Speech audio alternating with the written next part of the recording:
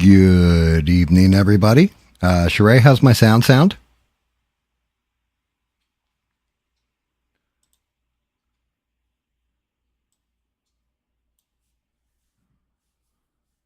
It's good to see you, Sheree. Greatest mods on these interwebs. Hopefully the voice is coming through loud and clear. Okay, we're looking good on the sound. That's good. The reason I'm asking is because GAM had this revelation all of a sudden. You know, dummy that I am. I have been using my brand new laptop that I got basically for 3D modeling and compiling high-end files, video files, what have you. Because my old laptop just didn't have that kick to it. And then I realized, wait a minute, I barely use any of the resources on my brand new laptop to do this show. Like, as a matter of fact, next to none. Right? So I dug out my old laptop. I hooked it up, put my OBS on there, put all my files on there, everything else. And honestly, it's funny because we'll get into it. I found some old school files from when I was making videos, special effects, the whole 9 yards. But yeah, I hooked up my old laptop and I can just leave it plugged in constantly. Always have the stream deck ready to rock and roll, all that fun stuff. So that's where we're at with it. Nice and easy, no big deal. And yeah, we've got the old laptop where the new laptop is. The only thing is, like, I have to move around. I'm looking at my chat now, and yeah, so here's one of those things, and I've got to adjust it before I even, just pop into our regular window. But like right now, the chat isn't lined up right. Stuff like this. So I'm sitting here fixing it in the back end so that when I actually pop that bad boy out there, you can see what it should look like, and it should be pretty much like the old setup. All I had to get was another wireless keyboard, mouse, and hook that up. So now I've got two of those suckers floating around the same room. It's kind of crazy. I just got to designate them, keep them separated, or what have you. Everything looks like we are in good shape. Looks like we're in good shape. All right, we'll be working on Mr. The Thing. We'll actually get this body painted. This dried out pretty good. I'm liking I think actually the camera, I did something to the camera because it was a brand new setup, and I think I'm actually getting better color recognition out of the camera now than I was on the other setup, where I've got highlights and everything in the orange and the browns or what have you for the Thing's limbs. So that kind of makes me happy. You guys can see more or less what I'm seeing. Like in here, you can kind of see where there's divots in the rock, everything else. And I think the autofocus, let me see. Well, that actually, if I pull something in tight.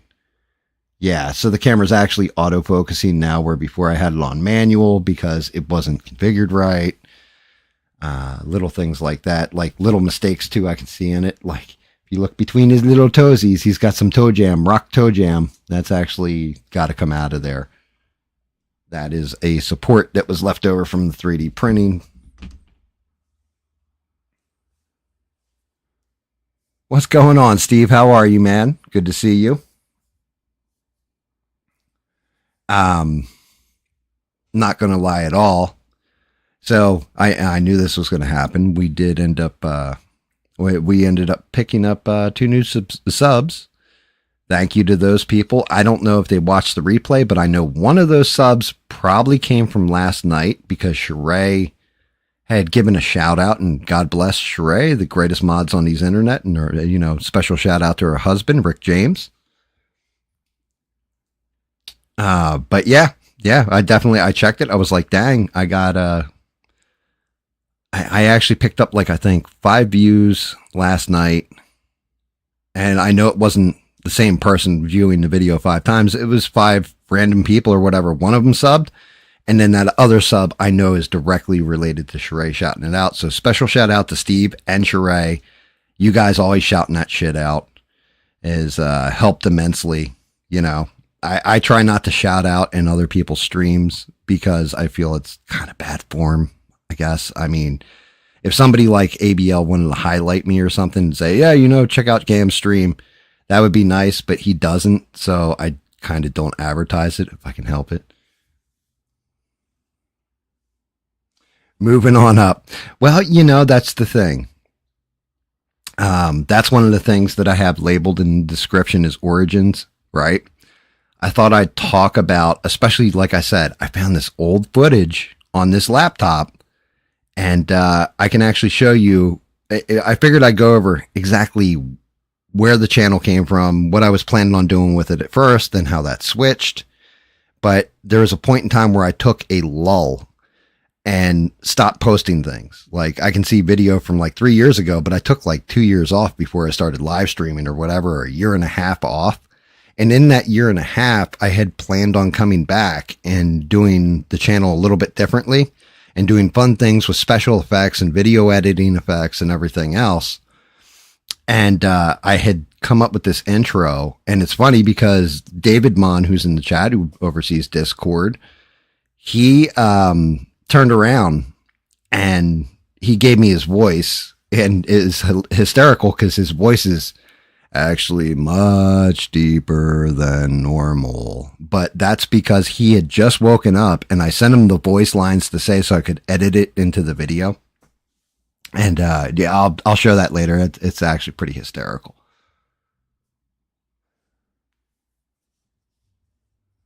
Yeah, exactly. That's Joel, whatever his name is. I can't remember what the hell the dude's. I think you said his name right in there. But yeah, the only difference is I'm not going to go on, advertise myself on somebody else's show and then beg for money when they come to mine, you know, stuff like that.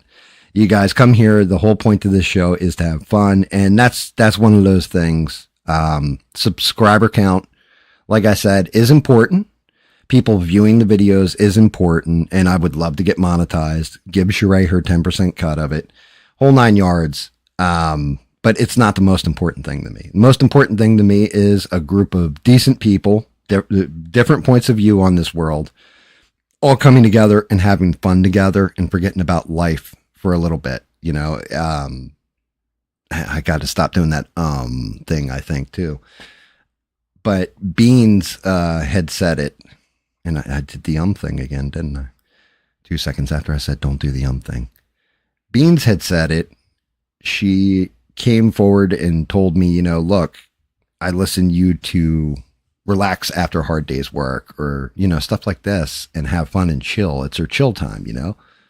So I think it's the same way for a lot of us. It's our chill time, and that's great. Like me painting and all that might be one aspect for somebody, me telling the news stories, stuff that's been missed. So you guys are informed just on what's going on in the world. I tried not to give too much of a slant. And if I do, I'm going to try and say my own opinion. You know, this is in my opinion, or, you know, what have you, so that you guys know this isn't part of the news story, but I like to present the news story and let you guys hear what's going on in this world. And, got that end of it. We have the different talks about old shows, old gags, old video, you know, whatever it is. We'll have just random discussions, but it's good people hanging out together and enjoying life for a minute.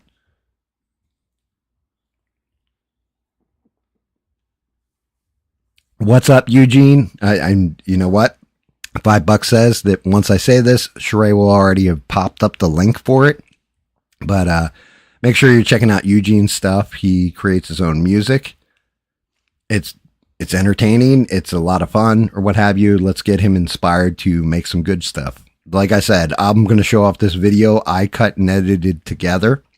Especially at that time, I was out of shape and I was like 225, which is probably the heaviest I've ever been in my life. And, I'm down to like 205 or whatever. But when I did this video, I look back on it, I'm like, I've got short hair. Like I had just damn near crew cut my hair. I'm kind of out of shape. I got a muffin ass, and I make this video, but there's a whole setup to it. And then we'll go, you know, like I can tell you guys how I did it and all that.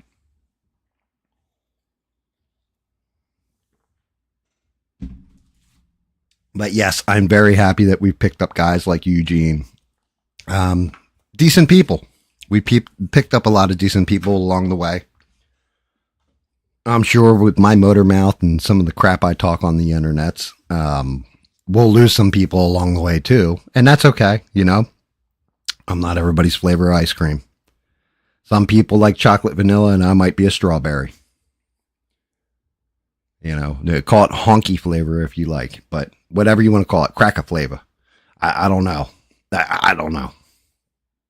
I may not be everybody's flavor, but, you know, I thank those people for tuning in when they did, watching the show, giving it a shot, seeing if they like it or not, and then making a decision. Thank you for even just listening that long. I appreciate you.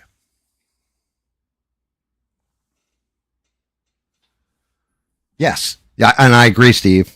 I think guys like Eugene, I think guys like you, Steve, are a positive for this stream. I think different people, you know, Sheree, Beans, Danny Boss, like everybody brings something to the table. You're good people. You may disagree with each other on things, and that's fine. You're not going to see everything eye to eye, but I also think those discussions being had are a good indicator that we can have disagreements, still be friends, still get along, still enjoy ourselves on the stream. Oh no, you're definitely a positive for my stream. I mean, which stream do you think you're not at? Well, don't even answer that. I'm sure that, you know, we got people like Duke or Rebel that'll go into like a Tim Pool stream and just like do it to troll. I'm not going to lie. I've done it too. So.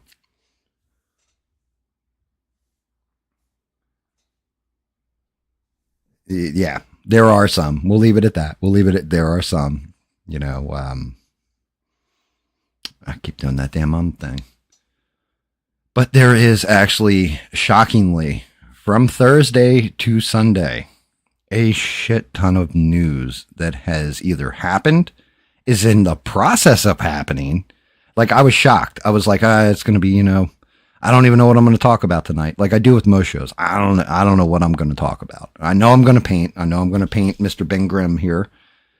Get the thing looking good and put them together and everything tonight. My hands are still shaking, like still shaky, but they're better than they were. So I should be able to like hit this smile in here and try and get those little, cause he's the blue-eyed thing. So that's going to be a pain in the ass to get that little tiny eyeball on this bad boy. And then put them all together or what have you. But the discussions in the background be interesting. Oh, I don't doubt you do it to Tim Pool as well. One of the things that absolutely shocks me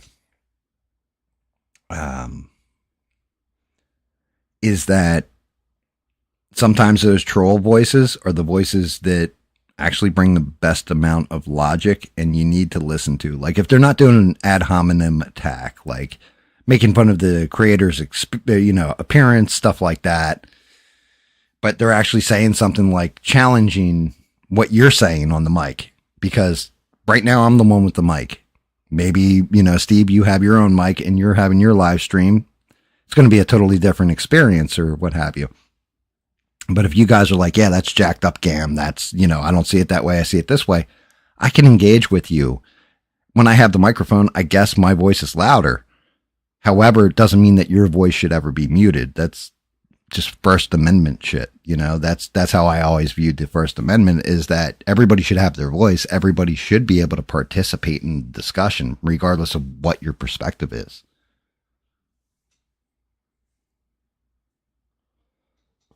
But yeah, I've definitely gone and trolled some motherfuckers myself. And it's fun. It can be fun, but I always like throwing the odd thing out there. I definitely jumped in at the very ass end of ABL stream. I didn't even listen to the calls because I had tuned in the beginning and I was actually building furniture for the wife. She does her own nails or what have you. She got a nail table. This thing must have had like 400 pieces to the fucking thing. Well, it felt like 400 pieces, probably like 150 or something like that. Really, all kinds of drawers and slide out stuff and cubby holes to it and all this. So it took a couple hours, and I had ABL on in the background. I dropped in the beginning of the stream, always to give out that shout out to Sheree. Tell her she's amazing. But I had him on in the background so I could just hear what was going on. And legitimately, he said some stuff, and I had to run to my computer, fire that shit off real fast, because he was talking about people with their pets and not understanding how can you spend like $5,000 on a dog or whatever. Well, that's part of your family, dude. You know, my dog's an important part of my family.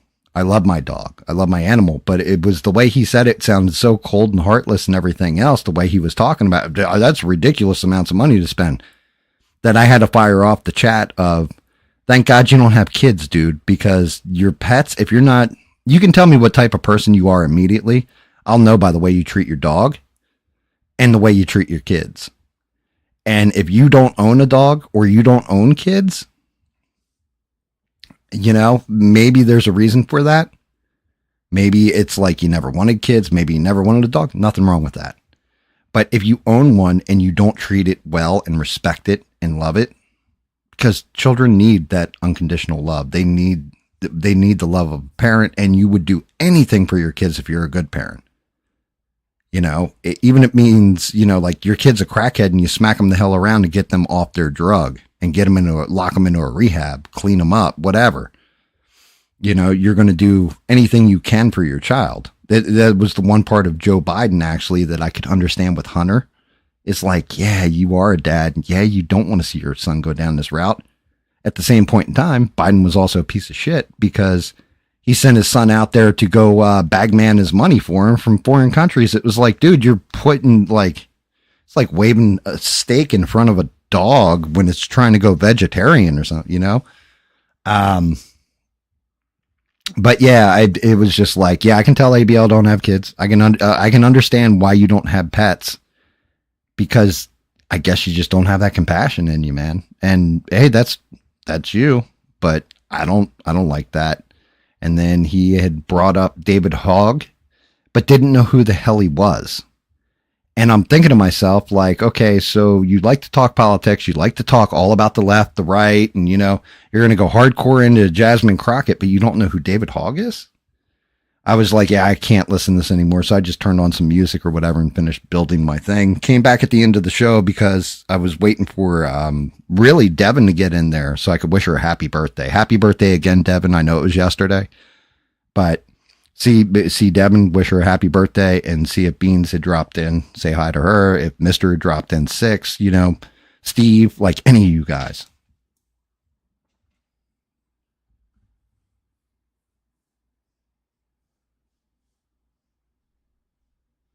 Dude, really? He got close to blocking you, Steve?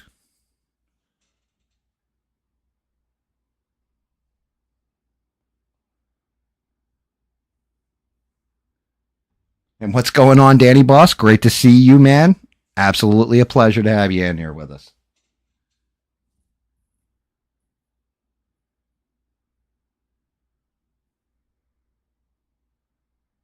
Right. You're okay. So, and that's fair too, Steve. I mean, there is a hierarchy. You're okay. So, like in my family, most important things to me, my children come first above all else, because they carry on not just the legacy, but they're also the youngest and have the most life force left to them. Right. Followed by my wife. That's so if a house is on fire, what do you rescue first? I rescue my kids first. Then I rescue my wife. She's the next most important thing to me. Then my pets, and then me. That's how that's my hierarchy of things. Like, I'm going to go rescue those 3 things before I grab any kind of material possession, anything else in this world, because those are the things that are the most important to me. You know, you don't have to view your dog or your cat as your child, but at the same point in time, I see it as a valued family member too.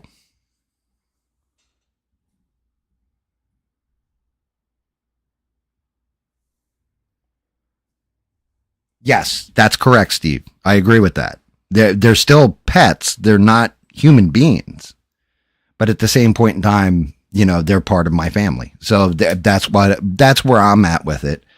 And when you you categorize something that's like that, where I'm not saying it's wrong. Like, well, some people have way more compassion for their pets than others. It's a fair statement, right? But when you just like, I don't understand, why would you spend this much money? Well, of course you're going to spend that much money. You know why? Because it's something you love, and it probably loves you just as much as you love it. I've often said, our entire lives, you'll have 20 dogs in your life, 10 dogs in your life, 5 dogs in your life, whatever. Cats, whatever your animal of choice is. And they're a part of your life. You're their entire life, though. That's the difference.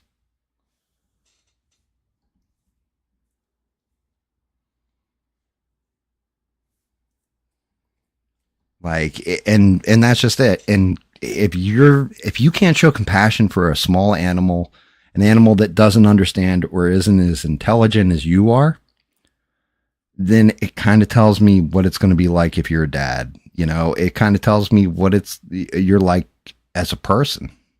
Like, it's a lesser being, a weaker being than you.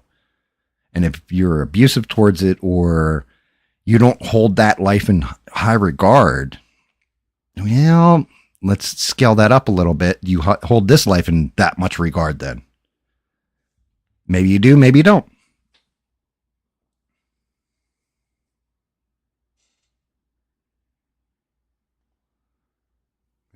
You had a coming to Christ moment, Steve? That this doesn't bode well. We're not going to get in a whole religious argument, are we?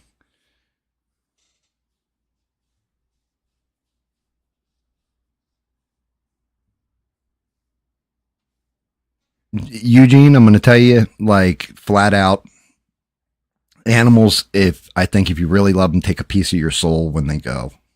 You know what I mean? They take a piece of you with them. And, rest in peace to your cat or what have you. Me, I don't know. I'm like that with my animals, especially in my older age. I think when I was younger, more all about myself and, fuck the world. I got to make it through. That I still cared about animals, but not to the extent I do as an older person. If that makes sense. I think my compassion has grown more for animals as I've gotten older.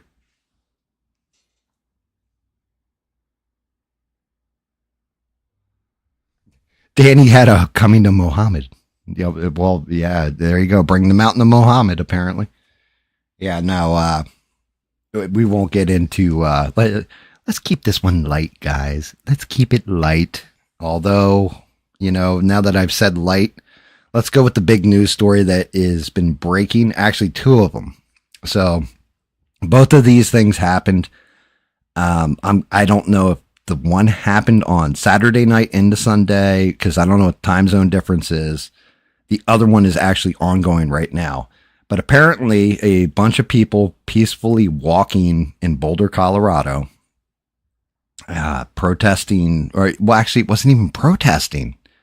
They were walking so that they were walking in solidarity with the people that are still being held hostage by Hamas. We're going to, I want to say it was a mall, something like this, but it's in Boulder, Colorado, and you guys could probably watch the fucking news coverage of it right now. But this guy, he apparently attacked them. Now, at first it was reported, from what I saw, was an explosive device. Like, dude used an explosive device on people. Then I kept watching a little bit of reporting, and like I said, it's still a developing, breaking story. But apparently what happened was this dude who is pro-Palestine started throwing Molotov cocktails at them and burned up a couple people. Like, burned them, I don't know how severe, how dangerous, if anybody's, like, where, thoughts and prayers, that kind of thing. Like, if they took them out. But as an American, you have the right to peacefully protest, and you shouldn't be assaulted. And this dude set them on fire, like, legitimately set them on fire. I don't know if he used a flamethrower. They just said that he, burned these people up and was holding a weapon when they caught him, and surrendered to police immediately. They took him into custody, the guy's in custody, the whole 9 yards. But these people were very injured because they wanted to say, like, hey, let the hostages go. So that is the breaking news as of this moment that I had seen. Yeah, and yeah, that's what I saw too, Sheree. One is like severe. All I heard was severe injuries, but life threatening. I could believe they say that as well. That's some crazy shit, though. Um, that's an escalation. I want to say because you had the two people in Washington D.C. that were working for the Israeli government that got shot. Guy got taken right into custody. Yelled the free Palestine bullshit and all that. And I said it then when that happened. I condemn violence, any side of it. Violence is not the answer. And all you're doing really when you're participating in that kind of violence is setting whatever you are defending or acting towards back on its head. Like, because now maybe somebody who was swayed by what's going on in the Gaza Strip to the Palestinian side is now reconsidering it because they're like, no, actually they are, like burning people up and doing all this crazy shit. We can't let these scumbags go. And you're setting yourself back. You're losing your argument.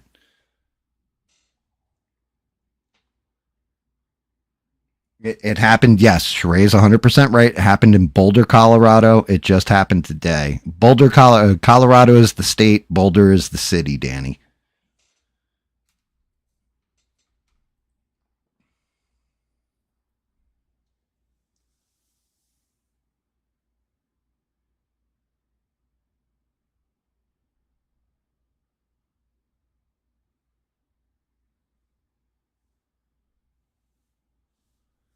Well, that's just it. Everybody can say the same thing. Like you'll hear me say the same thing about any government or front like that in extremism is that they're not the good guys. They're not. October 7th was a terrible, tragic, fucked up day. And Hamas that orchestrated it, I can understand you wanting to go after them. Now, if you build up a civilian count going after those bad guys that's bigger than the bad guys you're taking out, you might be doing shit wrong. You know what I mean? Now you're making me look at it because I'm just going to call it through a fair, equal lens. And it's not fair to punish a civilian population for something that their government or bad actors in their government are doing. That's just my opinion, though.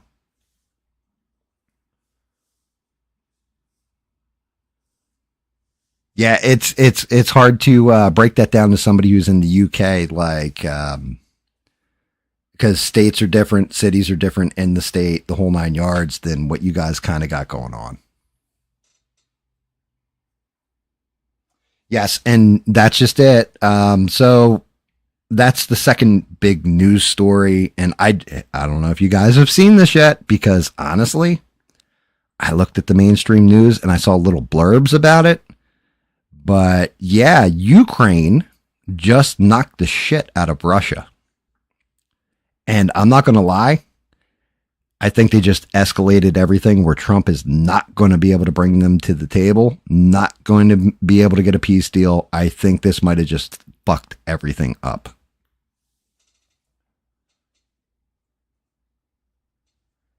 And I'm also not going to lie to you guys and tell you flat out, like, I gotta applaud Ukraine on this one too. I think it was brilliant. I just think they should have done this many years ago and didn't. Because, okay, so Israel with Hezbollah pulled this shit where they put C4 in pagers and then did a whole front and sold them off and all that. Now, granted, there was a civilian casualty and that's regrettable and everything else, but the amount of actual terrorist cells and stuff that were evil people versus that one casualty that I heard of. Now, maybe there was other casualties and all that, but I thought the plan was brilliant. They gave them these pagers. They waited a little while and then typed in a code, and basically the pager detonated and they took out a whole bunch of terrorists. And yes, Eugene, you're not wrong. I agree with you. I don't think we should be isolationists, but I also don't think that we should, like, let's commit our troops and our weapons. I'm not willing to sacrifice your kid, my kid, anybody's kid for somebody else's war that we really didn't have shit to do with to begin with. So I'm right there with you on that one. But yeah, so what Ukraine pulled is this: tractor and trailers. They look like normal ass tractor and trailers. Went into Russia. They got to certain different points, and then they sent a remote activation code. Now, the word is that they used AI on top of it, along with drones. The back of these tractor trailers, like the top of them, so, you know, you have, like, here's the front of the tractor trailer, then you've got the actual trailer off the back of it. Like, this is the tip of the tractor trailer. Back here, apparently the top of them had, like, hydraulics. They sent the code, hydraulic lifted up like this, so it opened the lid. All the drones flew out, went and targeted all their bombers for their nuclear arsenal, targeted their submarine yard, targeted like anything basically that could deliver a nuke outside of like missile silos, right? The drones went and destroyed a whole ton of shit, like crippled their Russia's capacity, basically, you know, fly a bomber strike over Ukraine, drop some nukes.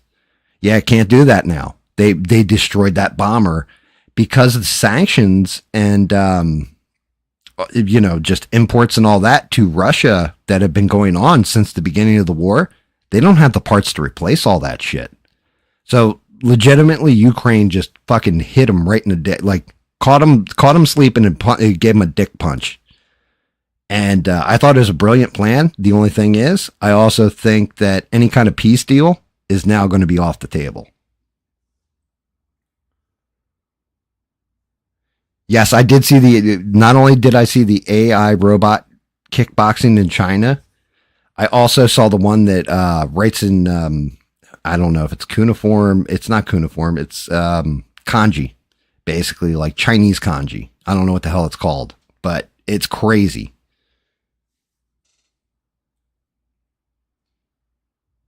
One gorilla, flat out. Steve, it's one gorilla, because the 100 Jordan Petersons are going to be crying about the loss of maleness the whole time, while the gorilla's just beating the hell out of all of them.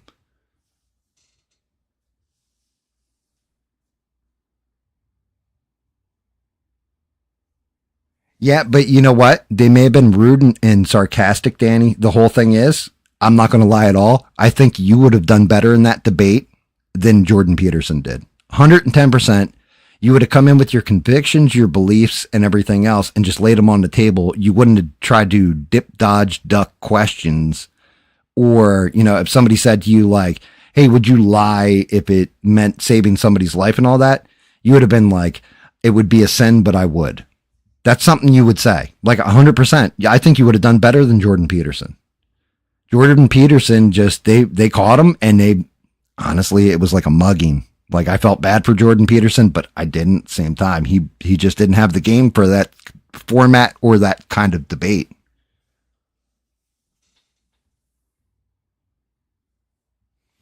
Well, that's just it, Eugene. Thousands of kickboxing robots unleashed on a population. Okay. Real easy. They're actually easier to defeat than you think.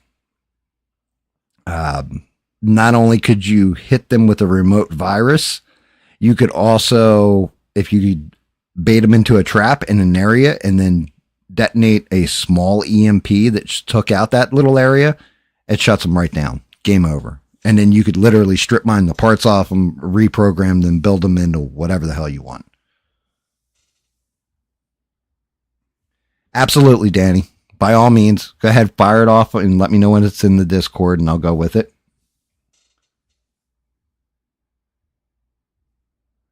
I mean, I'm going to tell you where this AI thing, right? If you really want to know if AI robots and all that are going to take over, okay, fine.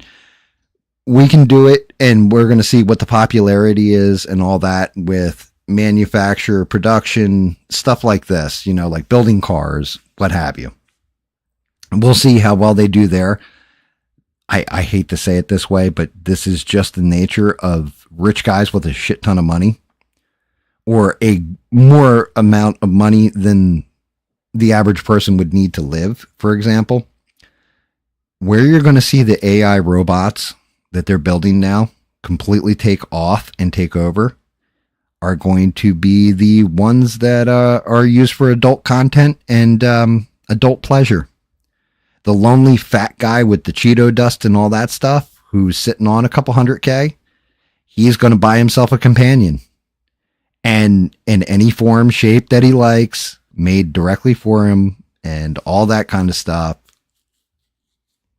And if they take off in that market, I guarantee you will see them in all kinds of markets.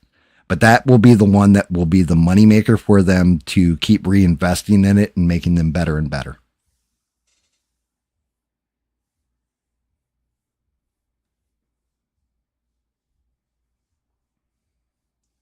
Like, as terrible as that shit is for me to say, then yeah. Yeah, unfortunately. Like, that has been, I'm not going to lie, the adult entertainment industry has been the progenitor for VHS over Betamax, for Blu-ray over HD DVD, right? If you can do it where it takes off in that industry, any kind of new technology, like virtual reality, there's a reason why it hasn't really taken off. And it's kind of taken off to an extent, but not the extent it should, because they haven't curtailed it into that industry yet. Once they do, I'm telling you, lonely dudes with a lot of money that can't get any, that's where they're going to end up spending their money. It's going to be a huge thing. Actually, tell you the truth, that was actually a good movie. I don't know if any of you guys have ever seen, but Scarlett Johansson did the voice for the AI, and Joaquin Phoenix. It was a Joaquin Phoenix movie, and it was called Her. And yeah, like it was one lonely guy, and they brought the AI in. He was the test subject for it and the whole 9 yards. And like, it's kind of a heartbreaking story, because at the end of it, well, I'm not even going to give the spoiler. I will for Fantastic Four in a little bit, from what I've heard, what's alleged from the screenings, but not for that one, even though it's an older movie, because it's out. You can go watch it. And it was actually like, it was interesting, but it was definitely, in a way, that movie was a critique on the human psyche of a lonely man.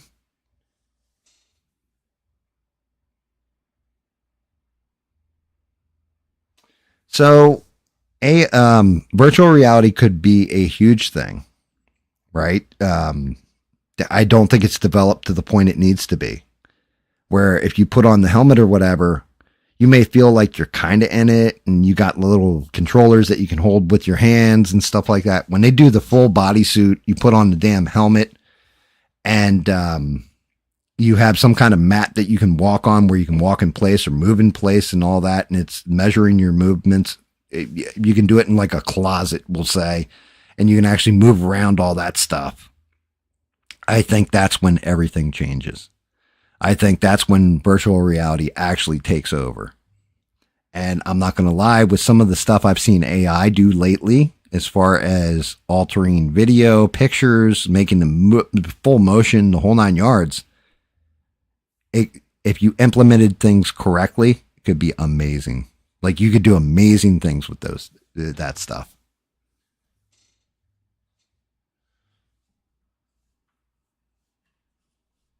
I love it. Cam DTSFA. Nice. Yeah, make sure you guys smash the hell out of that like button too. Subscribe if you're not. All that fun stuff Sheree just threw in there. But yeah, let's see. I'm going to listen to Danny's audio. Let's see what his thoughts on that debate were. Oh shit. Danny, we have one problem. I just realized I didn't put so I'm using a different laptop than my normal laptop. We don't have Discord set up on this laptop. Let me see if I've got it on my tablet and I can plug it into the audio feed real quick. I just realized that. God dang it.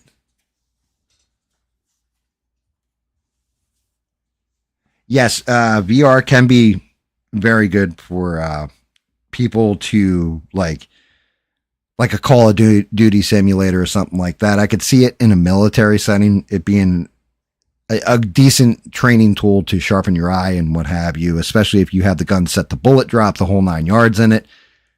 But at this point in time, you're right. It's way too cumbersome for the average public.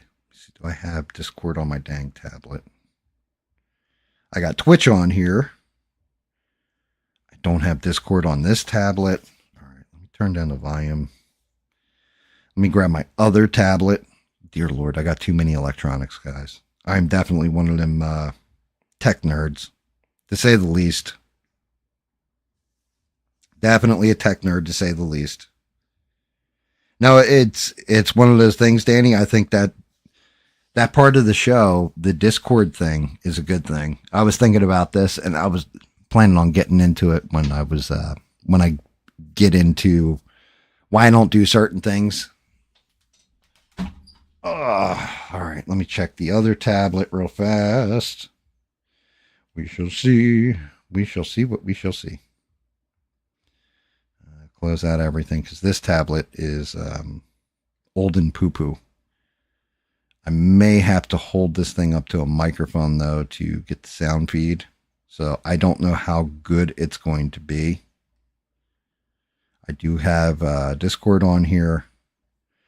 All right, let me increase the volume. See if you guys can hear this. I'll use the old Sheree thumbs up for it. It actually. Yeah, hey guys. Yeah, so I'll just quickly give my thoughts on that debate. I'm not gonna lie, I think a lot of the reaction from it is a bit over-exaggerated. I mean, because I think Jubilee, when they first uploaded the debate, they put one Christian versus 100 atheists, I think, and then they had to change it to just Jordan Peterson versus 100 atheists. As far as I know, Jordan Peterson isn't a Christian, or I think his wife is a Roman Catholic. And from what I know of Jordan Peterson, he does speak quite highly of Christianity, and he does defend it when he can, when he wants to. I've seen a lot of other debates with him, and he obviously speaks quite highly of Christianity, but I don't think he actually is a practicing Christian, or I don't think I've ever heard him say he's actually a Christian. So I'm not too sure why Jubilee put one Christian. So that was that. So I think the people on that show, the 100 Atheists, thought they were debating a Christian. That's correct. Not just they did. Jordan Peterson. So I think that was the whole confusion. And there was some conversations on that debate where the other person were quite reasonable and quite polite, and there was some decent conversation on there. But there was a couple of people on there who were just acting like smarty pants, being really condescending, patronising. That's in any debate, Dan. Quite rude, and I just don't think Jordan really has the time for that. Really, I mean, someone of his background and his age, I just don't think he doesn't really play those kind of games. Whereas with me, like if I was on there and if I was dealing with people like that, I kind of would just give it back to them. Like if you want to talk to me like that, then I'm gonna be 10 times worse than you, and I'll just play that same game as you, and I'll just wait till you break first. That's the kind of how I deal with things. Like I'm like, if you want to have a really respectful debate and be polite, then I'll just give you that same energy. But if you want to be all snarky and condescending, then I'll just give it right back to you, and I'll tell you exactly how I feel on Christianity. I'm not going to sort of pull any punches. Whereas I think with Jordan Peterson, he's, you know what I mean, I just don't think I think he's past all that. He just wants to have a civil conversation. He doesn't want to play those kind of games, which is fair enough.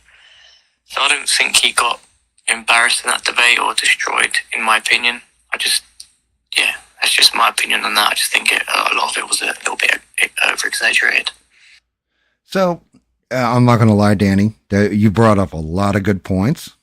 I do agree with you to an extent.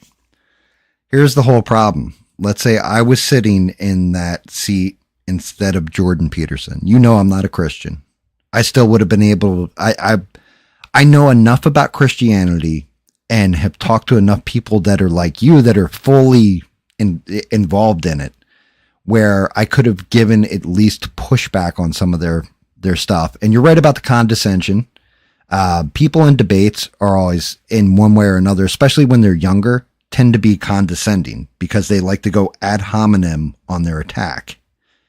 I'm not going to say it makes them feel better about life or anything like this, but they think that's the way you score points. Where I saw the shortcomings of Jordan Peterson were, he's a very intelligent man. We can all say that. I also think that some of the stuff they asked him and some of the answers he gave were just flat out bullshit. Even if you're a non-believer, you should be able to argue from that perspective. You know, like, I don't follow any religion, but I could give you pushback on Christianity, for example, or Islam or Judaism, whatever it is. I can offer that pushback from the Muslim, the Islamist point of view, I guess, the Christian point of view, the Judeo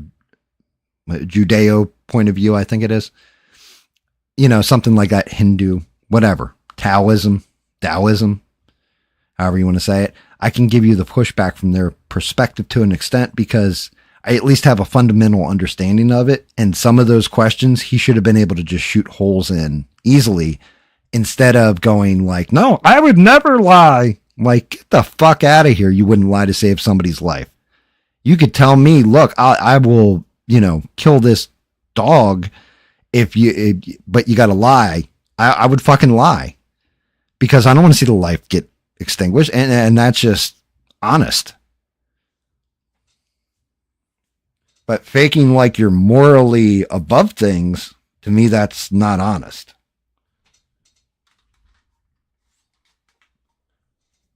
All of us are flawed in one way or another, and that's why you need your forgiveness from God, correct, Danny? So when you break it down like that answer in particular that I saw, I was just like, yeah, dude, you fucking like are about to get KO'd because you're full of shit when you say things like that. If you're going to actually be an honest person, speak honestly. And Danny, if I were to do that debate, like that Jubilee, I would have brought in 100 atheists versus Wes Huff. Period. End of sentence.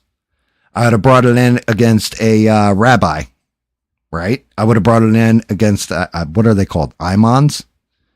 Is that what it is for Islamist faith? Is Imam? I would have brought one of them in to debate against, not fucking Jordan Peterson. If I wanted to argue philosophical points, I would have brought in Jordan Peterson. But when it comes to actual religion and stuff like that, bringing in an actual expert on that religion and have them go against the atheists, because that would have been more interesting. Maybe it would have opened people's eyes one way or the other. Instead, what you did was exactly what they did do. It was a shit show.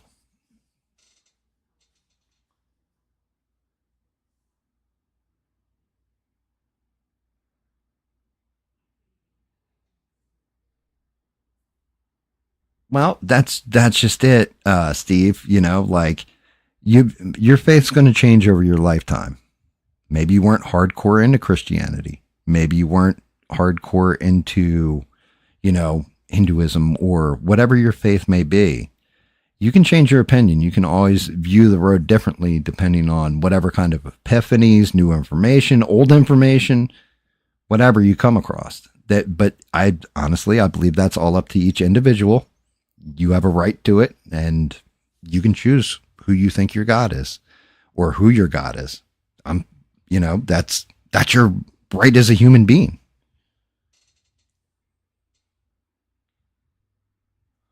My big thing is just don't punish people for their, what they believe in, unless what they believe in is basically hurting others. If it's like, yes, you must worship my God or I'm going to cut off both your arms. Well, yeah, that's a step too far. You know what I mean?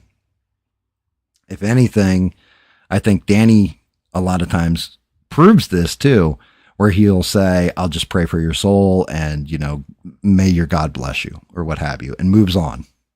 I think that's the right way of handling it. I'm not going to lie.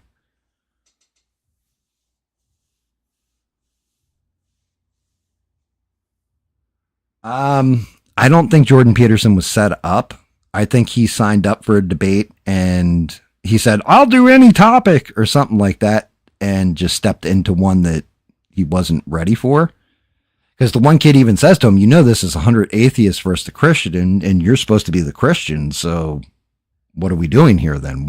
I was here and set to debate a Christian. So I don't know. Maybe Jubilee fucked up. Maybe the kids fucked up. Maybe Jordan Peter. I don't know who's at fault with that debate.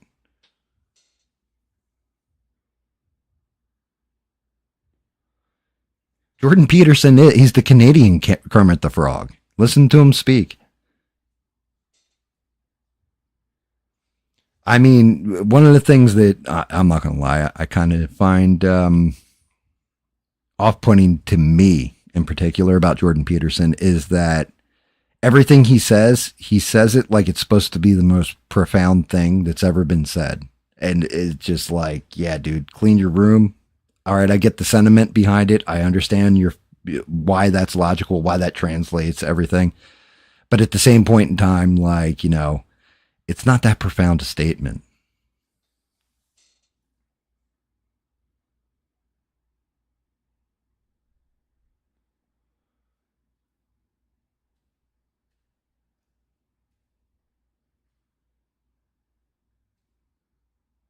So, oh man, the guy who hosted the debate between Wes Huff and Billy Carson, that guy was actually on Billy Carson's side at the beginning of that debate for the most part, because he's like, all right, Billy's going to start blowing holes in him. And Wes Huff just handed Billy Carson his ass. And I actually did that on stream where I was cheering that shit on, because Billy Carson will tell you shit like, and look, fair enough. I'm not the most religious man, but at the same point in time, if you're going to throw alternate theories of gods and all this out there, don't start citing stuff that is proven to be bullshit, like the Emerald Tablets of Thoth. They're not real. That was a story that came from a guy who said a friend of a friend of a friend basically told them the story and it passed down to him. So you're already playing a game of telephone. You're not presenting us with actual evidence. It's one thing if you have something like the Dead Sea Scrolls. Okay, now you can debate that, but don't go to the Emerald Tablet of Thoth or woo-woo, as Eugene so promptly said, out there if you're trying to prove something to people. At that point, you're just kind of grifting off of a fad, a trend, but basically a lie.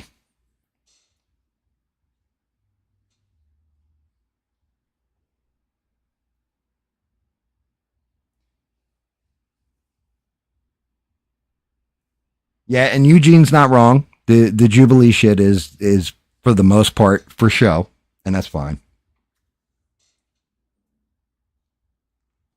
Golden tablets of the Mormon Church. I'm not going to knock the Mormons. They haven't done me any wrong. But yeah, I definitely don't think Jesus walked across the U.S. I'm sorry, guys. Just my opinion on that. I don't think that. I don't think he was reincarnated to walk across the United States of America ever. Not at all. No, not even, not in any scripture or anything else as far as Christian religion goes. I can't buy that one. I'm sorry. Danny, I'm going to tell you what. Shout out to the Amish. 110%. Devout in their religion. They live a very humble life for the most part.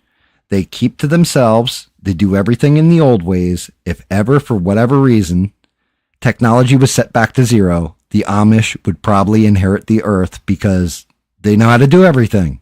And it's passed traditionally to their children. They love their families. They're when was the last time you ever heard, an Amish man went in and, like attacked all these people of this religion with a machine gun? You never hear that. You don't even hear it, like he went in there with a crossbow or something. And they could make one, I'm sure. But they're very humble and everything else. And good. That's a good fundamental religion right there, in my opinion. Like, Not going to lie, that's kind of how I feel religious people, very religious people should be, is, not harming anybody, spread the word of your God. That's fine. But if somebody doesn't want to convert or doesn't want to hear it, then you just move the fuck on and just like, well, that's cool. I'm going to do me. May God have mercy on your soul. Period. It's not that difficult.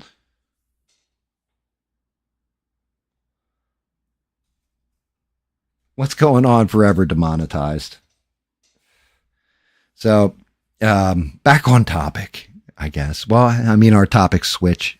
I like the chaos and the randomness of all this because we can get into these little side pieces while I'm lazily not painting, because laziness is my superpower. I need to give a shout out to David Mon 03, who's not in here right now. And because he did something that this is why the guy is my partner when we play video games. It's always GAM and Brit. That's always the name of, like, if it's just two of us playing a game, that's the name of our little crew is GAM and Brit. That's why he understands fundamentally more about Discord than I ever will. And David Mon did something that should have been done a while ago, and I just never even thought of it. He made Sheree a moderator on my Discord. And so congratulations to Sheree. She's now the greatest mods on these interwebs, period, end of sentence. And now the first actual moderator of the Discord. David has creator potential. He is the overall master moderator on my Discord. But David had the foresight to make Sheree a moderator. And not just that, David himself took it upon himself to make sure that she got red coloring as far as her name, so she stands out from everybody else. And if you click on her role on my Discord, it says greatest mod on these internets. So congratulations, shout out.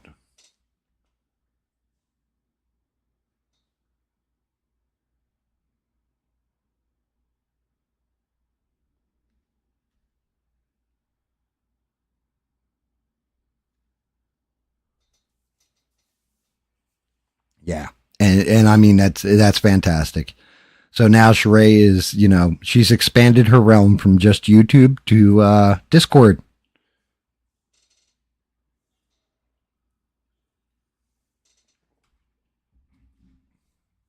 Fucking awesome. In the meantime, I picked up my drink, took a swig, put it right down on my notebook, and it just reminded me, yeah. So here's the other stuff.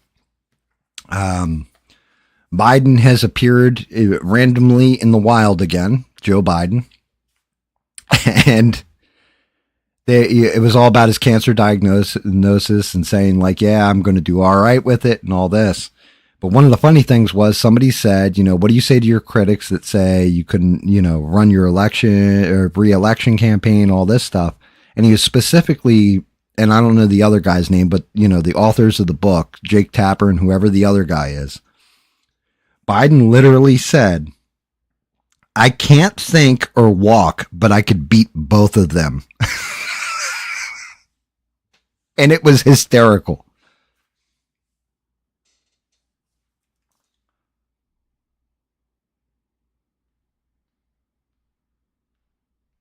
That was hysterical to me because Biden's like, I can't think and I can't walk, but I could beat both of those guys.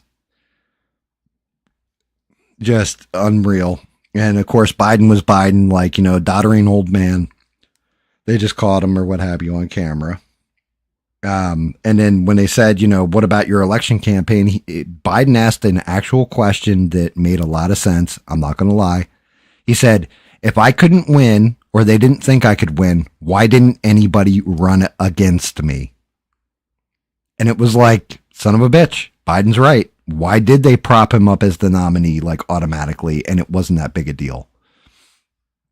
Then why didn't, like, Kamala throw her hat in the ring at that point in time?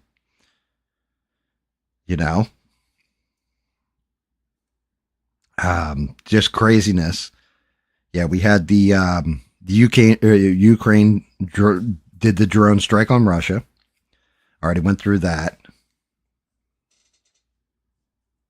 Oh, and Biden is a mess, and FJB, yeah, 110%. But I'm not going to lie, it was hysterical to hear him say, I can't think and I can't walk, but I can still beat both of those guys. Like, basically, like, it reminded me of, you want to check my shape, man? We can do a push-up contest right now. Like, it was that kind of like old man, just don't mess with me, son.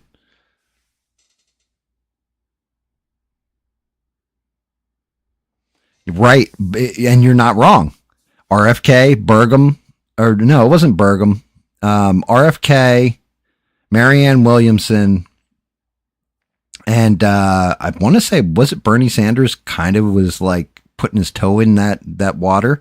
But the whole thing was the DNC completely shut him down, which can bring me to, I guess, my next little thing is something that happened on ABL where ABL didn't know who David Hogue is. Or David Hogue. I think it's Hogue. He is a younger dude.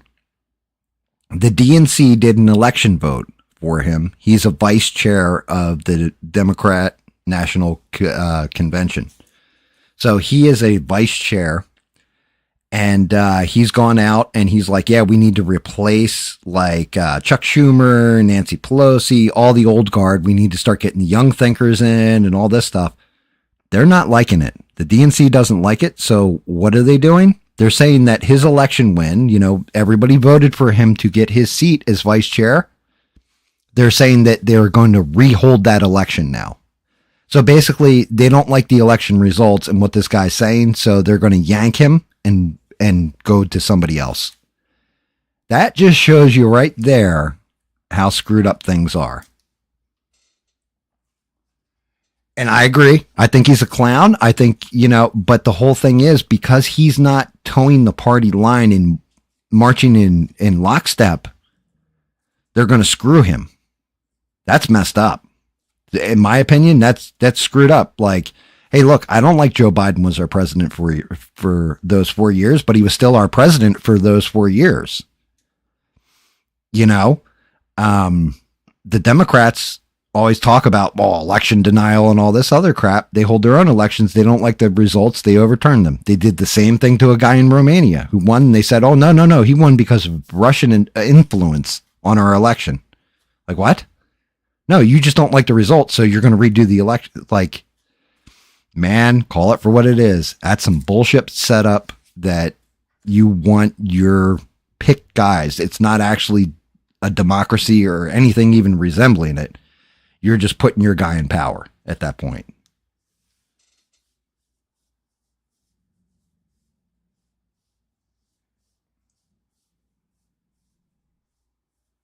And you're not wrong. On his worst day, he would give Biden a wedgie. But yeah, and then Chuck Schumer, he has a book out, I guess. And I don't even know what the book's about, anything else. But what I did see, and you can watch this one on, I want to say I was watching on Forbes. He did a whole like Q&A, I guess, on this book tour, and he's in New York. And I'm going to say it was 10 to 20 people got thrown out individually. One started up, free Palestine. Why are you doing this to Palestine? And blah, blah, blah, blah. Why are you voting again? And they threw that guy out. And as soon as that guy cleared the room, he started to speak again. And next thing you know, another person went off. And it went through like 15, 20 people. I swear to God it did. Or it seemed like 15 to 20 people. But it was a lot of different people. They would wait for one individual to start going off, get escorted out, and then the next one would start.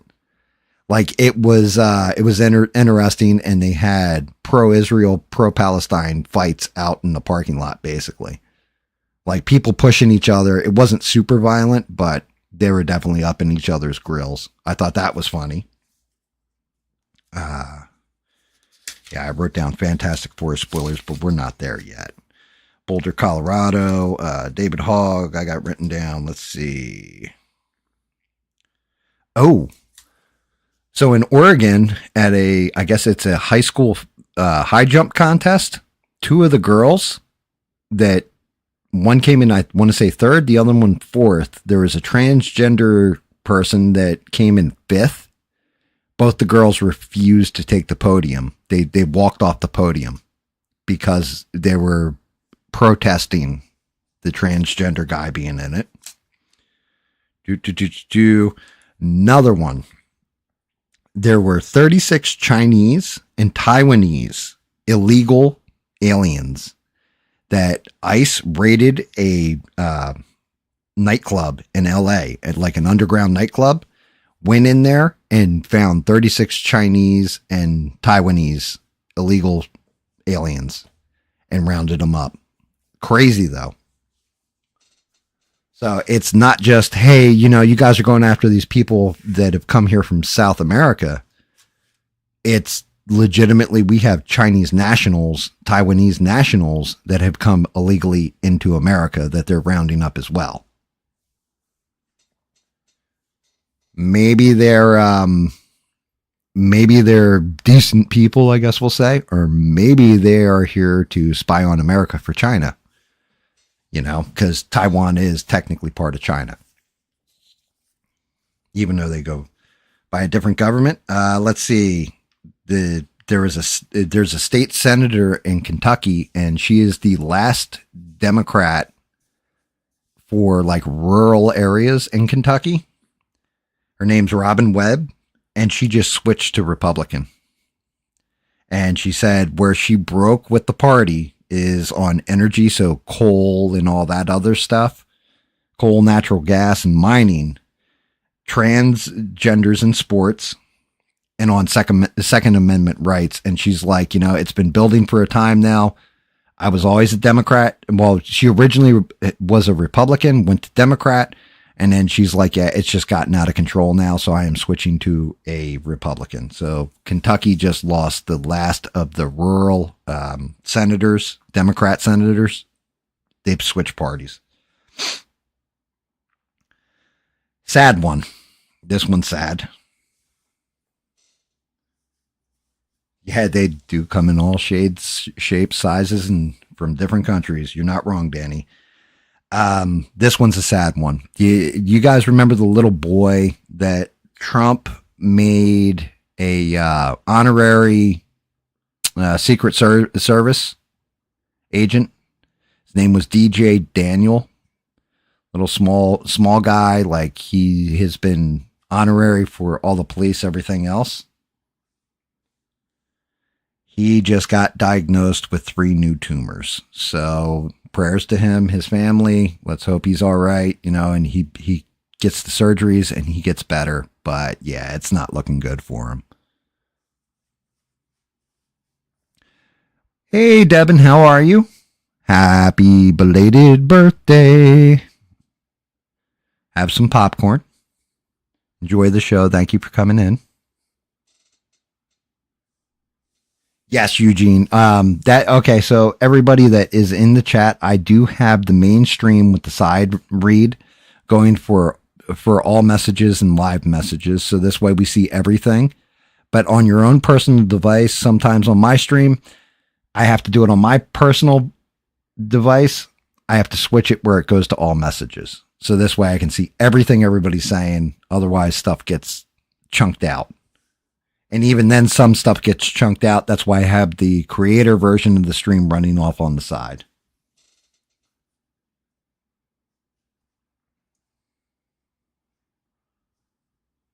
But yes, yeah. I mean, everybody, happy birthday to Devin. Devin, you're awesome. You're an awesome person. You've been A1 since day one, especially when it comes to my live streams and everything else. As a person outside of that, you've always been amazing to me. When I was setting up, you stuck by my side. Nothing but the happiest of birthdays. Let's hope your year goes amazing for you. And yeah, it legit is her actual birthday. It's not like, when I get birthdays wrong, I do that shit a lot. But yeah, yesterday was actually her birthday, and her birthday alone. There's nobody else with the same birthday. And if they have the same birthday, may they burn in hell. No, I'm just kidding about the burn in hell part. But no, it is Devin's day. No one else's. And that's just my take on that. And that's the bottom line, because Stone Cold said so. Danny, she's able to buy cigarettes. I don't know about alcohol. She is very young.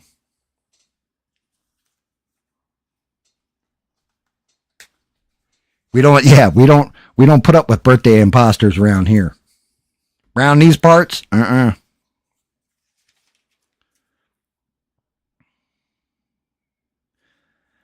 Oh, this one is shitty too. But Canada, they have wildfires going on in there, and they basically, I want to say it's called the jet stream. It pushes across America out to the East Coast. The smoke from the Canadian wildfires is hitting the jet stream, and it's actually causing orange haze and everything over most of the East Coast, but all the way down to Georgia and South Carolina. So let's hope Canada doesn't burn to the earth. No pun intended. But yeah, they're apparently these wildfires are really, really bad on scale. And speaking of wildfires, that was another little bit of news. So, and I want to make sure I get the corporation right, or the charity right. But there was a concert held for the LA fires, right? Burned everybody up and all that. They raised $100 million at this concert. And let's see, what the hell is this? Their names. I wrote the names down somewhere, damn it. Just, my writing is atrocious. It was called Fire Aid was the concert, and I don't know what the nonprofit's actual name is, but they're out of Pennsylvania, and they keep only a third of whatever they take goes to the actual cause. So they made $100 million, $33 million is supposed to go to the cause. The other 66 million goes to the actual organization to keep it running and all that kind of crap, right? So it's a ripoff. It's a scam. And yeah, that 33% still hasn't found its way to people in the Palisades and all that in California. So just one of those point at, people that say they're doing good in this world and really are just grifting to line their own damn pockets. Call that little nonprofit out.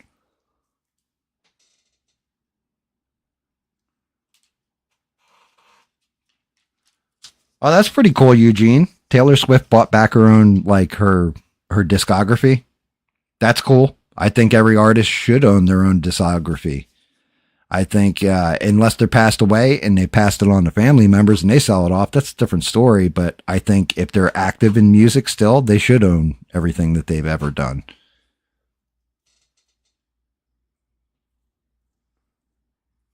Yes, that's correct, mister. It's good to see you. But yes, Freddie Mercury did die of fire AIDS because he wants to be free.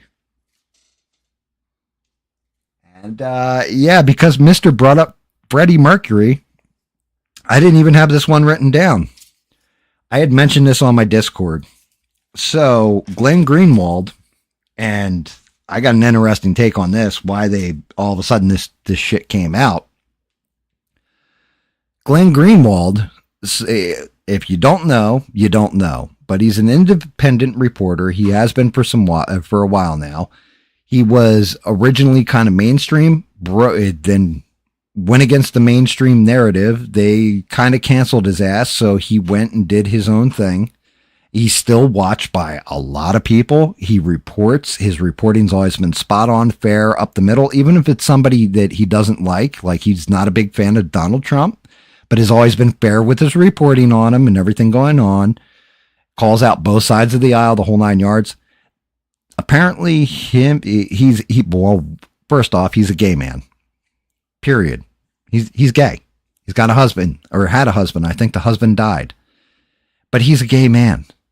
Somebody released a sex tape, I guess, with him in compromising positions and stuff like this. I don't know because I didn't watch it, because honestly, I'm not going to watch that kind of thing. It's not my thing to watch, not my choice, not something that I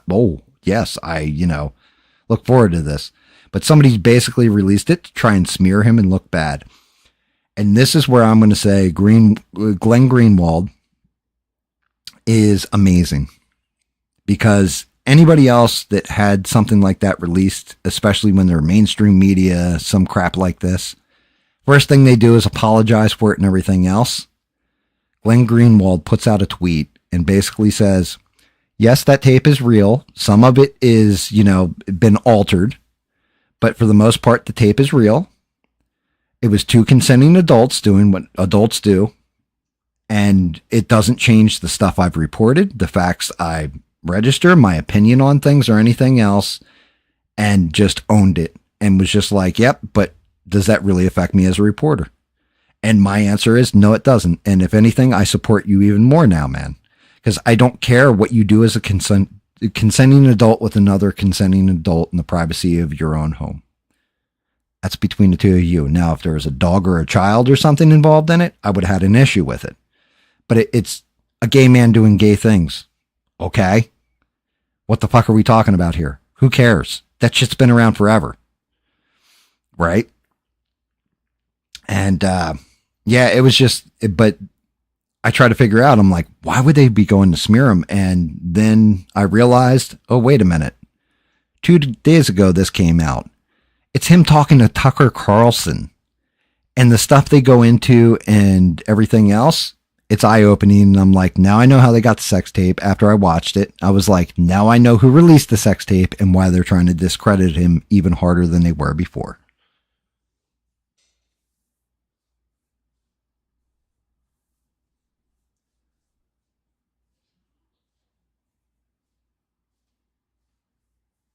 Dude, mister, that one is fantastic. Very clever, my friend. Uses the colon too much.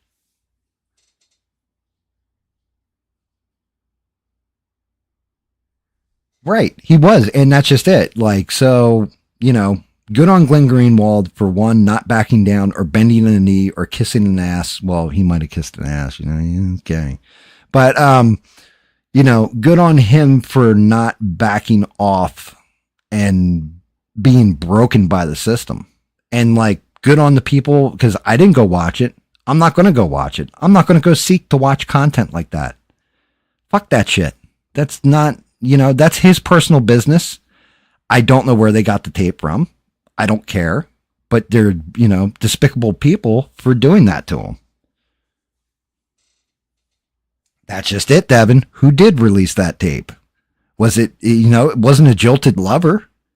So who exactly got access to that video? How did they get access to the video is the bigger question. Does he have spyware on his phone? Does his lover have spyware on their phone? I don't know. But somehow they were able to get into his stuff and get that tape. It's one thing if you go on the internet and you're like, hey guys, check it out. I just did this with, my buddy Jimmy, and the two of us went all buck wild on each other or something. That's one thing. This is his own private. If that shit's hidden on your phone, even if somebody had phished it, right? Like, oh, well, I got the suspicious email and they took the video from my phone. Okay, now you've broken some laws there. The only people that I know of that would have the tech to do that are an intelligence agency. Just saying.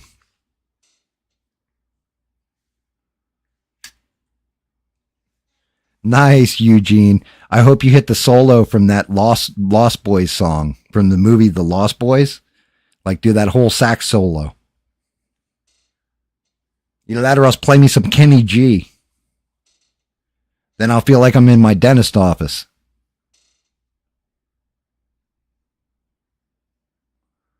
Yes, and you're 100% right, mister. I don't want to see a man get his colon turned into a semicolon either. I don't want to see it get turned into a period either. I'm good on that.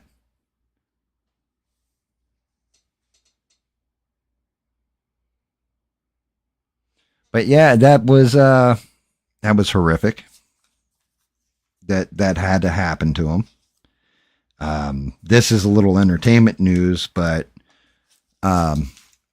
Ron Killings, aka R-Truth in the WWE, who has been a staple, a very funny character, everything else. As a matter of fact, he just wrestled John Cena on Saturday night's main event, has announced that his contract was not renewed with WWE and he's been released. And I just want to say, R-Truth, thank you. Thank you for all those moments. You are amazing. It's been 20 years that you've been with WWE and you killed it, brother. best of luck to you in the future. And, I think that ends the news segment, guys. But that was a lot of fucking news. How the hell did all that shit happen between Thursday and Sunday? Like, what the fuck? What's going on in the world? Thursday I was like barely coming up with news. I was like, it's boring today. The news is boring. And fucking 3 days, a weekend.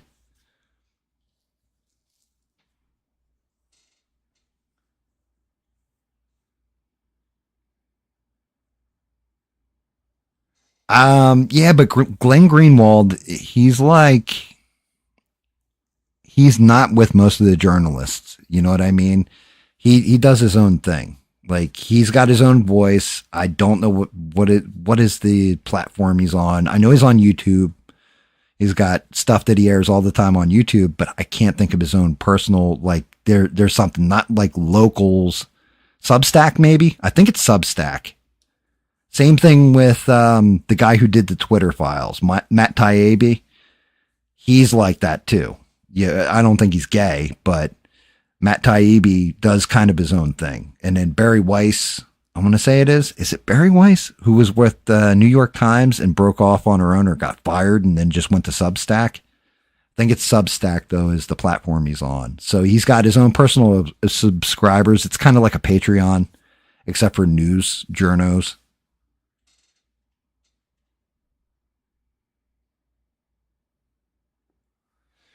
That's a lot of fucking news. Fucking Bubbles. I love Bubbles on that show. And like the real life, the dude who plays Bubbles, I can't even remember the actor's name on Trailer Park Boys. He actually does know all the rock stars and has tuned their guitars, like all that kind of stuff. Like, that's actually his real job. Like, that's his real life. He knows a shit ton of rock stars. But that's how they got Sebastian Bach on Trailer Park Boys. They got, it wasn't Geddy Lee. Who was it? Damn it, why can't I remember his name from Rush? They got him on there.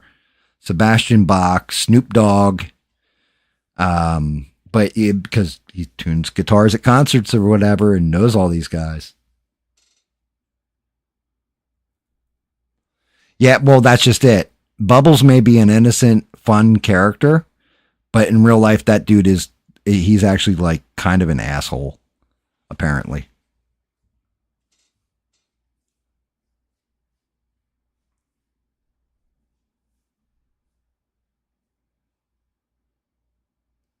Alex Lifeson.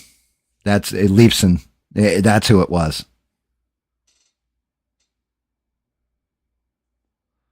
Yeah, it was Alex Leifson. They do a whole episode where Bubbles wins, or is supposed to win tickets to their concert and be able to meet the band or whatever. And Leahy pulls some crap, or Randy pulls some crap, and they screw him on the tickets. And so Ricky goes and kidnaps him. Goes and kidnaps Alex and all this kind of stuff. And it's funny. It was actually a very funny episode.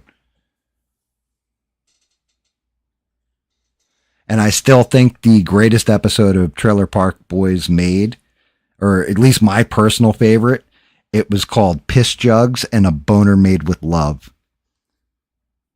That episode is hysterical.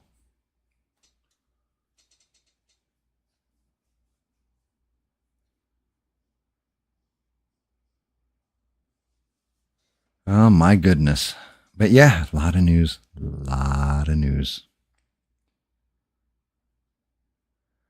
So, chat, what do we want to talk about? Make sure, is my camera? Oh, I think my camera froze, guys. Matter of fact, I know my camera froze because I just moved the thing and it's not moving. Hold on, let me try doing this. Oh, that ain't good. Turn it off. Have you tried turning it on and off again? Yes, I did. Shit. Let me see if I can't get the camera to reconnect. If not, this is going to suck ass. I got a Windows security alert. This is the problem with using an old setup. No, I don't need that. Where the hell are you? OBS. Try resetting it. No. Damn. Yeah, I got no camera.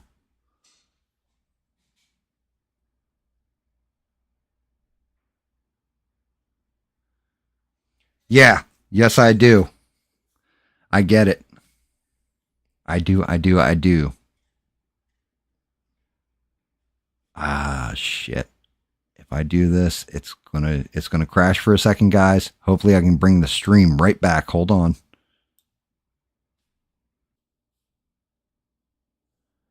All right, I've reset it. Can you guys should be able to see hand motion.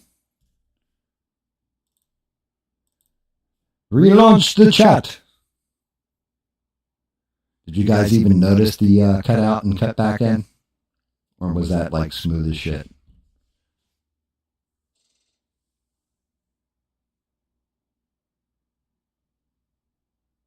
Oh, God damn it. Now there's an echo.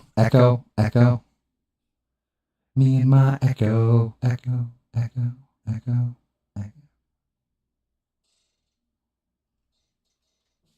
All right, let's see. Let's do this. How about now? That kill the echo?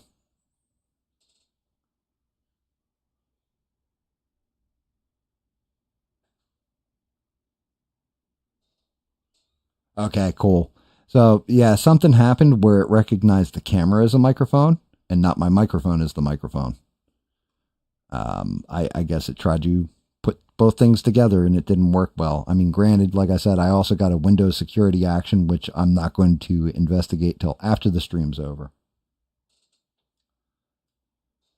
Oh, and I got to get to painting because we're already an hour and a half in and all I've done is fucking news. But yeah, I guess I'll go out and talk about this shit too. So not just the streaming end of things. Like I said, I'll also, and let me grab it.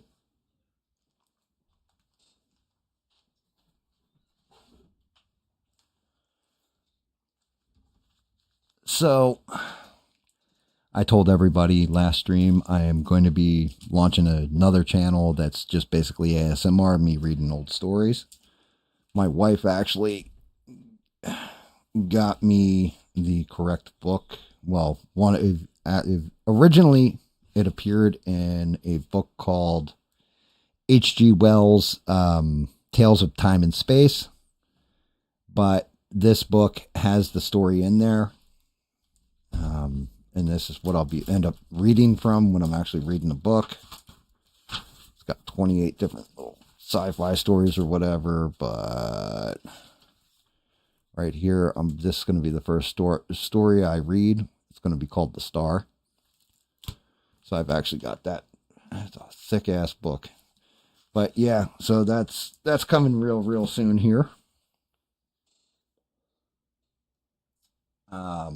You know, I'm going to work on that, but hooking up this old laptop, I've found all the raw footage from my old videos, all my old original videos. And it kind of took me on a walk down memory lane of when I started the whole GAM Catches Up channel like 2 years ago, what made me start it, everything else. And I got to give the shout outs and give credits where it's actually due. It was really nerdrotic talking about Doctor Who. That's when he started to take off or whatever, was him talking about Doctor Who because I thought I was going nuts. I was pretty hardcore into Doctor Who and I was like, the show quality seems like shit to me, like it's slipping. And then that's when I found Nerdrotic's channel and Gary Beekler. And I was like, you know, the whole thing is everybody's talking about this damn culture war shit about how Hollywood's slipping, all this stuff. And we're going back years ago at this point. And I was like, you know, why am I just sitting on my ass? I know about all this stuff. Why am I not talking shit on the internet and, you know, or not even streaming, but just making videos and discussing things. So I started a setup for that and I made, and that's it begins. That's the GAM Catches Up 0 video. It was me starting off with that. And I was like, I'm going to talk culture war issues and all this stuff. Then I realized, I'm like, man, all I'm doing is being Gary Beekler at that point. Like, why would you watch somebody else who's like Gary Beekler when there's actually a Gary Beekler? It makes no fucking sense. Eugene, that's awesome. Do an inspirational channel, man. That sounds great. Sounds fantastic. But so then I had to like reevaluate things, and I was like, what kind of videos do I want? And I was talking to somebody who is no longer my friend, that was my friend back then, about it, a guy named Rich. And Rich was like, okay, he's like, okay, you're going to make videos. Well, I would show him the videos before I would launch them. And the first video I made, I sent to him, I deleted the whole fucking thing because of his advice. His advice was, don't let anybody know you're middle-aged. Don't let anybody know you have kids. Don't let anybody know you're married. Right? And use a voice changer for your voice. Shit like this. Now, granted, I didn't use the voice changer or anything. Do top 10 lists. This kind of thing. And at first I was like, man, he's kind of right. I shouldn't let people know I'm middle-aged. Shouldn't let them know I'm married. Stuff like that. And I was like, I'm going to get away from the cultural issues. Let me just talk about what it was like back in my day, back when I was a young man, to an extent. So if you watch my GAM Catches Up, the video part of it from years ago, it was me talking about different stories with my friends, old experiences, because I would talk to this guy, Rich, on the phone that was friends with for like 30, 40 years, something like that. Actually like 30 years, 30 plus years. And he's an old friend, like Bubba's an old friend. He actually introduced me to Rich. But I started telling the old stories to him, and then I would record them, basically. And that was my original videos. And then I was like, man, this ain't landing right.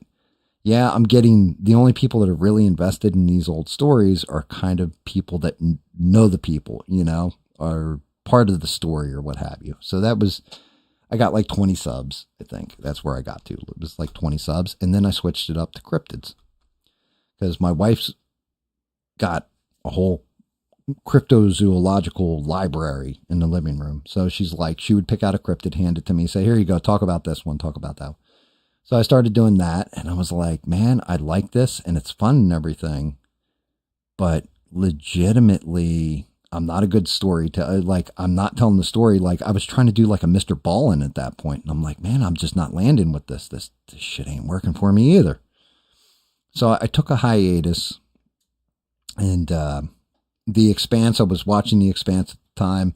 There was an Easter egg that I caught. I was like, oh shit, all these names or whatever. So I did that video, and that one actually got like a couple hundred views or whatever. I picked up like 6 or 7 more subscribers, stuff like that. But I didn't want to do like, oh, let me show you the Easter egg in this shit. Let me show you this Easter egg. I was like, that shit's been done. I see channels like that all the time too. I need to do just me, but how do I do just me? And I took a hiatus. Well, in that hiatus, I started playing with video editing equipment even more. I really got into to the effects part of it, and, doing green screen, like even heavier, and like, oh, okay, maybe I'll start doing parody videos or what have you. And I'm planning on actually doing some parody videos. I've got the ideas kicking in my head. Whether they come to fruition or not is undecided at this point. Yeah, I could do a Johnny Lawrence badass sensei self-help. Yeah, that would work. Or, if you want to do it, Eugene, do it. But I was going to post a video, and I was actually going to do top 10 lists. One was going to be top 10 animes I saw, from the 80s that I was a kid. These are the animes that I saw, stuff that you didn't even know was animated about Japan. And I found all the old files. I have all the video of it, the whole 9 yards. I had that one pretty much in the tank. And then I was going to do another top 10 video of, and I think it's video games that were turned into cartoons. So I had these ideas for these videos, and I was going to put it all together. I actually did all the like numbering out, lettering for them, all this, have all the files. And I was like, but I got to explain why I've been gone and all that. So GAM, being the asshole that I am, decided I want to do stuff with this this video editor and do some fun things with it that I wish I could have done when I was a kid. So I think I've told you guys, my hair is, I'm going to say, just past my clavicle at this point. My hair is all long again and all that now, in the here and now. But when I did this video, I had short hair. I had like just buzz cut my hair and it was coming back. So I look middle-aged, balding. I was at the heaviest point I think I've been at, which is 225. And I was exercising, but the whole time the creative process is flowing, right? I'm just like, okay, like thinking of videos that I'm going to do or what have you. And I was like, I got an idea. This is what I'm going to do. It's going to be me running. I'm going to stop and there's going to be a little UFO drone. And I'm going to name this drone Dave, right? It was like digital artificial video enhancer or something like that. I can't remember what the hell Dave actually stood for, but it was basically, I was like, I need somebody to voice the drone. So I messaged David Mon at like 3 in the fucking morning my time. He's still asleep. And I said, hey man, here's the voice lines I need. GAM, you've been lazy. I need, you know, you've been very lazy. You have made no videos in about 1.5 years. It's time for another video. Would you like me to form you a portal and then we can get to making videos again? And like, I'm outside and I filmed it from the back of my head and I'm like catching my breath. You didn't see my face or what have you. And I pull off my glasses, kind of put them to the side like Superman and throw them down. And then I go running and the little UFO, Dave, goes floating ahead of me. It drops a puff of smoke. And then David says, portal, right? I jump through the smoke in like my workout clothes and come out the other side as GAM, like with the mask on, the hat on, the trench coat, the whole 9 yards. And then he's like, very right, let's get to it. And I fly off, I fly up into the clouds and it cuts to my intro. And I put together the proof of concept. Well, I found that fucking proof of concept and I'm going to show it to you guys and you guys are going to laugh your ass off, I think. Hey, Paul, how are y'all? Would you guys like to see this proof of concept?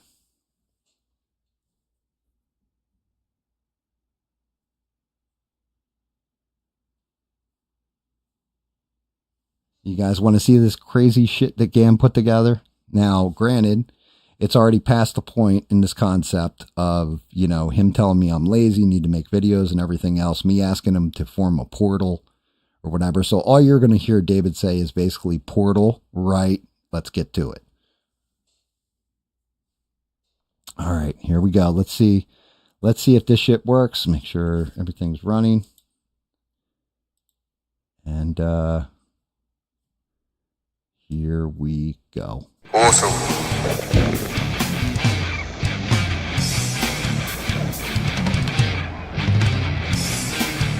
Right, now get to it. Awesome.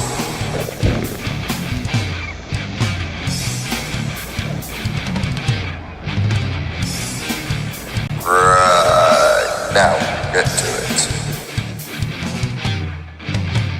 Awesome.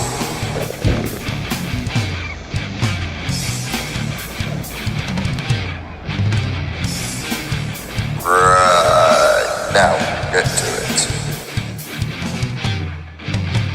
Awesome. There we go, and we're back.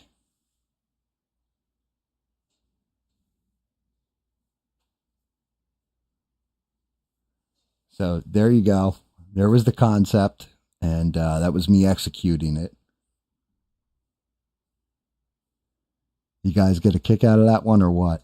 I thought it was cool as shit when I made it. I was like, damn, I can't believe I did this. And I made the camera angles, the whole 9 yards. I had to make sure shit lined up. That was me by myself and then filming everything. And it's crazy because I'm looking at all the raw data behind it. I'm like, that shit is 14 seconds. And it must have taken like 3 hours to, you know, film at the right angle of me jumping, getting all suited up in the GAM outfit, jumping at the same exact speed, same exact height, coming out of this portal or whatever that isn't even there, and then doing the flyaway and the whole 9 yards and the David and the whole everything. But yeah, I thought you guys would get a kick out of that. Yeah, I'll tell you what, if I could jump like that in real life.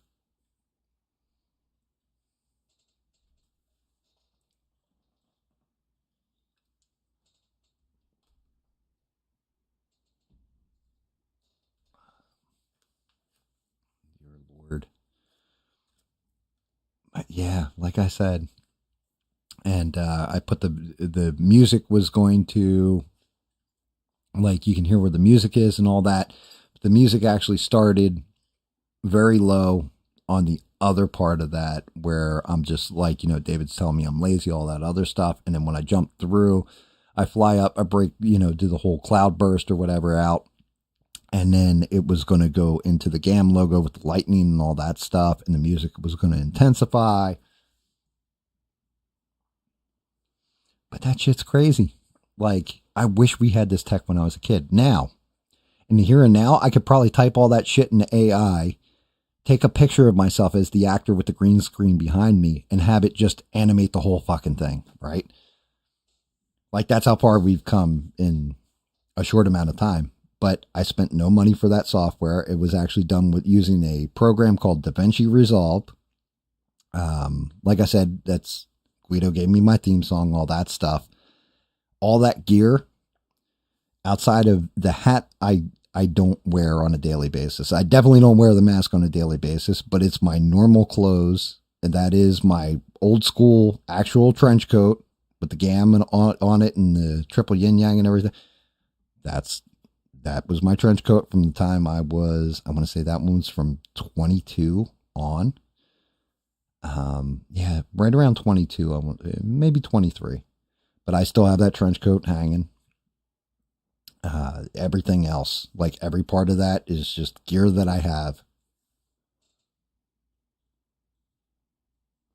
Yeah, that's the terrifying part, Eugene, is that everything is made with AI right now. But I've been trying to show you guys that flight video for a long ass time. I always forgot about it. Then I looked for it, couldn't figure out what happened to it, and I found it on this damn laptop. I was like, oh, here's all the raw footage. Here's all the green screen. Here's all the effects. Here's the mute. Like no shit. So, the channel almost turned into something that started off with that and me coming back and doing top 10 lists. And then I was like, you know what? Everybody else is kind of doing that shit. I got better things to do with my time. And that's pretty much around the time I got my airbrush, followed by, of course, the 3D printer. And then showing off some of the 3D prints. And actually, it was Mr.'s Discord, his unofficial ABL Discord. I was showing off a couple of the prints. And then I don't know if it was Beans, if it was Mr., if it was Six, if it was somebody in there, Danny maybe.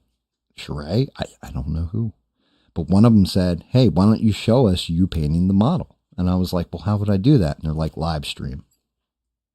So I asked somebody else who live streamed what software they used. They told me what software they used. And honestly, I was going to do this like it was a call-in show. That was the original plan. I was like, okay, cool. I'll paint stuff live and then do call-ins, because that's actually my favorite, part of ABL. The more I thought about it, if I did call-ins like ABL does, you guys would have just called me a knockoff ABL. Like, oh, you're just doing what ABL does. And that's kind of where I abandoned the idea of call-ins for the most part. They still might come out, but I want to do them in a certain way where it can be an homage or homage to ABL and his call-ins, but I don't want to do it the same way. I want to do it different. It's got to be my own damn thing.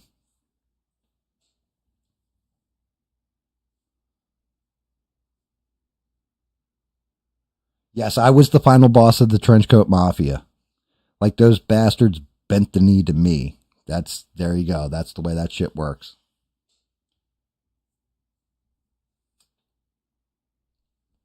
I've worn it, and Forever is in the chat. Forever went to high school with me. He will tell you from my freshman year in high school, I always wore a trench coat.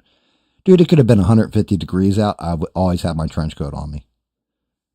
And I had a brown one. I started off with a black one. Then it became a brown one. Then it went back to a black one. Then I graduated high school, got my original black one painted with my old school nickname on the back, that triple yin yang, because 18 years old, I got that triple yin yang tattooed on me. And then the GAM one came when I was like 22 or 23. I grabbed one of my other black trench coats and had that done to it. Like the artist did it for $50 in a bag of weed for me. And he created the GAM. Like I said, here's what I want the logo to look like. I want it to be an angel wing, dripping blood right at the tip. One wing tip dipped in blood. The other one, a demon wing. I want because they're my tattoos. And I was like, I want that tattooed on my coat. So people, fuck with me. They know who they're fucking with. And he was like, yeah, no problem. So.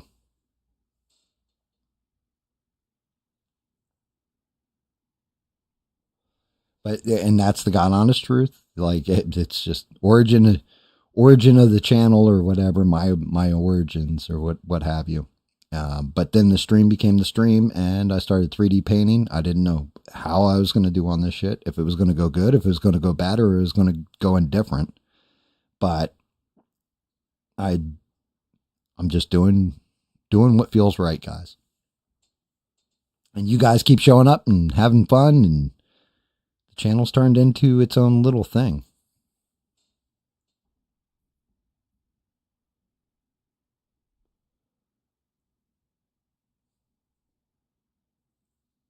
Yeah, that's true. Forever. You did have a lot of leather coats. Now I'm thinking about it. But yeah, it just, I thought you guys would find that kind of hysterical or interesting, because for years, like, the channel has evolved into different stuff. And now, to be honest with you, I'm going to throw all this shit together. Like, all of it's done together. The only thing I'm not doing is the video part of it. Like, the biggest video stuff is me doing the painting and doing the models and all that. But as far as like the video effects and all that stuff, I haven't really messed with it, and I have to mess with it, especially if I'm doing a new channel. It needs new logo. It needs all this other stuff.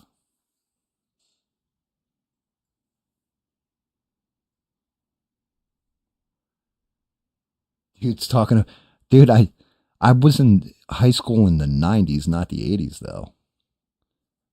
Like, I'm going to say 89, so you can kind of say the 80s, but yeah, no, my high school experience was mainly 90s, and that was one of those things, was the whole trenchcoat mafia shit, because I was like, yeah, you're giving people like me a bad name. You guys were wearing like just normal polyester trench coats and shit. I'm wearing actual like leather, and I'm wearing it like it's my fucking armor. People would, somebody would take throw a punch at me or whatever and catch me in that leather jacket, and it didn't hurt half as bad as it probably should have sometimes.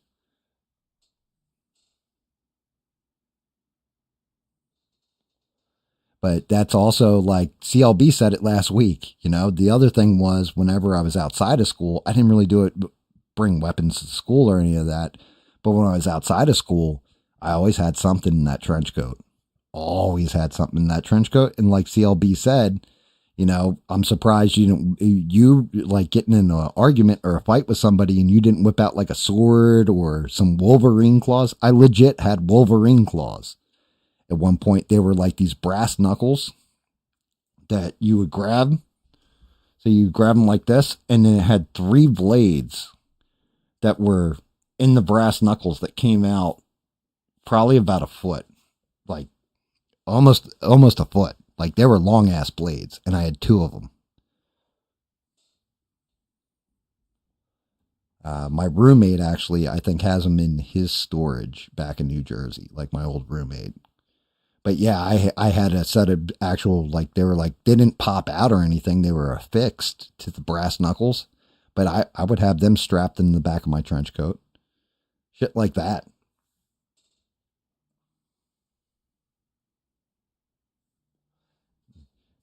Thanks, Duke, you cocklooker.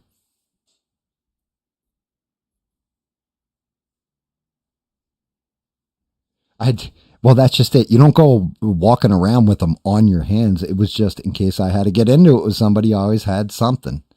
People didn't know what was going to come out of my trench coat, whether it be a baseball bat, a sword, Wolverine claws, a chain with a hook on it. I always had something. Always.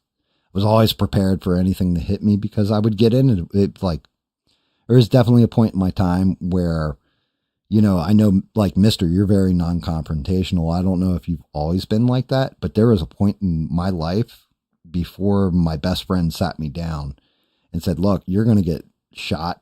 They're going to come back with 6 guys. I'm not going to be there to back you up, and you're going to get the shit beat out of you or whatever. Somebody could say, fuck you to me. And I'd be like, fuck you? What do you mean, fuck you?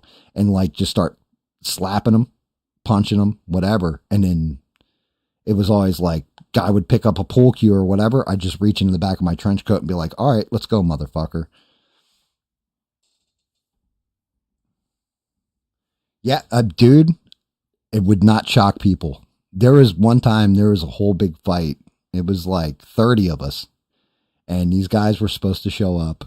And they chickened out. They didn't show up to the fight. But it was a whole bunch of us. And I must have been about 18 years old. And the one guy made a joke because they were like, yo, I thought I saw something moving over there. And I reached into my trench coat and pulled out a set of binoculars. So it, like a little set of binoculars, and looked, I said, nah, there's nothing over there.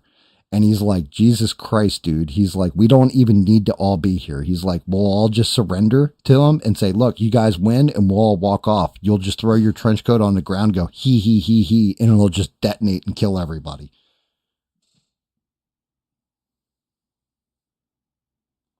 Nice. Very nice, Duke, bringing the suckers for everybody. Fashionable like a slap bracelet. It wasn't as cool as all that.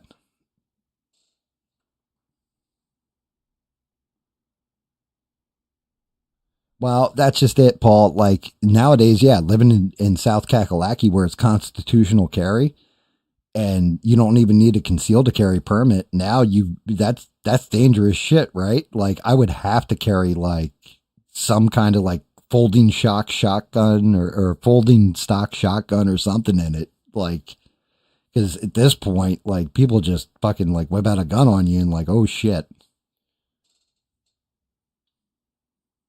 But it's also way too hot, humid down here for any kind of trench coat. Like, even during winter, I rarely wear it.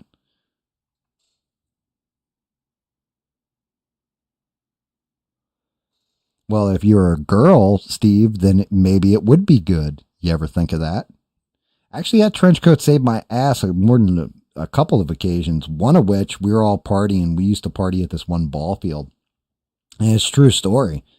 That dude Rich I was talking about, he actually got arrested because he had the beer all like in the backseat of his car, like a case of beer in the backseat of his car. We were all underage. But when the cops came ripping into the ball field, we all ran for it.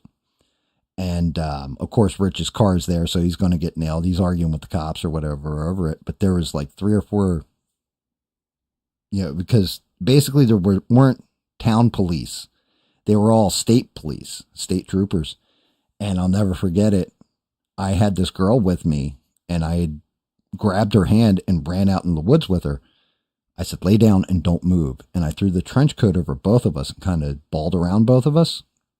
And that cop shined that light dead on us and just kept going with the light. Didn't see us. And I was like, trench coat saves the day again. Hey, Bob, welcome aboard, Bob. Good to see you. Thank you. I'm guessing you subscribed. I was just saying that earlier. Sheree shouted that shit out. I was like, I think we picked Bob K up.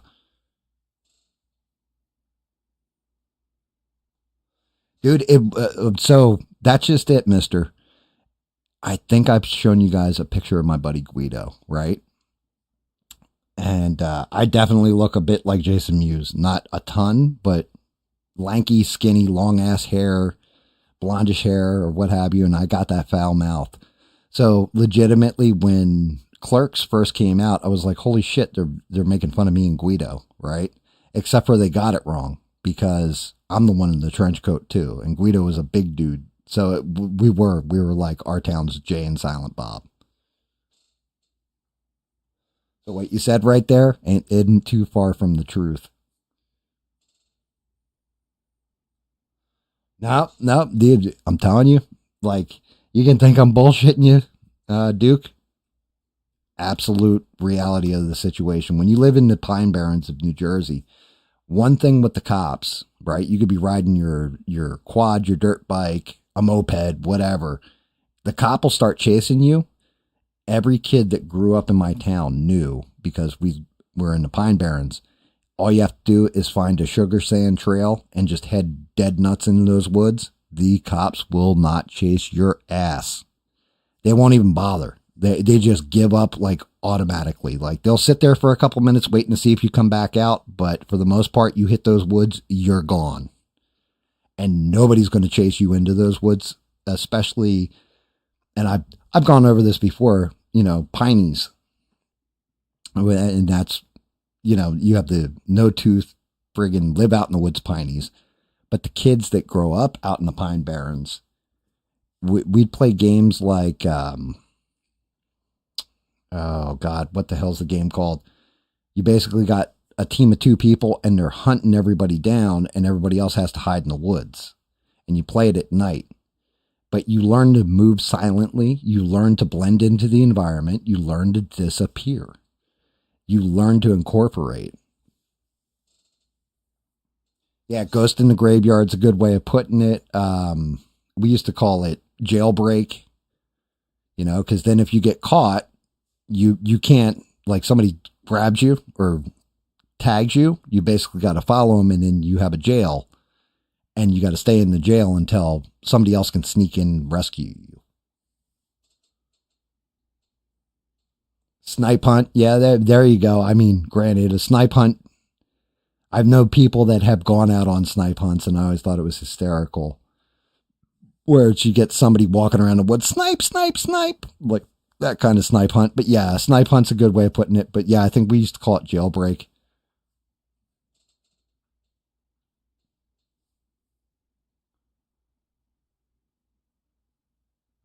God damn it, mister. That's fucking hysterical.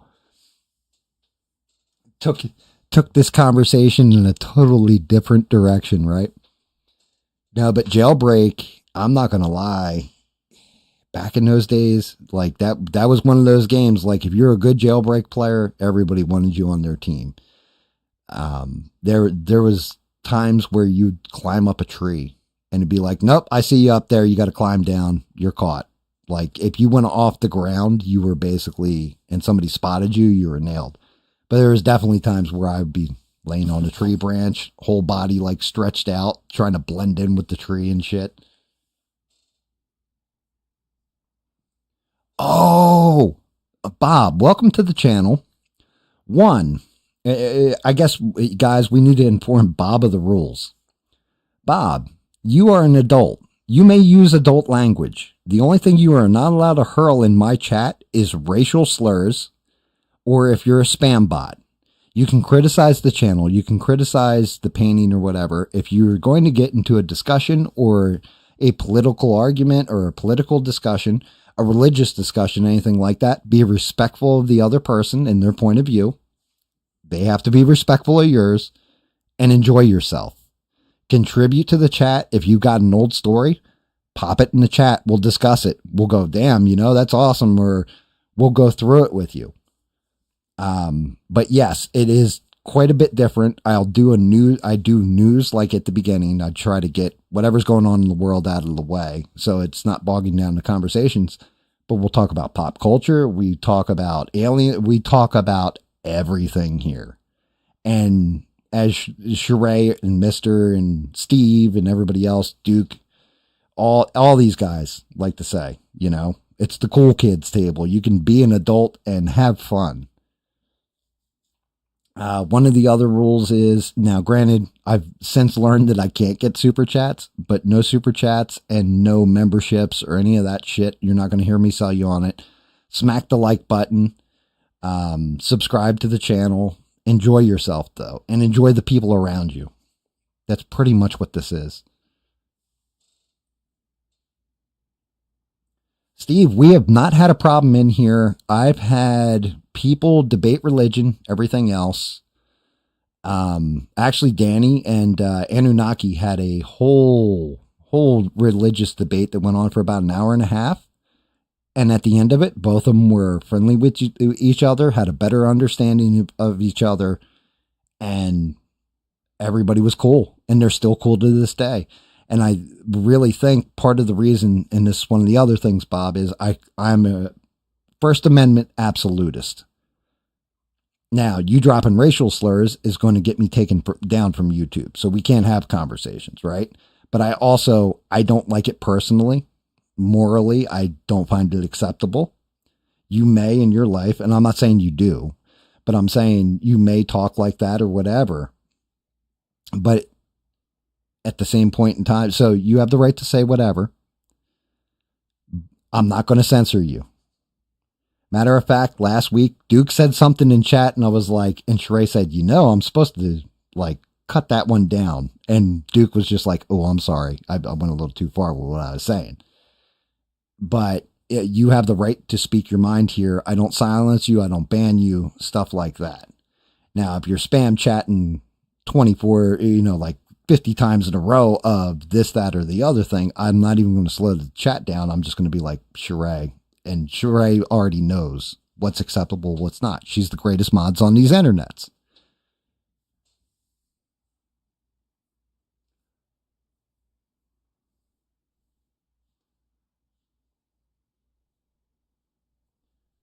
Yes, Duke, you said the F word. And like, honestly, it didn't offend me.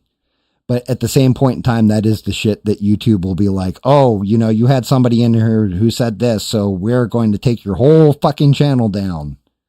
Like, God damn it. But yeah, the rules in here are real simple. Enjoy yourself. Have fun.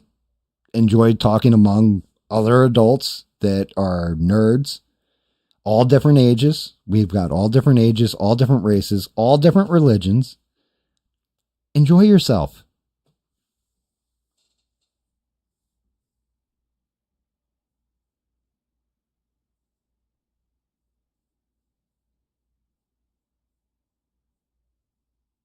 Wow, really? Why did he threaten you about purple drink, though? Because most of the stuff you've just listed in there, what is there like a racial I love my grape soda. I love my grape crush. So what the fuck are we saying here? What, you think that's just a stereotype? I would think that that shouldn't even leave a dent. I mean, here you go. Here's a quick. Sheree, do you find that to be super offensive to where somebody would be threatened to be blocked for mentioning purple drink?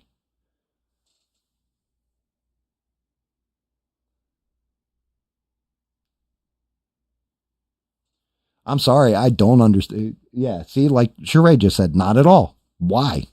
It's fucking purple drink. Unless you're thinking in racist terms, then, and you just equate it to a racial connotation, then what the fuck are we talking about here? I don't understand. That's that kind of shit where that's not for me, hey, look, to each their own. Everybody runs their shit the way they want to run their shit. Maybe there's a reason why you got 1 million plus subs and I've got 71 or 70 or whatever my number is. Maybe I'm going to say something tonight that's going to piss people off and they're not going to want to sub to me or unsub from me. Some people are more sensitive than others. Some people get their feeling hurt a lot more than others, but I'm not going to lie. It's not that I'm insensitive. It's just I'm tolerant. I'm tolerant to different points of view that don't align with mine. That's all.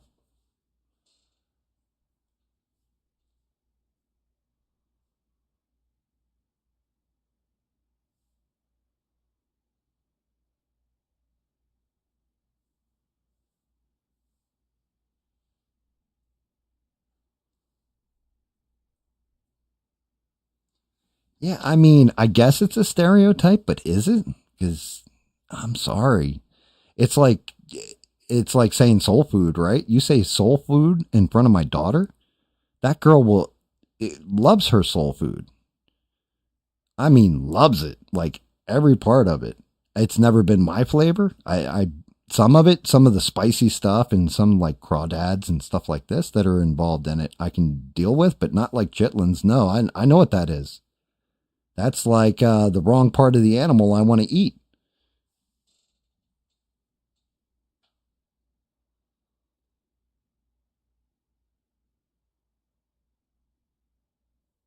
Yeah, like, well, I don't understand because grape soda, like I love that stuff too. Like I got a sweet tooth. Well, I had one till I had them all ripped out, but I definitely have a sweet tooth, and like grape drink and grape soda are, I love them. It's just like orange soda. I drink pineapple soda. I shouldn't really drink soda. I guess that's unhealthy for you. But then again, I smoke like a chimney too, so can't really complain too much on health.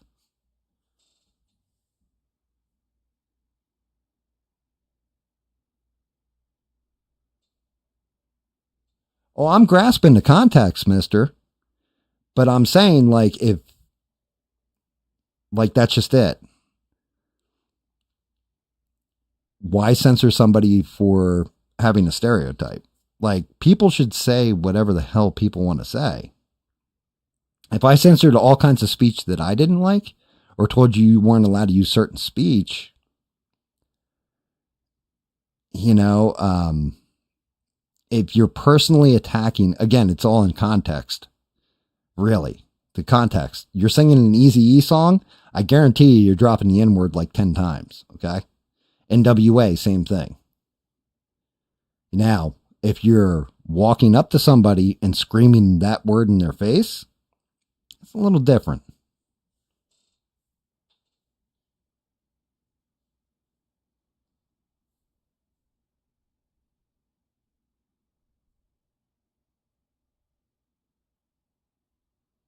Yeah, I don't. Yeah, again, I mean,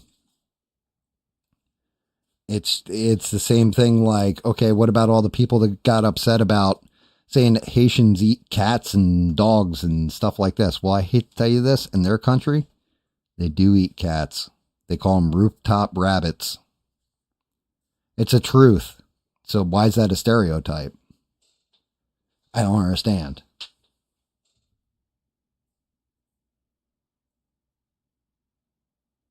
Yes, pineapple soda. Yes, Fanta makes a pineapple soda that is very sweet, and I like it.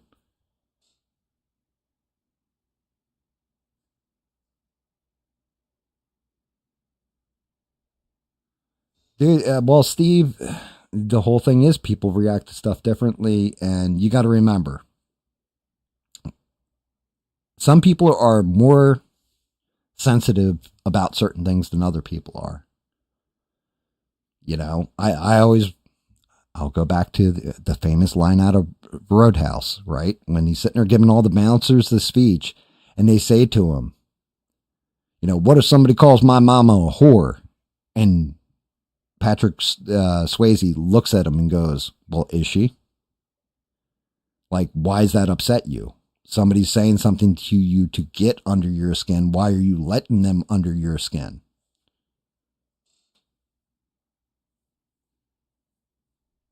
Yeah, that's right, Smurf. How are you? It's good to see you, my blue friend.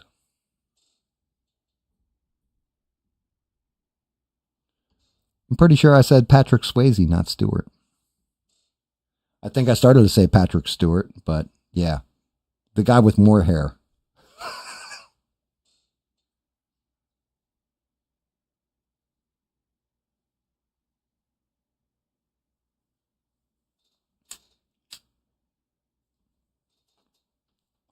I mean, look, I can go back to why did Chappelle quit his show?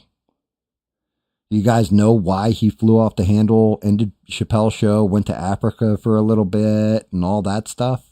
Do you guys know that whole story? Because I'm not going to lie, they did the lost episodes of Chappelle's show and they showed it. And I get why he got upset, like why Dave Chappelle got upset. But at the same point in time, I watched the skit and like, it was a funny skit. He hit everybody. He hit white, Asian, Hispanic, black, didn't matter. Because Chappelle was hitting everybody evenly. That's what makes him one of the greatest comedians ever.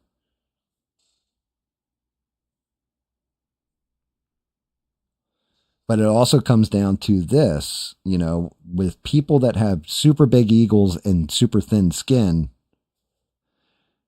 a lot of times they do want to silence dissenting voices. They can't take the disagreements, stuff like that. They take them to heart, or they think it's like a personal attack on them. Now, maybe, Steve, you were antagonizing him because you thought it would get under his skin. I don't know. I'm not you. But at the same point in time, why did he let it get under his skin? In the world of an internet, the shit I've seen and people have said to me on the internet compared to things that me and my friends have said to each other in real life that actually personally know each other, man, it doesn't even scratch the surface. It's like shooting a BB at a fucking tank. It bounced right off me. I'm just like, yeah, whatever. You're some jerk off on the internet. What do I care? Same thing I always say about me. I'm like, I'm some asshole who's sitting there talking on a microphone and painting things.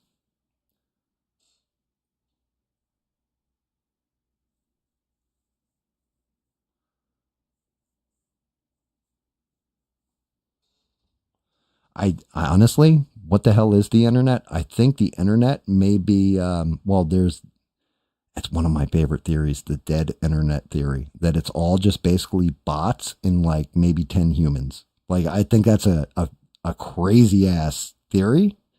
But at the same point in time, when I watch somebody with 1 million plus followers and they have like maybe 1,000 people on their live stream audience, maybe the dead internet theory is real.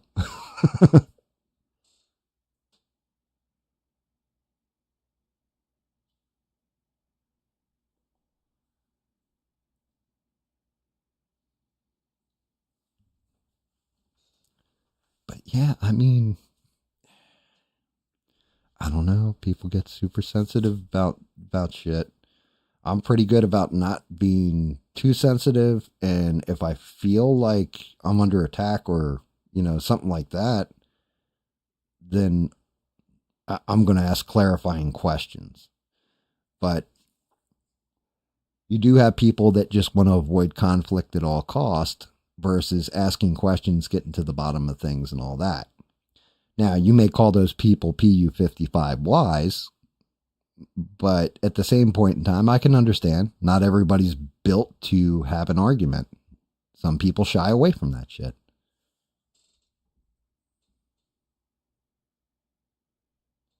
Oh, no, I got your joke too, mister. Of course Smurf is going to get that joke. I just like, I don't know. I wasn't going to go back into Kevin Smith stuff. We've covered it.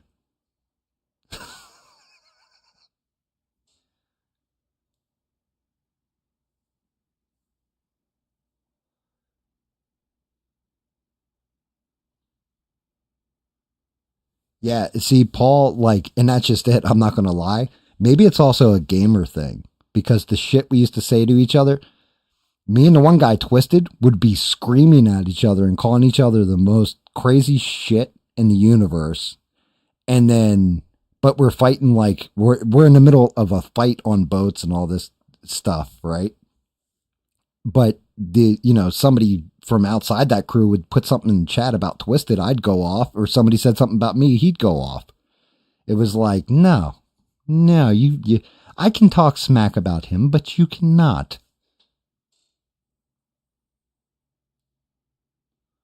Eugene, you got it in one. A joke isn't a joke, or a joke is a joke, an attack is an attack, and criticism exists, and you can have your criticisms. That's fine.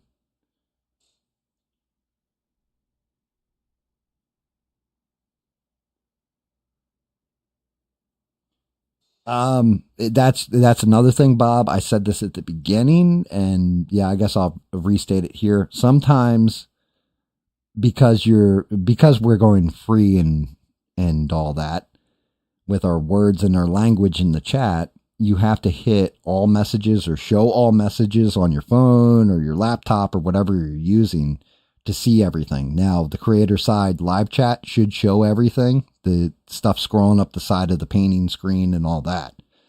But yeah, your message should show up then.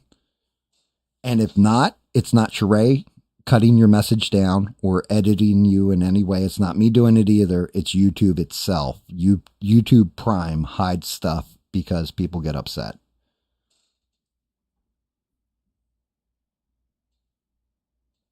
Yes, screen chat is on all messages on the creator feed.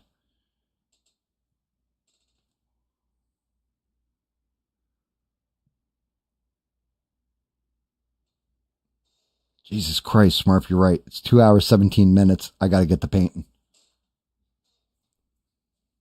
Happens every damn time. I start talking and running my gums, and this shit happens. I got to remember what colors I was using to baseline his skin. Actually, you know what? I think I'm going to start with the damn pants. I think I got to do the pants first. And then go to the skin. Because right here in particular, that orange on that blue is going to be rough.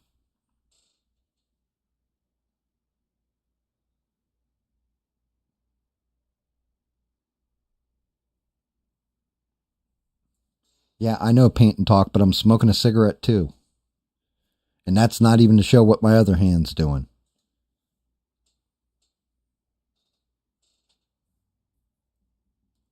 So, yeah, that's the other thing, Sheree. You should be able to see everything, too.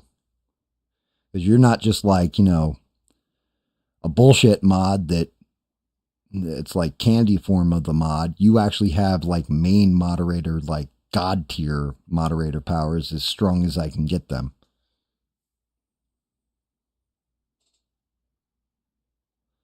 Yeah, man, you're not wrong.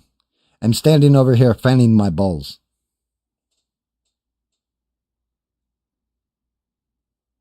I mean, I can hook up an extra camera and we can see what my other hand's doing. No, that's not a good idea. Not a good idea at all. Although my viewer count might go up in that case, I'm not sure.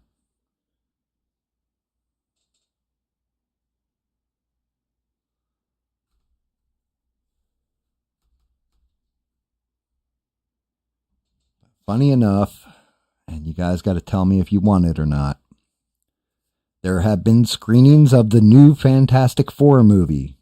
Would you guys like to know why test audiences are kind of pissed at it?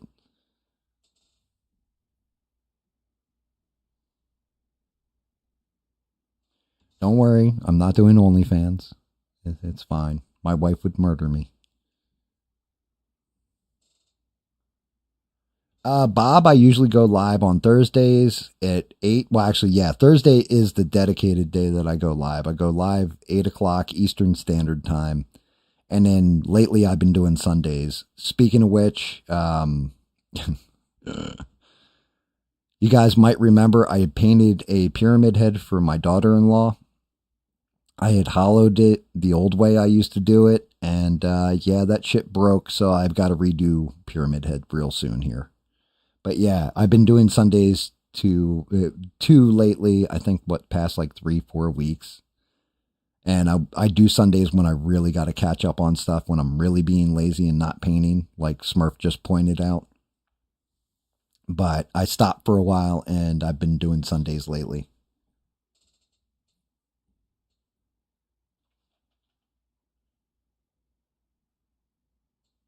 Yes, the Things Dork is made of orange rock. You are not wrong, mister. I think Stan Lee confirmed that in Mallrats.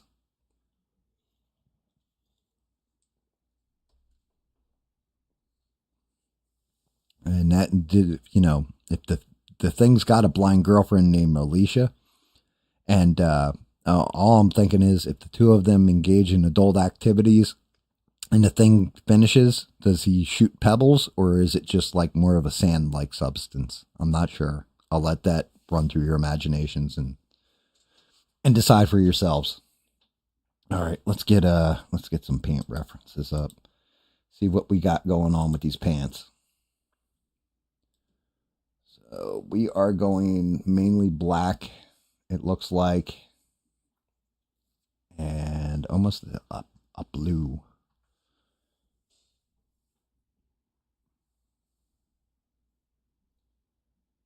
Sand Blaster, yeah, there you go. So, the Fantastic Four spoilers. So apparently, the big reason why, and I'm going to say allegedly at this point too, because one source I don't completely trust that this information came from, who reported on it. The other source is a little bit more reliable. And they both said the same thing, so we can run with this. But allegedly, what happens is Galactus is apparently amazing in it. Mr. Fantastic is super underpowered, like his powers and all that. So is the Thing. Like they're really kind of weak sauce in the movie. The main star of it is apparently the Invisible Woman, and because they did a female Silver Surfer, and like I said, this is all alleged, but apparently the Invisible Woman, Sue Richards, or Sue Storm, however you want to call her, and the female Silver Surfer come to an understanding. The Silver Surfer turns on Galactus, takes a box like this powered device or something, and hits Galactus in the chest with it, kind of like the Transformers movie.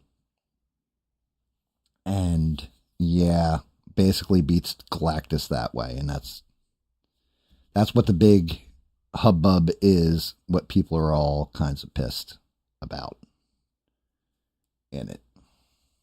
That it's really more Sue Storm centric. It's not really focusing on the guy characters, because in the comics, the way that shit plays out is Reed Richards develops a device called the Ultimate Nullifier that can destroy universes, planets, everything else. Anything that the device gets shot at basically is obliterated. Like it's erased from reality. And he threatens Galactus with it, and it backs him off Earth.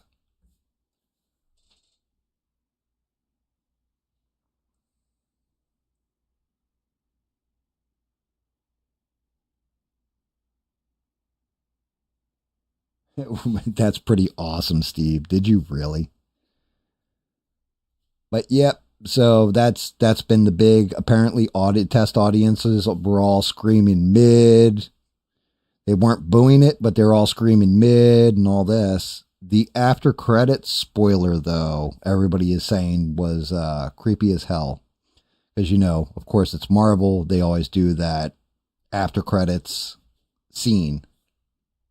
And apparently the scene is Sue Storm, who has her kid. His name's Franklin Richards, who they didn't say if he's a baby or not, but he should be a baby. Maybe 1 year old, something like this, but would be a very young child at that point. And Sue Storm walks out, is reading him a bedtime story, walks out of the room and walks back in. And you see Dr. Doom standing over him with his hood up, but his mask in his hand. And he turns towards the camera and his face is all disfigured. And that's the after credit scene. And everybody said that was awesome. Like both people had said, like, yeah, that part was actually really well done. And Dr. Doom is creepy as shit. So we've got that going on with Fantastic Four.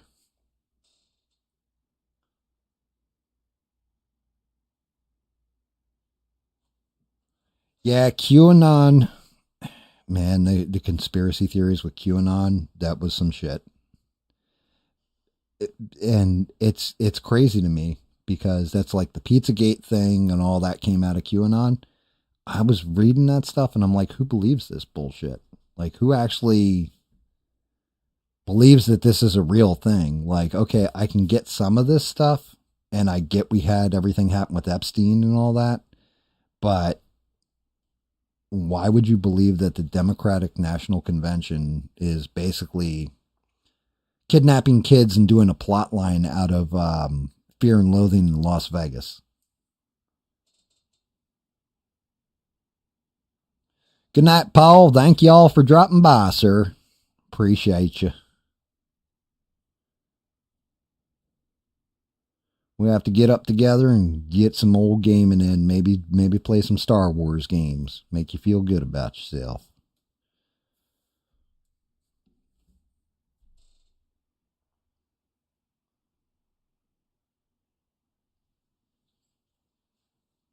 Well, yeah, of course, Steve. You're not wrong. The whole QAnon thing, there was no credibility to it, but there was two camps that people fell into.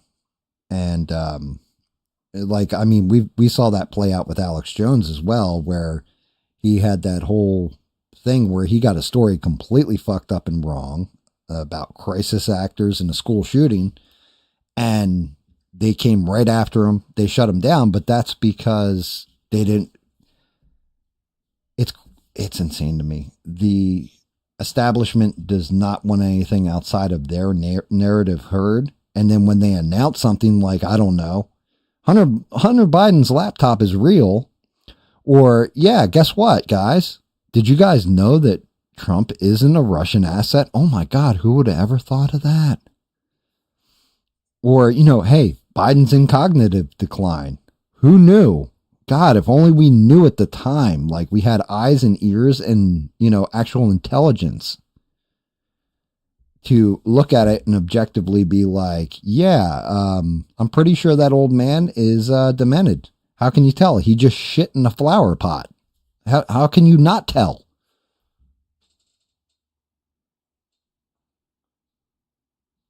What's up, Bina? How are you? Yeah, make sure you guys smash the like button too if you are watching. Hopefully you guys are enjoying it so far and everybody's having fun. Yes, I agree, Eugene. They're a thing, but they weren't in that case scenario. And it was really more just like Steve was saying. It's an excuse to shut down discussion that's outside of the scope. They want to control what's being said. There's always that fight for control. It's the same way, like I said, with this guy, David Hogg. They're going to do a re-election thing because they can't control him, and he's saying stuff that they don't like. So, we got to get him the fuck out of power right away, don't we? I don't like the guy personally. I think he's an asshole. But it doesn't matter what I like. You were voted in. You are representing whatever faction of people have voted you in. Who the fuck, accept the election. Accept who you put in power. When the next election comes up, elect somebody else. But don't tell me that you're going to do free and fair and everything's balanced, but you're controlling all the levers of power. Hell, let me ask you this question. Honestly, Bernie Sanders or Hillary Clinton, who should have gotten a nomination the year the two of them went against Trump? Should it have been Bernie Sanders or should it have been Hillary Clinton?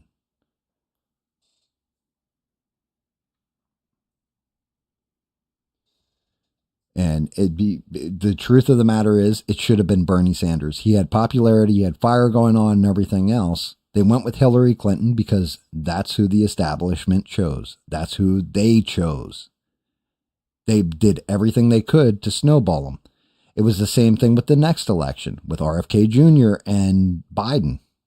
Which one should you have chose? We're going to go with Biden. So anybody that steps up against Biden's getting knocked down. Oh, well, it's Kamala Harris now. Okay, well, RFK Jr., how come you didn't reintroduce him into the conversation? Or Marianne Williamson?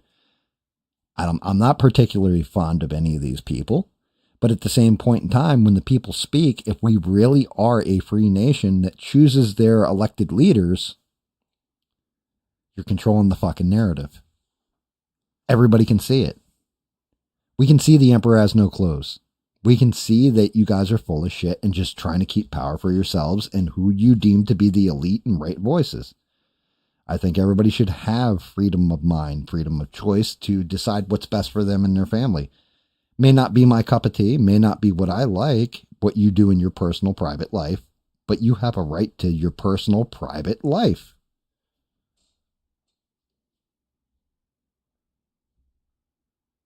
Yeah, I really did like Tulsi back in 2020. Dude, when she mass murdered Kamala Harris on that debate stage, like they were like, Kamala Harris is going to be the next big thing. And then Tulsi Gabbard's like, hold my beer and watch this shit. And just like, she tit punched her. I almost said dick punch, but no, she tit punched her and took her right the fuck out because she's like, you talk about locking people up for weed usage and all this other stuff and then laugh about it on a podcast when you say you smoked weed. Like, what the fuck?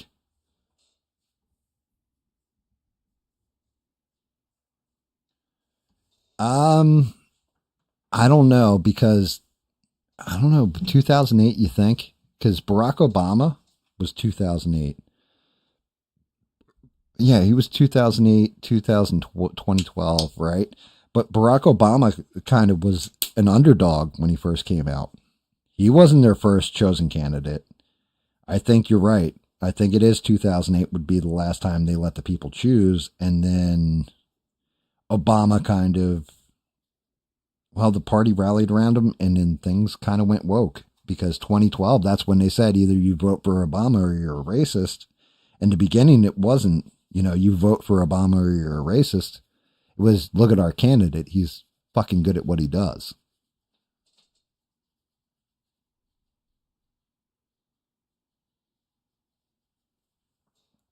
And I'm not going to lie at all. I think we do. We should all have that freedom. If we're going to call ourselves the freest nation on earth, all this kind of shit, everybody should have those rights just naturally. And yeah, you can get a bunch of voices to shout you down and scream at you and tell you you're not right and everything else. But legitimately, fuck them. Keep your own mind.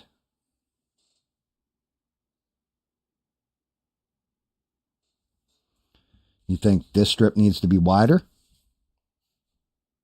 Yeah, like in here, right, Steve? Steve. Right, Bob? Like here.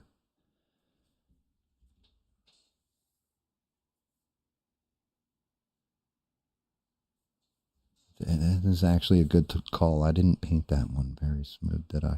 By the way, Bob, because you're new here, and just so you know, I'm an amateur at this. And thank you for noticing that. That just helped me. I went through an entire stream. I painted the Punisher. I was pissed off when I painted the Punisher. I was so on the way he looked. And then one guy in the chat, Anunnaki's like, I don't like the way his face looks. And then I started looking at it after I was done.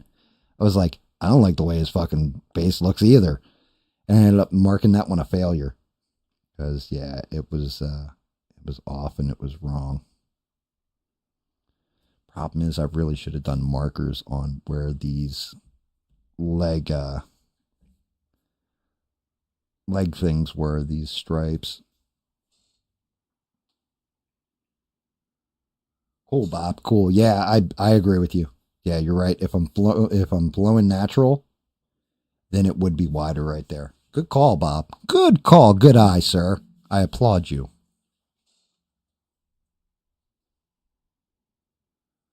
Yeah, I'm always going to be honest about my skill too. I am an amateur. I've seen guys that do 3D prints and like stream that shit. Now, granted, they're condensing like 16 hours of them painting something and making it go super, super fast. But just the same, their shit comes out amazing at the end. Mine comes out, sometimes it's really good. Sometimes it's, real not good. It's just about hitting that happy mark where I can live with that. And it looks pretty damn good. And can I touch that up or tighten it up? Yes, I could. I'm honest with myself. I don't like to get full of myself. I do because, I am kind of like an egomaniac narcissist in that way, I guess. But I've gotten better about that shit.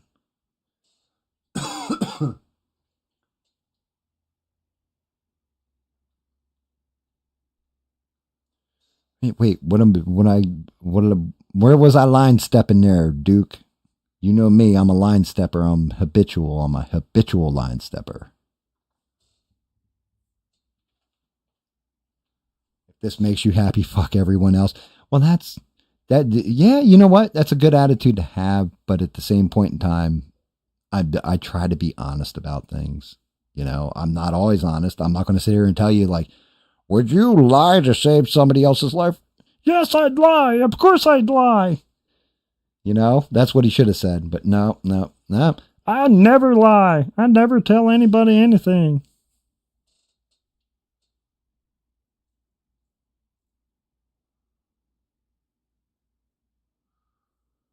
Yeah, well, and here's the other thing, right? Let's be totally honest here. You guys know this. Anybody's watched the stream for a long time knows this. I don't vote. I live in a red county in a red state that's like basically fire red and more red than molten lead. You know what I mean? So it doesn't really matter who I vote for. I could vote for Bernie Sanders. My vote's wasted. Unless you're voting Republican, you're done. You're done. There's no point in time where a Democrat will take over where I'm at in South Carolina.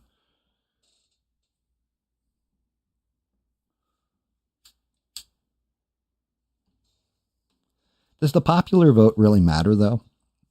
To be honest with you, you know, like, honestly, if you're voting for your politician as a popularity contest, like, oh, well, you know, you can like somebody's personality a lot more, but the fact of the matter, I think Simpsons nailed it. They had, and this is way back when, but it was like Ross Perot. I want to say it was Al Gore and like George W. Bush. And they had Ross Perot on the side, but they were like, turned out that George W. Bush and Al Gore were aliens. And they unmask them or whatever. And it's like, well, I can always just vote third party. And then it was like Ross Perot holding the flag up. And the alien starts laughing. And he's like, ha, ha, ha, go throw away your vote. It's the truth.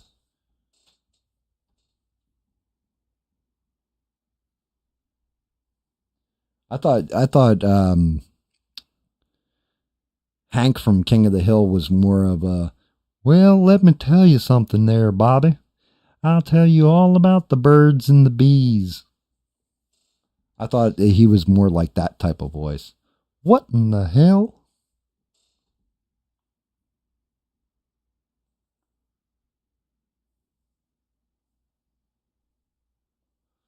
Oh, well, of course the Democrats are bleeding male voters. I mean, yeah, basically it would be the same thing if you're cutting the estrogen out of the female voter, right? For the Republicans. Like, you just can't do shit like cut the testosterone or the balls off of males and expect that shit's going to sit well with them. Like, not if they're actual males.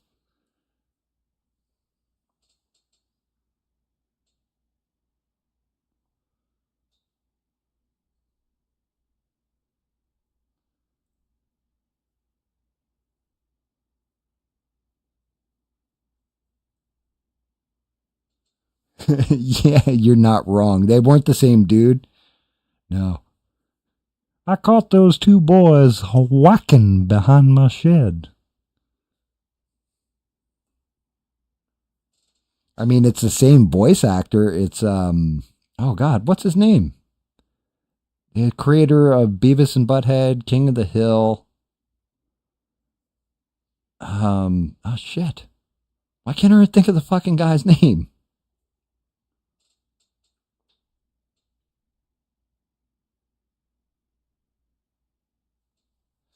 Yeah, it's the same. They're not the same. Well, technically, I guess you can say they're the same archetype of character. They're voiced by the same guy, but they're two different people. Like Mr. Anderson is actually Beavis and Butthead. Hank Hill is King of the Hill. Like separate people. Maybe they're twins separated at birth. I'm not sure. Mike Judge. Thank you very much, guys. Thank you very much. Same dude who did Office Space. And Idiocracy, actually.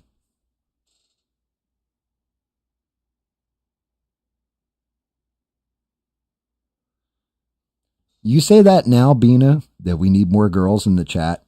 The only problem is that when you have, I'm not saying this in a derogatory way, I'm saying this because it's just honest. Usually when you have more than a couple girls, that it shit breaks into a mean girls kind of thing. Like, you know, somebody might say something nasty to you. Like one of those girls will say something nasty to Sheree, and Bina, you, Devin, you guys are going to beat the shit out of them verbally. Right? And it gets to that point sometimes. Like, you guys get angry with each other for different reasons that guys get mad at each other. Like we get mad at each other for not temping out a steak at the right setting, you know? So it's like, I wanted my shit medium rare and you cooked this shit medium well. What the fuck, brother? You know, you guys are like, she thinks she's someone. Like, oh shit.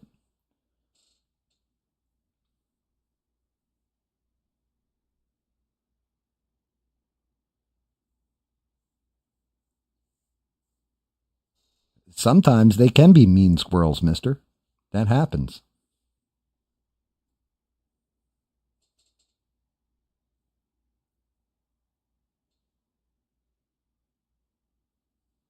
I agree. You guys all get along very well. And hey, I'm all for it. If you know more girls, go ahead. I'm not going to go throw myself out on the internet and say, hey guys, you know, come listen to my stuff because like, I don't think my wife would appreciate it. like, do I have to post pictures of Mr. in like a Speedo or something to get more girls in the chat? I mean, look, you got Stranded who comes in from time to time. Moki, she's here from time to time. Trying to think who else.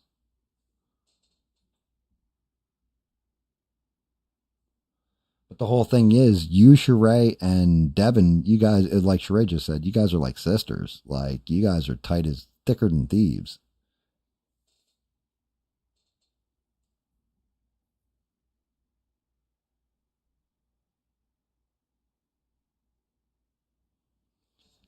Yeah, there is that, Steve. And yeah, you're right, Beans. It definitely is in that chat. Like, people here actually can have a voice and not get admonished or banned or anything.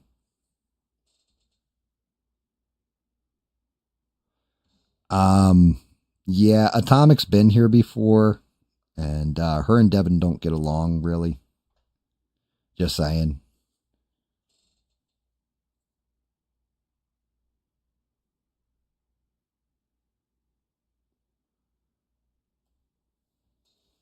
I mean,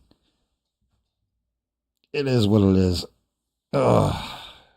But yeah, I'll be honest with you, I've never even looked at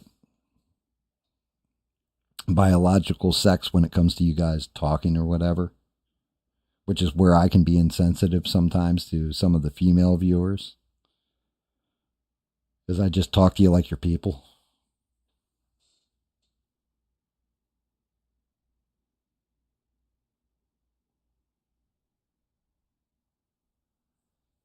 Yeah, Bob, I ain't touching that shit with a 10-foot pole. Period.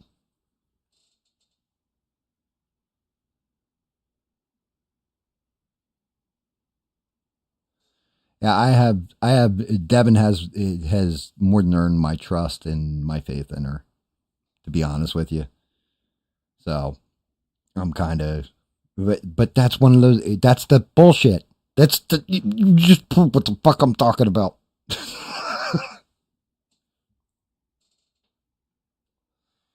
Yes, and that's the other thing. I'm not going to admonish somebody or whatever. I'm just let shit ride. We got so many good different things we can talk about.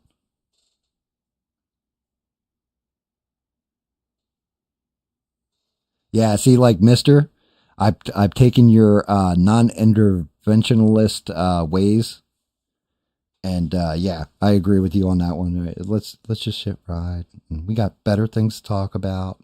No infighting between people or angry, you know, like talk about other people. Let's do our own thing, guys.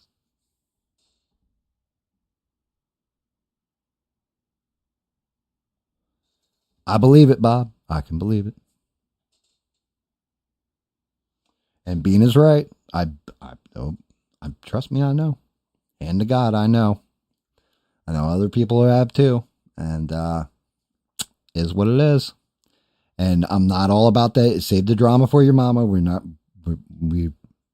We are avoiding any kind of drama, guys, and just letting the USA take over here. Like I said, and I mean this is directly aimed at you, Bina, and it's a good thing. Bina had said to me, she's like, you know, I listened to you, and we all tune into your show basically to forget about life for a minute and just chill after a hard day's work. And it touched my heart because I was like, you know what? That's the kind of environment we want.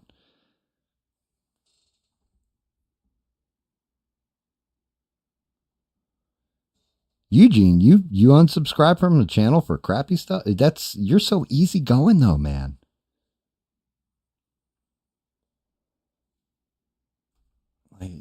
It's hard to piss Eugene off, but you know, I'm happy to have you. Hey, shit. Welcome aboard, Eugene. Speaking of which, Bob, if you haven't, you should check out Eugene's channel too. He's got some good stuff. If you're into drumming and stuff like that, Six has a pretty badass channel. Like 666.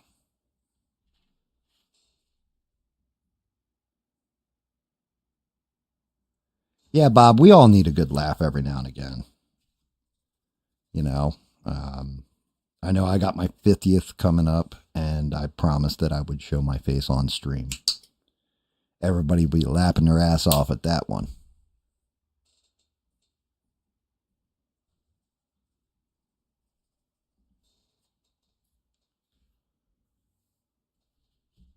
All right, I need a real deep dive on this fucking belt, guys. Because I know it's blue, black, and a bunch of different colors as far as the game's concerned. Kind of want to get it as close to that, but also keep it kind of comic booky, like the way it's done in the comics. But considering the models from the game, kind of pull up my own little personal, let's see, Marvel Rivals, the thing. Let's see what you got going on here, Sparky. I got to go specifically to this costume too. That's called First Family. That's the name of the costume. It's not his standard costume. That would be white and blue, and I fucking can't stand it because it's more white than it is blue, and it looks like shit.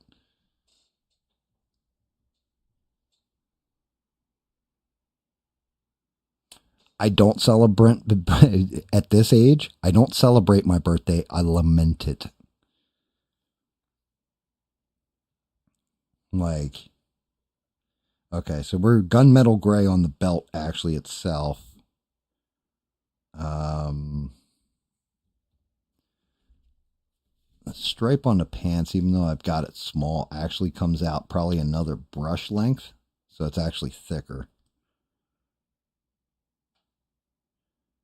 This is actually, it looks like they took the inspiration for his pants, I'm guessing. In particular. Yeah, that's exactly what's going on here. Let me see. Let me blow that up. Because the whole problem is when you're playing Marvel Rivals, you can't see them from the back. But it looks like this entire portion of it is actually blue. Then his belt's like gunmetal gray.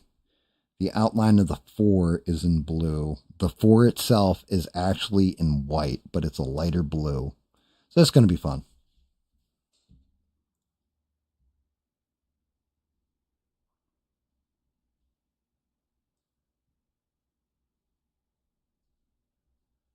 Wait, did you just call Mr. a cockman oppressor? Is that what we're doing here, Steve?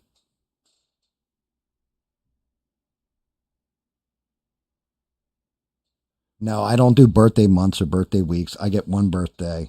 And it's usually where my kids make fun of me for being old. And my wife will do something nice for me, like Ever since I was a kid, I always loved Carvel ice cream cakes. But I'm not going to lie, I've kind of been disappointed with Carvel because they did away with Cookie Puss. I don't know if you guys ever remember that stuff or if that was a thing when you were younger, but you had Cookie Puss and Pudgy the Whale. Those were your two big ice cream cakes. But she'll still get me like a Carvel cake or whatever. And that's about my birthday. Also, my wife will hit me with some kind of like crazy ass gift that I can never repay. Speaking of which, I almost forgot, guys. I had mentioned this on stream, right? About, because I run the commercial for Oriental Pearl Cream, right? My wife got this for our Pearl anniversary, but she had put these on the top, filled with secrets from the Orient, Oriental Pearl Cream. And yeah, guys, this is direct from China.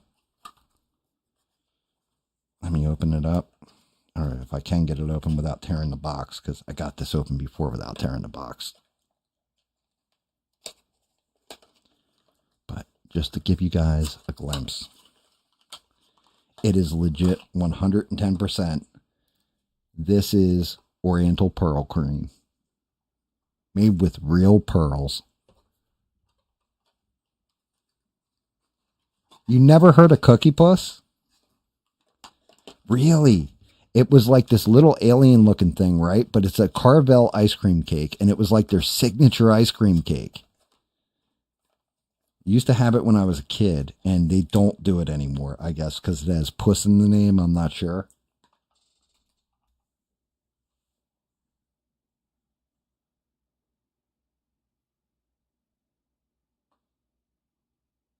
Made with real urine. Probably, it could be. Hey, you know what? Maybe it is. Maybe it's like a philosopher's stone. Like they made that stuff with real urine. But yeah, direct from the Oriental Pearl Cream. And like, I'm just dead laughing. I think I told you guys, like the wife for that anniversary had gotten me the pearl cream as a joke, but then got me an actual pearl. It's the same with this past anniversary. I think I still have the stone sitting around here. Let me see. Let me check the desk real quick. I might have the stone. I don't think I put away my anniversary gift from this year.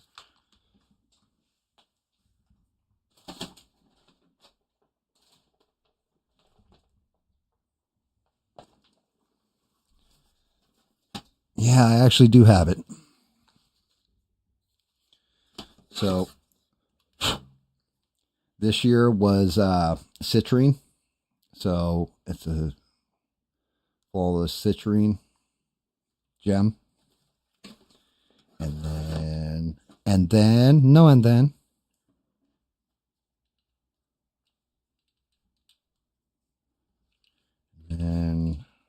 let me see what this one was. I think this was,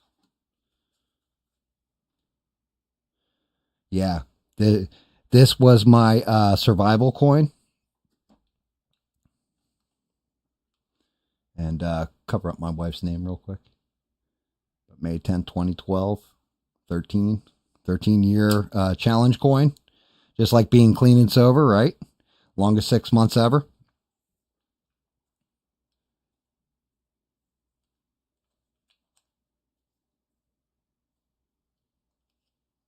You out, Beans? Have a good one. The challenge coin, though, the 6 months, longest 6 months ever. Reason why it was the longest 6 months ever. When I got married, I told my mom, you know, like I didn't invite my mom because we just did the go to the courthouse, get married shit, right? So it's just me, my wife, 2 witnesses. And I came home. I had told my sister before I told my mom. Big fucking mistake. Because my mom, I come in, I said, yeah, Ma, I got something to tell you. And I was all happy and everything. I said, I got married. My mom goes, that shit ain't going to last 6 months. I said, what? She goes, it isn't going to last 6 months. I was like, really? So 13 years later, that's still the running joke between me and my wife, that it has been the longest 6 months ever.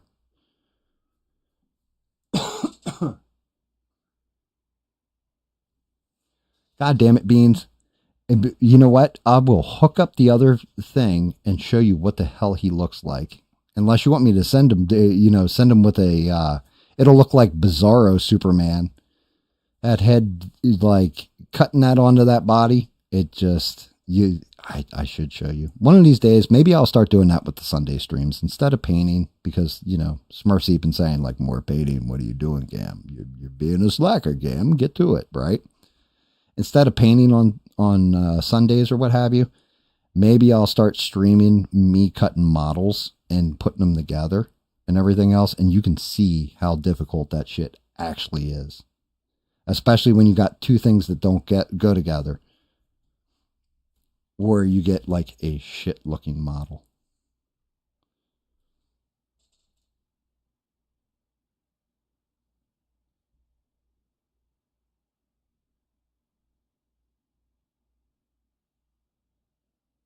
I don't even know what Bob said. What the fuck did I miss? Sheree, what did I miss? Oh, as I smacked the camera all the way the hell around. I missed something weird.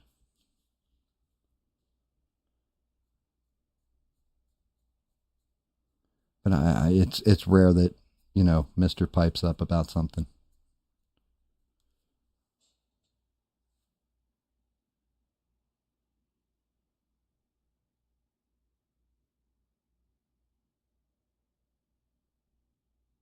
Oh, and pearl necklaces are fine. I mean, fine for, takes a lot to make a pearl necklace. You got to find pearls of the same size and string them together. Yeah, that's the ticket.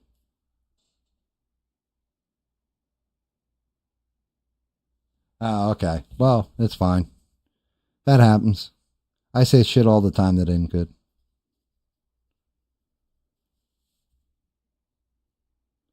But yeah, unfortunately for poor Beans.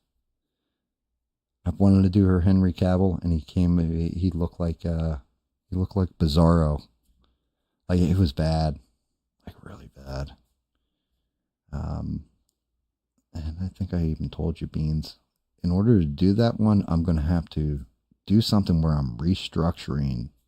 Because at first I thought I could just get away with cutting his face out from the back of the model. And yeah, no, I can't because it looks like absolute cheeks. The best way of putting it. And that's funny because I'm painting on the thing's butt and saying cheeks, right?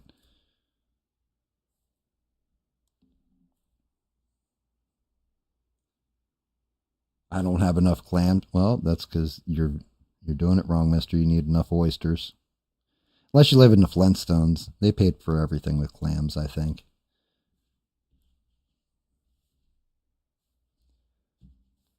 Oh. Booyah!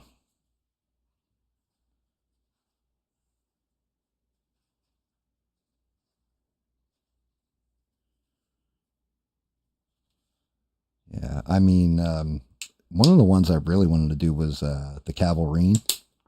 I found one guy who has the model, but he wants like some redonkulous amount of money for it, and I don't know how his models turn out. Like, there's some people that upload models that look really good until you go to print them, and then they come out looking like shit, and you're like, well, what the hell did I even download this for?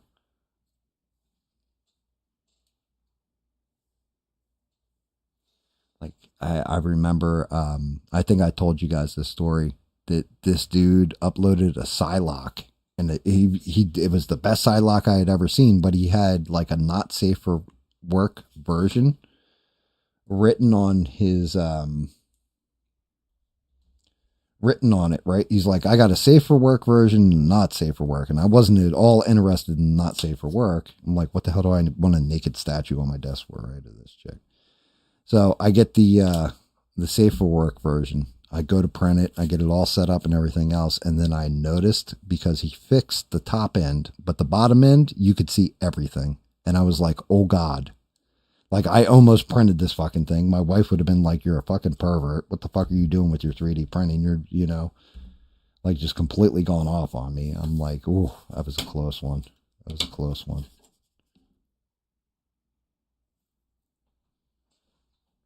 Very, very close. But yeah, I mean, it happens like that sometimes. All right, let me see. Looking for the 4 inner line on this. Wait, what the hell background is behind the 4? That's a big one. Because I got to get in there with the light blue for the actual 4 itself.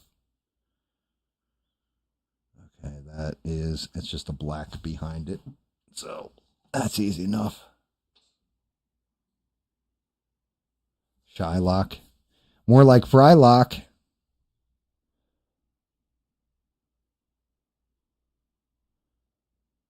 Frylock, get the money, see? I know last time, guys, we were talking about all kinds of old TV shows and shit like this, right? Here's one that I overlooked. And I had to think about it. I was like, what's the name of the show? And it was this girl that could stop time. She would touch her fingers together. And like time would stop. And her dad was like a space alien. And it was like a sitcom. But then it came off of like main TV and was just like old school. Like, you know, rerun status kind of thing, like syndication or whatever. But they were releasing all the new episodes in syndication. And I couldn't remember the name of the show. And I looked it up. I found it. It was called Out of This World.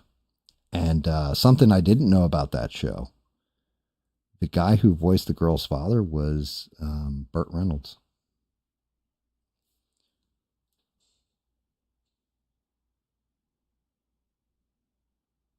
Yes. Yeah, there you go, Sheree. Exactly.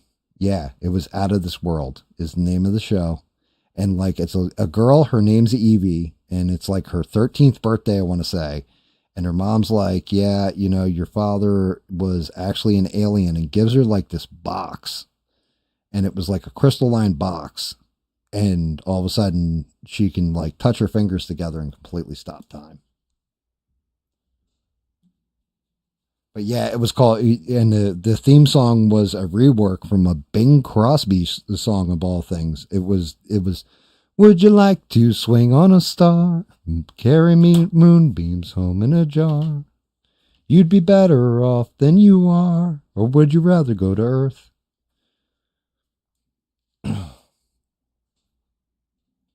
But yeah, it's called, that is the name of it, Out of This World. And apparently it ran for 4 seasons. I never knew that either. Just craziness. All right. Where the hell's my gunmetal?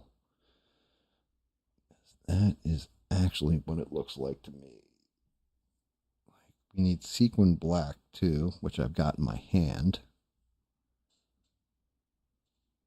I don't know, but it wasn't me, Bob. I'll tell you that much. And I let him sing it. But originally it was Bing Crosby. I don't know who did the remake.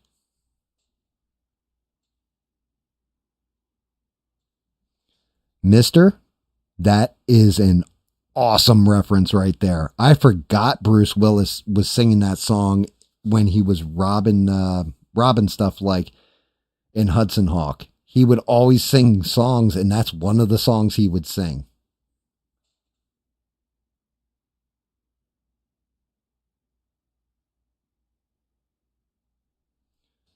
Brittany Murphy and Anthony Kiedis. I don't remember Anthony Kiedis being in it. I do remember something with Brittany Murphy, though, when she was young, before I went all googly.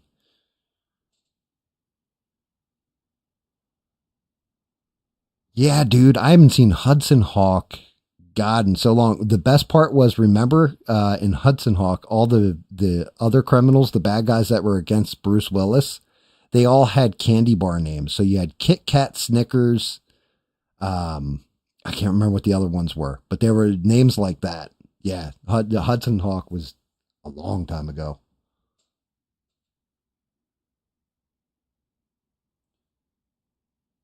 Yeah, for some reason, I want to say, actually, you know what I think it was? It might have been. Now that I'm thinking about it, Eugene. So who's the boss? You had Samantha, played by, oh God, what's her name? what the hell's the chick's name that played Samantha on Who's the Boss? Anyway, they did a spinoff where she went to a model agency. And I think for some reason, that's the show you're thinking of. I think that might be the show.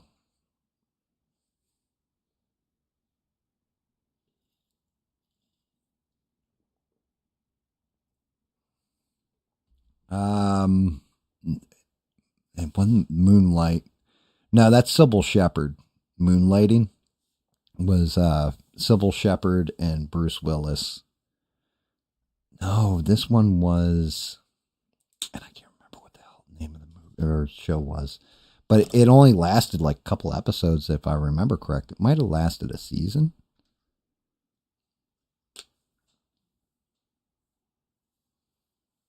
Yeah, Sybil Shepherd, back in the day, she was awesome. The only thing is, this is what screwed up about like Moonlighting.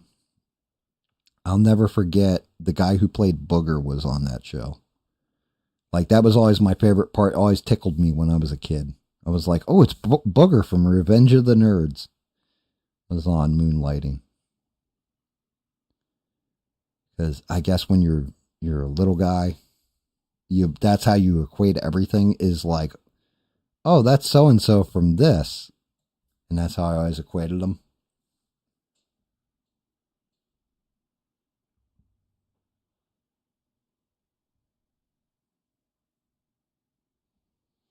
Yeah, Clueless. Clueless the movie? Or was there a TV show of it too? Because I know Brittany Murphy was in Clueless. So was Paul Rudd.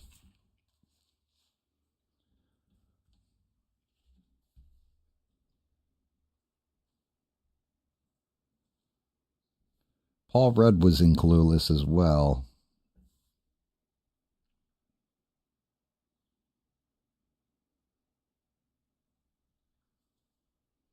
I haven't seen that in years.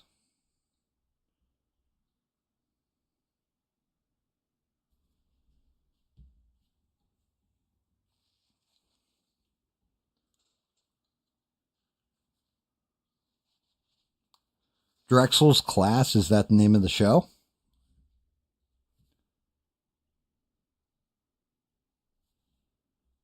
I don't know that I've ever seen Drexel's Class. I mean, I might have. Like I said, some of the shows that come up that were like 80s specific. Like I said, there's some that live on in infamy, like Automan and oh god, what the hell was the other one? Automan, Manimal. Didn't last long. Misfits of Science, stuff like that. I remember that stuff when I was a kid. Some of them are just like completely forgotten though.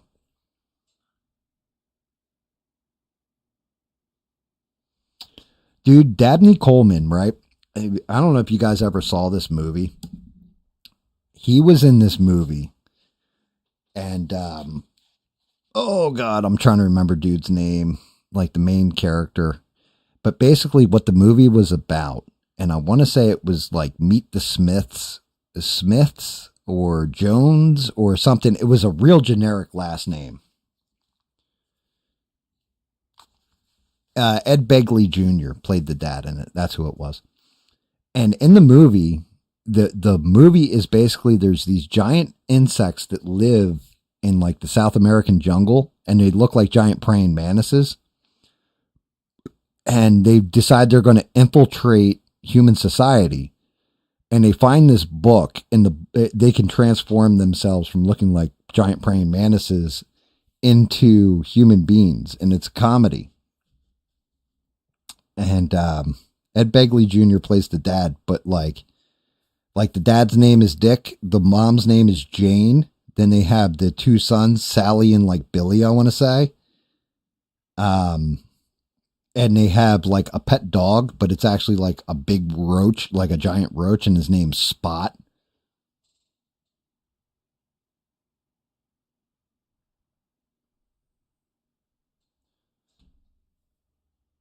Yeah, they had a giant roach for like a dog or whatever, but it looked like a normal dog.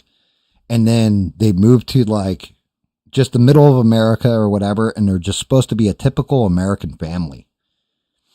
And the plan is for them to infiltrate our society and all this other stuff.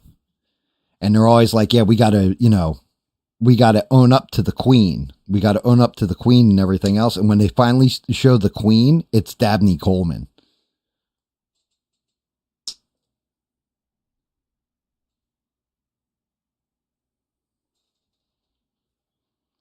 Like that shit was like, I can't remember if it's Meet the Smiths, Meet the Joneses, something. But they get like an award for being the most atypical family in America. And then like Ed Begley Jr. starts sleeping with his secretary in it. The daughter gets all like, or the son gets all hooked up on drugs. But he's like all like clean cut kid, like out of the, see Jane run or whatever. See Dick run, see Jane run, see Spot run. Like it's one of those kind of books they got all the names from, and they dress just like them and all that. I don't know if you guys even know what I'm talking about, ever seen it, even give a shit. But yeah, that was like one of those old classics. Like it was just a random chance on a very late night that I came across. But I'll never forget, because the whole time they're talking about the queen of these like giant bugs. And then they finally show the queen, and it's Dabney Coleman with the mustache and everything. Third Rock from the Sun. That, I don't think we listed that in our classics, but we weren't going back to, that was like, I want to say early 2000s, late 90s, right? Is that when that was on? With John Lithgow, and that was a fantastic show too. Like that really was a good show. It was definitely funny. One of the other shows we never talked about, even though every one of us has seen it, was Alf. Nobody even discussed,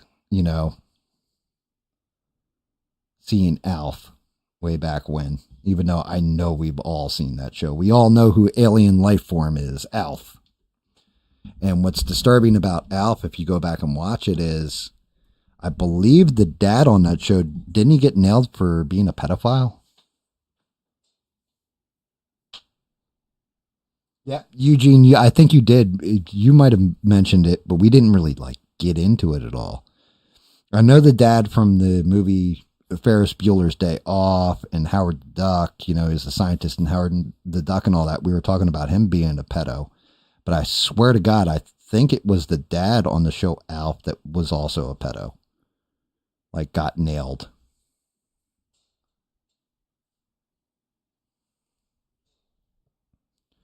Shit, for all I know, I'm rehashing old conversations. But that's years of smoking weed and what it's done to my short-term memory.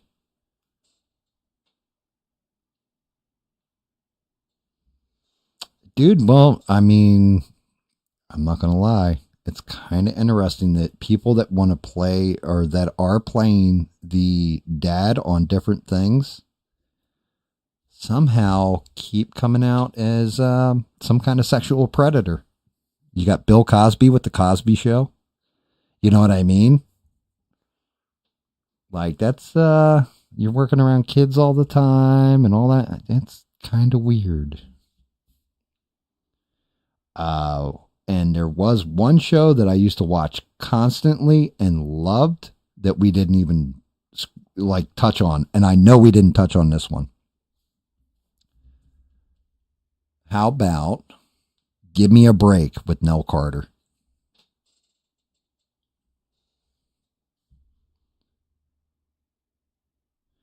Like where the dad was like, I want to say, I don't know if he was still on the job, but he was like a retired cop, and they hired Nell Carter to come in, and she's like their housekeeper nanny.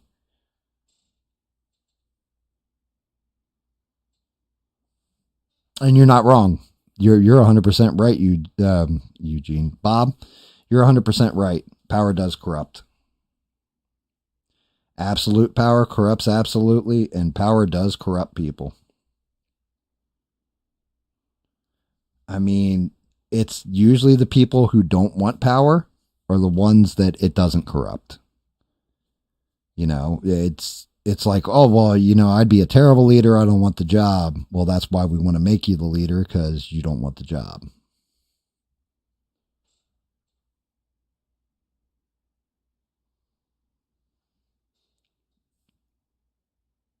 I'm trying to remember that episode, mister. The only thing that, like, is I watch that show constantly too. But the only thing I can remember about the show is the one where the kids were all listening to music and they had Maniac by, what's his name? Michael Sambora. Because Flashdance was out and like Nell's like dancing through the house while she's got it on real loud, and the kids have it on real loud. She's dancing through the house like dusting stuff. And then the chief, like her boss, comes walking in and they're like, oh. Yeah, we 110% mentioned the Facts of Life because Edna Garrett on Facts of Life was spun off from Different Strokes. And we were talking about the episode where, like a disturbing episode, like one of those, you know, God, what the hell are they called? A very special episode where Arnold and Dudley got kidnapped by the guy he had like a bike store or whatever, and like Arnold escapes and all that stuff. But we had gone into that, and then we went into like, yeah, you were here for it, mister, because that's when Night Trap also came up with Dana Plato, and you're like, from Different Strokes. Yep. And I think somebody had mentioned that last week too, that Family Matters was a spinoff from Perfect Strangers.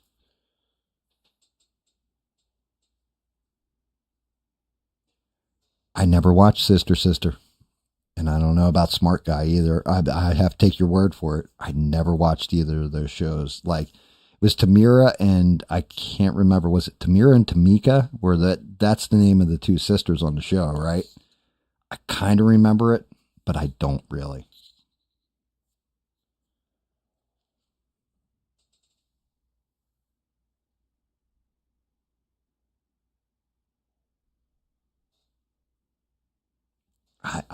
I've never heard of that show either. Lazy Town? I mean, I was full on in depths of party mode at that point. So like 2000s, I didn't really watch all that much. Like I would catch stuff here or there, but I was kind of just doing my thing.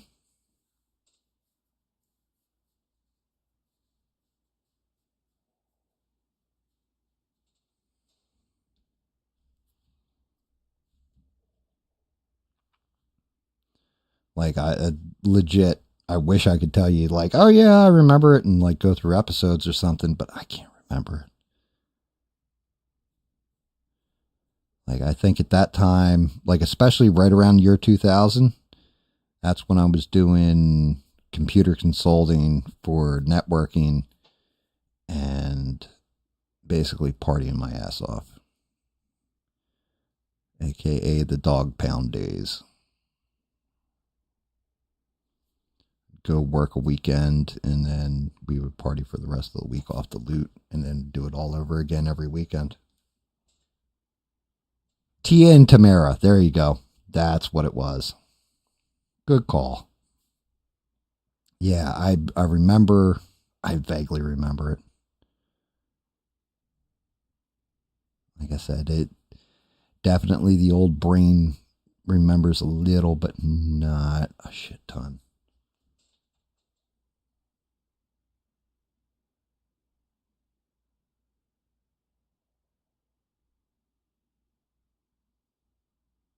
Very nice, Bob. Very, very cool. Yeah, I did that shit many, many moons ago. God, like 20 years ago at this point. 25 years ago. Well, yeah, because I got out right around 2001, so 25, 24 years ago. It's what I got my education on Novell, NetWare, and throwing line and all that other stuff. And then really, when I got out, it was crazy because everything was Windows NT. So, but yeah, that's a whole lifetime ago.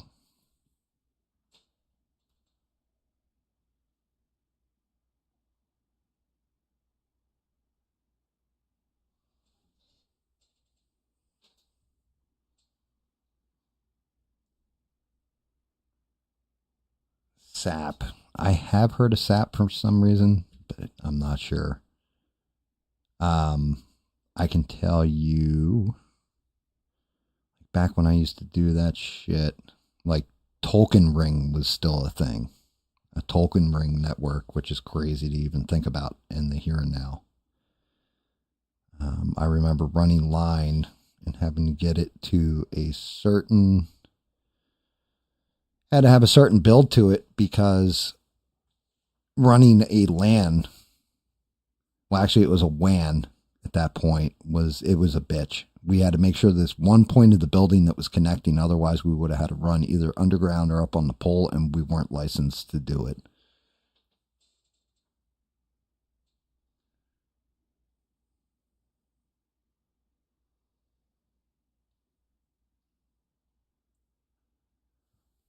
I mean, what do you need an education on, Eugene?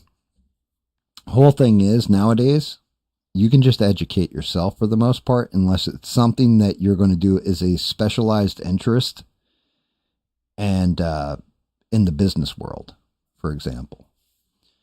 But most stuff you can teach yourself either using books or the internet, believe it or not.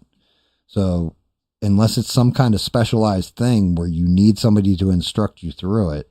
Now, granted, some people can't do that. They can't learn on their own, and they need somebody to teach them or walk them through or guide them. There's nothing wrong with that. But for the most part, a lot of your education nowadays can be done on the internet, unless you're doing something like, I don't know, a nursing residency or a doctor's residency. Hell, even preparing certain legal files and being a lawyer, to an extent, you can get away with educating yourself on the internet, taking the bar exam, you know?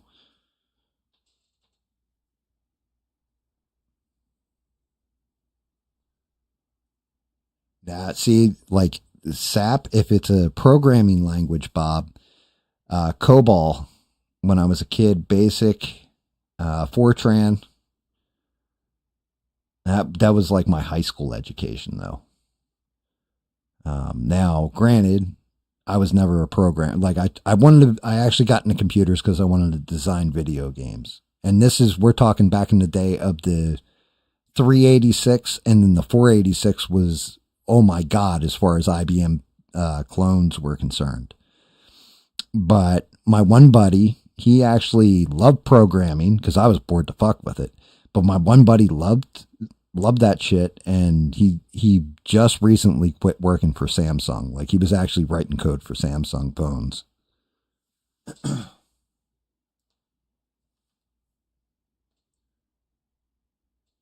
Well, that's just it. Like I said, Eugene, if that's the case and you're afraid of the money end of things, don't take a student loan, because they will just rape you over the coals with it. But you're in luck, because plenty of information can be found on the internets. Plenty of information can be just read from books and deduced if you want to do something like that. And then, something specialized, like, I think, Mr., aren't you like an electrical engineer or something? Something like Mr. Specialty. I don't know if he could learn something like that on his own. But most times when it comes to those kind of higher end jobs, they want a degree, or they want a piece of paper saying you've completed X amount of time and this is how well you understand the material. So sometimes you can get asked out on that. Like, I know I had certifications. Of course, everybody and their goddamn mother. Well, actually, back then it was kind of a big deal to have an MCSE. Microsoft certified systems engineer, right? You had that kind of shit, but then I also had one that was certified for Novell networking. I had hardware repair, and then like A+ was just coming out back then, which is like just bullshit. Like, can you turn on the computer? Oh, you're A+ certified.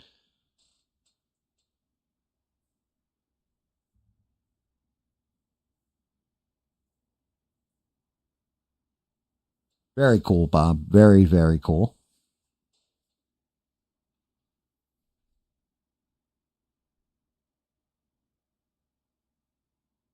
You do industrial robotics. Very cool, mister. Now, are you working with the hardware or the software engineering of it? Like I said, I was always a hardware side guy. You know, to me, it was just a big puzzle piece. To be honest with you, I had, funny enough, had pipes burst in my house and been able to fix them because I just look at everything like it's a flow chart for how a system works. A+++. Yeah, there you go, Bob.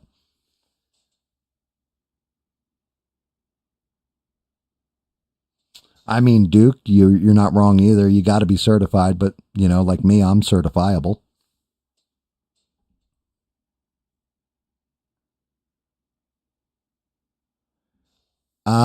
Okay, Eugene, you're wrong. You're 100% wrong. AI can't create. It just takes other things and does amalgams of them together, right? But it's got to hunt down that original idea from somewhere. If you wanted to be a writer, for example, AI can compile two stories together and give you an outcome. However, it can't come up with original fucking thought. That's the big, it can problem solve, it can do all that other stuff, but it needs somebody to tell it what to do. You can be creative and come up with your own thing.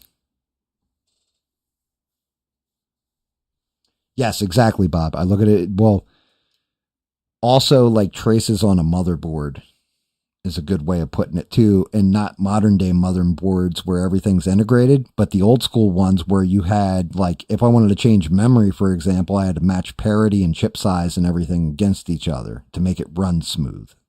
Stuff like that. And I just looked at the water flow like it's basically the electrical trace. Like, okay, this electrical trace is running to this switch. I got to hit this dip switch to do that. And yeah, exactly. I broke it down like that.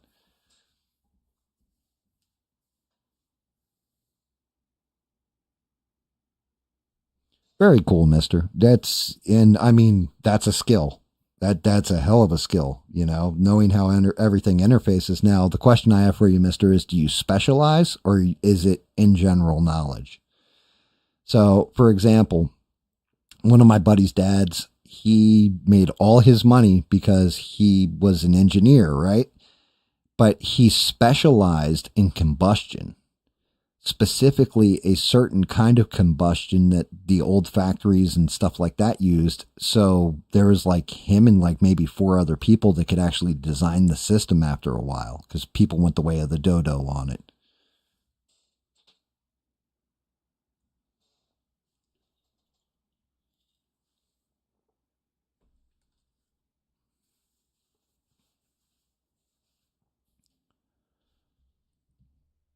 But yeah, stuff like that. I mean, as far as creative stuff goes, AI, if you really break it down, you have to prompt the AI and tell it what to do. It's not just producing things on its own, which is kind of crazy. All right, let's look in this face real quick. Actually, I got lucky. His teeth aren't showing in the smile, so that's not terrible. Which means I can go white in the eyes and the blue-eyed thing. But it's going to be very, very tiny.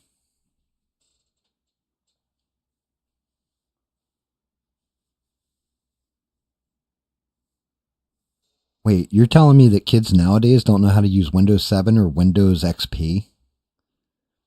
Fuck's sake. When I was doing computer consulting, I remember working on Windows 95 and then 98 coming out. Like, that'll terrify you right there.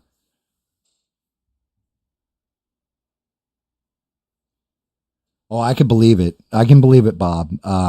Tech nerds, like anybody who's a tech nerd, we all have those stories. I mean, I've told the story on here before about my buddy where he hooked up a mouse and a keyboard to this secretary's desk back in the day.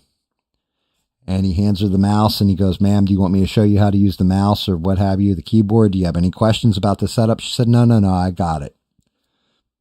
He said he got about an hour up the road and she was like, "Yeah, I'm having issues with this and everything else."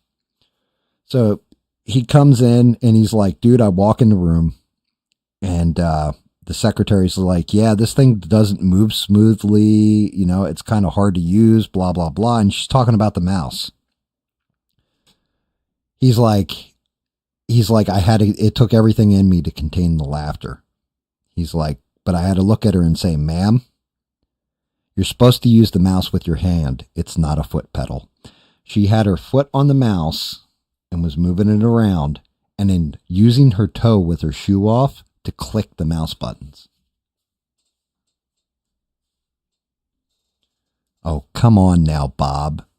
DOS? MS-DOS? That's so easy. So easy to use. It's, you know what I mean? You still use MS-DOS sometimes with Windows even now in Windows 11. Like if you need to screw with the hard drive, you're going into Fdisk. You know, dir, you know, and then if you wanted it wide, you do /W for wide, a space, C:, and then, you know, your slash. And that's going to give you a whole directory of whatever's on your C drive. DOS is easy.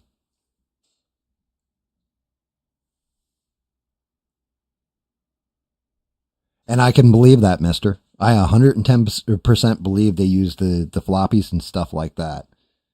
My daughter took over the one company and they do printing of things and literally use these giant ass machines for like wood etching and all this kind of stuff.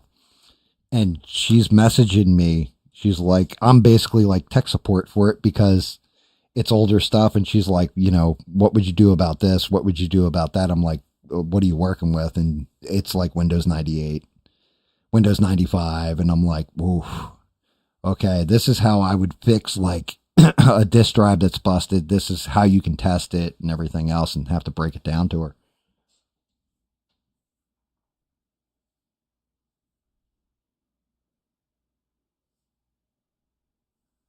/./ will give you everything. So, okay, to explain that one, the two dots, the two asterisks, each one is for file name.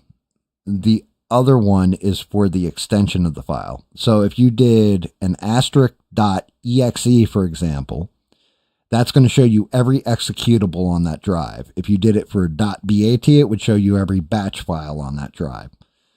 If you leave the extension one on there, then you're going for the actual name of the file.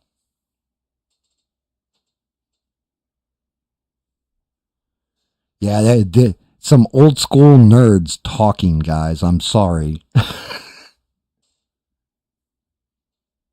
yeah, MS-DOS. I've used that since, God, I was actually in grade school. As a matter of fact, I used BASIC. That's what got me thrown out of the computer class when I was in middle school. They had gotten in Tandy computers. They were Radio Shack computers, brand computers. And the teacher was all excited because she was going to teach us how to, you know, put a disk in basically the drive and then type a command prompt and then bring up. And I went into the BASIC on it and typed, "My teacher doesn't even know how to get this off the screen," and then told it, you know, go to 10. And then I hit run. Next thing I know, that shit was on the screen. The teacher's all scrambling, trying to get it off and all that. And then, yeah, I just hit control break and, yeah, got thrown right down to the principal's office and banned from computer shop.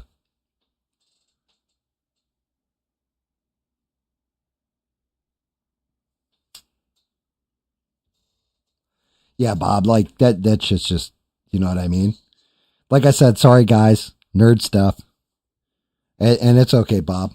the painting, I do it. I'm doing it. Just remember, laziness is my superpower. Smurf gets mad at me for it, but laziness is 110% my superpower.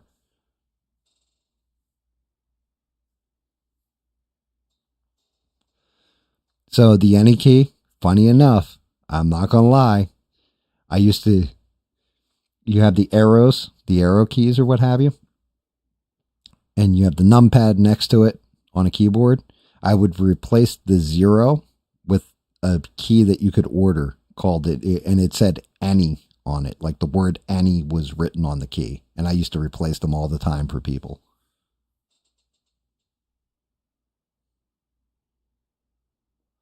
Zero cool.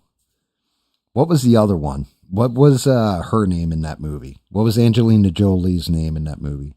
Because there was Zero Cool, and then Angelina Jolie had her own handle, and I can't remember.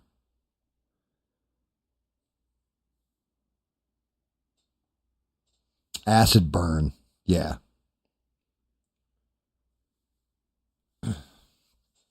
Acid Burn. I have not seen...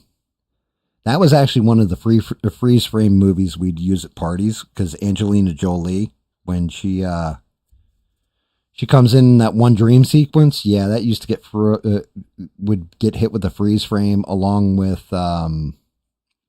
Jamie Lee Curtis in Trading Places is another freeze frame.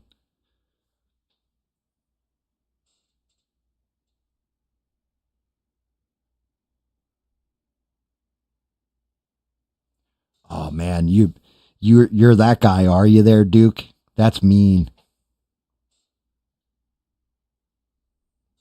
It. Drop this it. Stay away from the brown acid.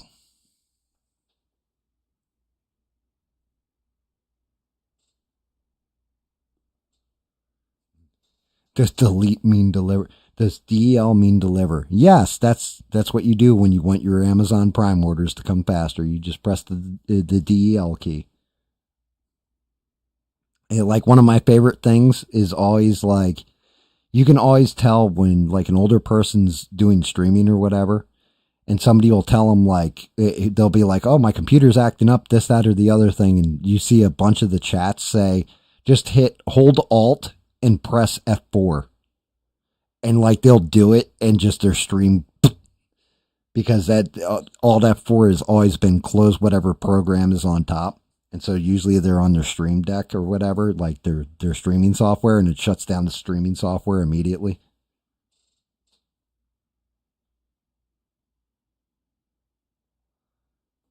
Like I've seen that so many goddamn times, and I've seen people fall for it, and you're just like, what the fuck, dude? You've never heard of the Alt F4, like to close the immediate window? Yeah, F12, that closes down, like if you're watching Chrome or whatever, doesn't that shut the browser down? I can't remember. I honestly don't use my function keys, really.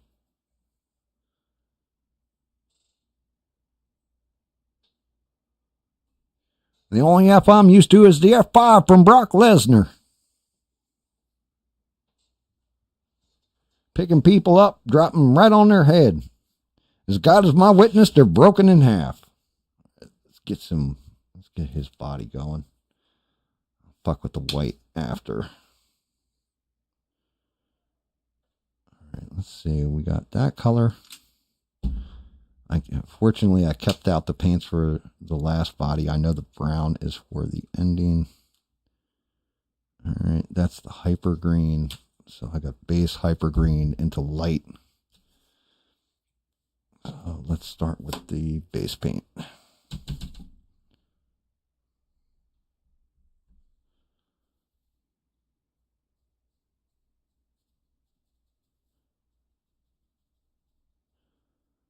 Damn, each little rock on the chest is going to be a pain in the ass. It's nice and chunky on them shoulders, but you start getting in the abs and shit on this model, pain in the ass.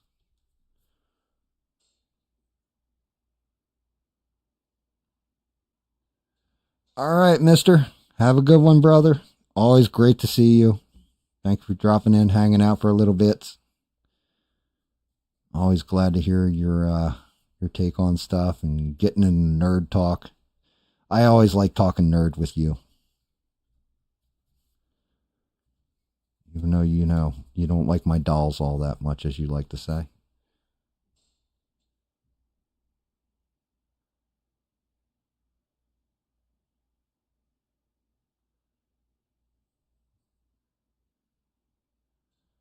Stay the fuck out of Boulder. That's my advice to you, mister. I pray for you it's not in Boulder, because I don't know what the hell's going to happen out there next. Craziness. Also send me some weed from there, would you? God damn it. Help a brother out.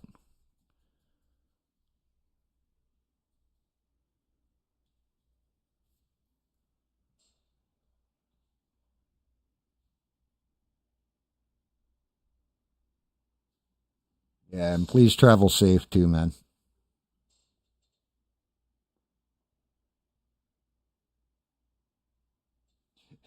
Did you just say highlight everything and hit Control Alt Delete? Holy shit.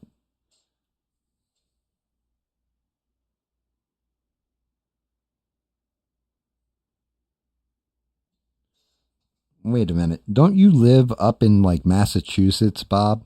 They didn't legalize it up there yet? What the fuck?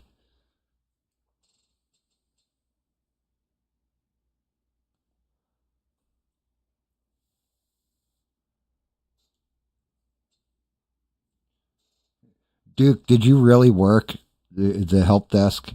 Were you part of the IT crowd? Were you like, have you tried turning it on and off again? Well, I don't know. The flow chart doesn't go beyond that.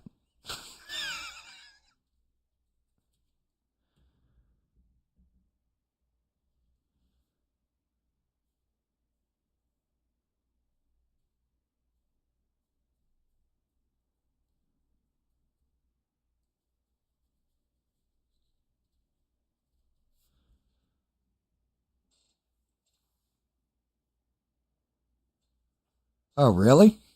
In Virginia, huh? Well, you got DC right there. I mean, it's legal in DC. You could go to a dispensary there and just grab some. I can tell you this much: go to a dispensary. Don't go for the street stuff, because nowadays I've said this before. It may not even be that they mean to lace it with anything, but if you're cutting coke on a table, and then you're cutting out fentanyl on a table, and then you throw weed on that table, the weed is going to absorb some of that shit.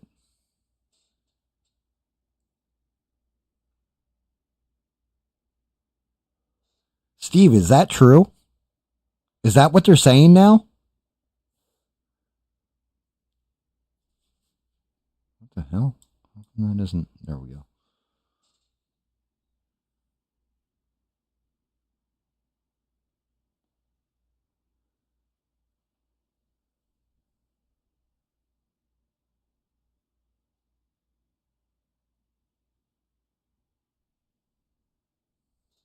Very cool, Bob. Very, very cool. Holy shit. So that's the wrap up to that story. I knew they had taken him into custody, but apparently it's an illegal Muslim migrant that did that shit. That's fucking nuts.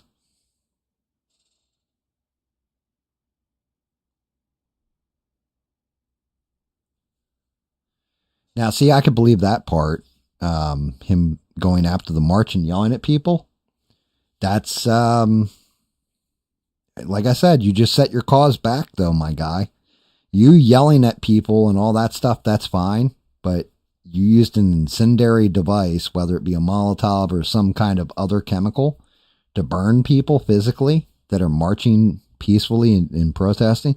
It also, man, that's going to highlight why Trump wants to get everybody out of all the illegals out of the country too. Like, this is the shit I'm talking about, kind of deal.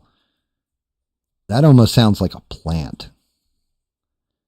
I am not going to lie at all. It almost sounds like a plant to me, because it lines up too well with so many different political interests that just something doesn't, makes my sphincter quiver. Like, something's not right.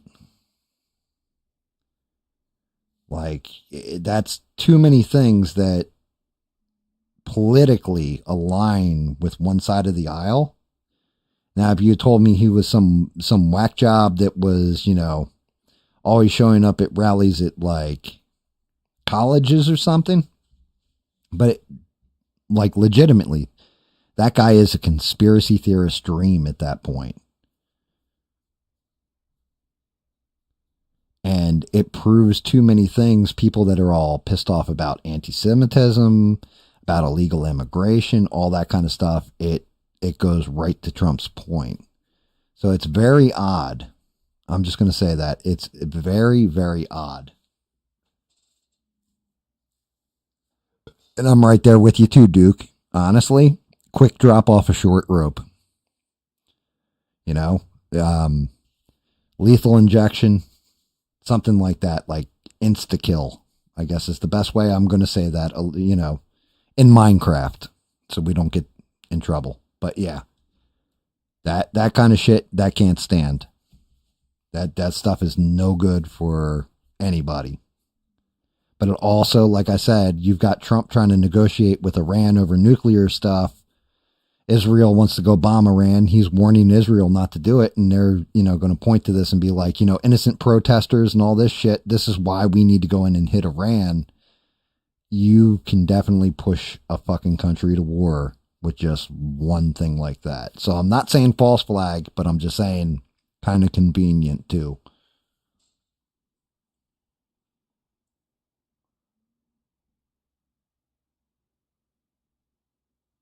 Well, see, but that's the problem, right? I think it could be real. It could also be a false flag. And I'm not a conspiracy theorist to that extent. Sometimes what is, but at the same point in time, like I said, when you line up certain things and they're either politically expedient or they help something that is hardcore in the news, like I said, like the shooter that took out the two guys from the Israeli embassy, right? Like you just happen to pick that moment to go do that when everything is in the news, and then you peacefully surrender. And supposedly this guy peacefully surrendered too. Something it almost feels like a psyop. Now, I'm also one of those guys that life is stranger than fiction, so it's a good possibility and everything else. But yeah, I mean, something's weird here.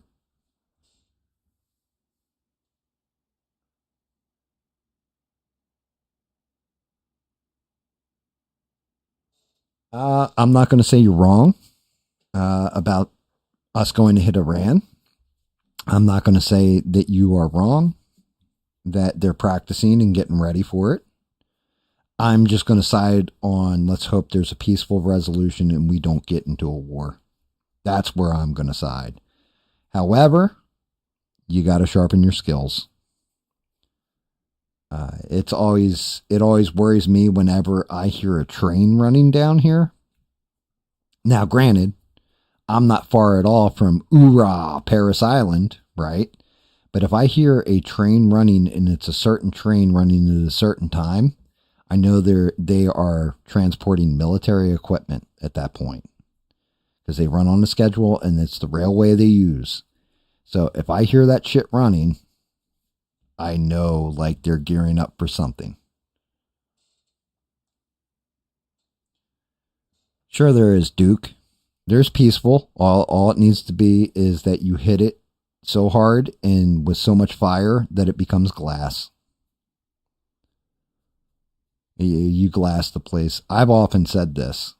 I am shocked, 110% shocked that nobody has gone and just detonated a nuke at and I'm not calling for this by any stretch of the imagination, but it just shocks me that nobody has ever nuked Jerusalem and just destroyed the holy sites. You know what I mean? And made them where you can't even visit them. Oh, well, unless you're wearing a radiation suit, you ain't getting in there. And if you do get in there, you're not making it out. Like that kind of thing. Because then at that point, you're not fighting over that that territory for ideology's sake or religion's sake. But let's be real about things. There is always going to be hatred between both sets of people for as long as we're on this earth, because as far as I know, there's always been that animosity between the two sides. So, hoorah, simplify. Cherry Point Marine Base. And, yeah, I wasn't in the service, but yeah, I may or may not have a lot of friends and family and everything else that were hoorah Marines, that were Army intelligence, that were colonels in the Air Force, that were Navy in the Navy.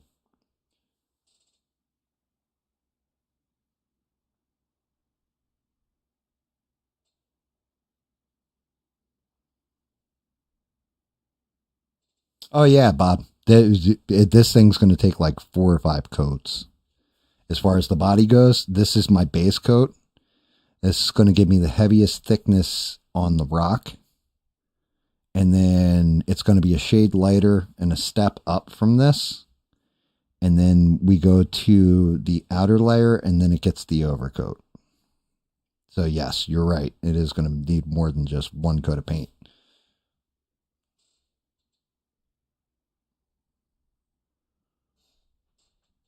And yeah, I'm right there with Sheree. Thank you for your service. If anything that pisses me off more in America than anything else, it is the way we treat our veterans a lot of the time. Some of the stuff I've seen, some of the stuff I know, it's crazy. Like they never talk about. They always, some wars they broadcast live, and some of the placement of the troops they broadcast on the news and stuff like that. But it's those other little wars that they don't talk about. That, you know, all of a sudden you're like, hey, wait a minute, why is the base mobilizing? We're not at war. And they're like, oh, well, we're getting deployed here. And you're like, really? Yep, we'll be back in a couple of weeks. Well, wait, why am I not seeing this on the news? Well, they don't talk about it. This is not something for the consumer, basically the American consumer of news, to know about. This is something that the U.S. is doing. And I can't go any deeper than that, guys.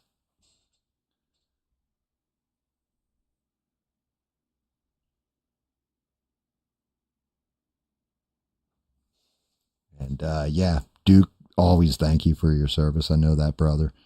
And that's just it. That means Bob K got you, you know, he dropped you off on land and let you go do your thing, depending on what his MOS was. But yes, I have the utmost respect because I was too much of a bitch to go and fight for my country. So when it comes to military personnel in particular, you know, that's one thing. I am hardcore in support of our troops. A lot of the generals, not so much. A lot of the command structure, not so much. But when it comes to the actual, how are they calling you guys nowadays? The American warfighter, the average G.I. Joe, I guess. I have nothing but respect. Some gave a little, others gave all for their country. And you will always have my respect because of that.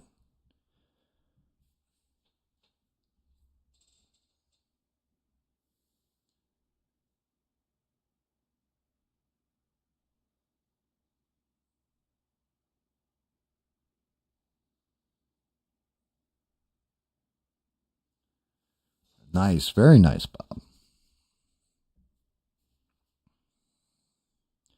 Yeah, I mean, there's people in my life, and I would love to tell you guys, you know, this, that, or the other thing, and not say, hey, just trust me on this shit. I can't. I won't. Just because they've asked me never to discuss discuss shit on stream in particular. Like, legitimately, specifically, don't discuss anything on stream. And I've kept that word, and I always will keep that word, because I respect the shit out of them. And it's not a big ask. There's plenty of other things we can talk about, you know. But I can just tell you that, yeah, I've got the utmost respect for you guys. Doesn't matter if, you know, Duke Raoul walks around all the time with his pants down around his ankles, always doing the helicopter, and that's good. He's good people. Actually, Duke's been actually, since you've come into the channel, Duke, you've always been a spectacular stand-up kind of guy. Spectacular.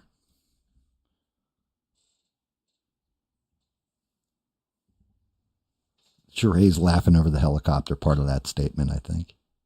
But hey, you know, Duke is who Duke is. I accept him. Try not to goop this face up. Tread gently. Actually, I was better with shaky hands when it came to doing these fine details with goopy paint.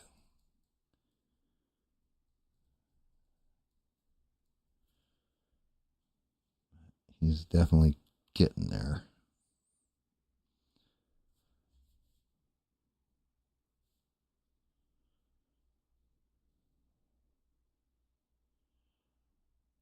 Get under that damn unibrow. And you're not wrong, Bob. That's the whole thing is, your word is who you are in life. You know, and don't get it fucked up. Like, you know, I'm not saying I'm perfect either. I try not to break promises. Some promises you simply cannot keep. You can just try and be better. Always getting better.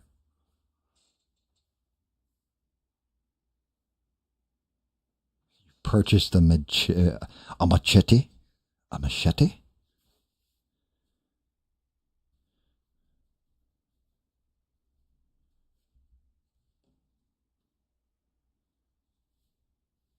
Yeah, I'm happy Steve's keeping us up to date on that shit. You watching the news on it, on that Boulder, Colorado stuff, Steve? Got to keep me up to date with what they find, what's going on. I don't do the Twitters. The Twitters and me are not friends.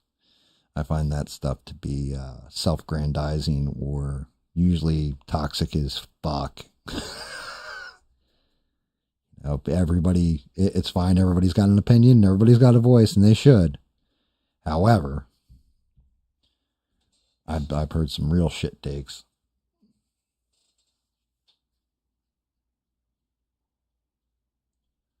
Oh, you didn't remember? It was him and Donna Bash or Dana Bash or Donna Bash, however she says her fucking name. Yeah. When Biden had the meltdown. That's what I'm saying. Jake Tapper is just the biggest bullshitter I've ever seen in my life. And granted, Laura Trump said he did call her and apologize to her and say, look, when I do my media tour and all that, I'm going to tell everybody you were correct with what you were saying and all that. And I fucked up. And she's like, to his credit, he kept his word. But the whole thing is, how is it an asshole who talks shit and paints things on the internet can tell you that Biden is fucking in mental decline and not capable of things, and a guy who reports the news for a living has no fucking clue?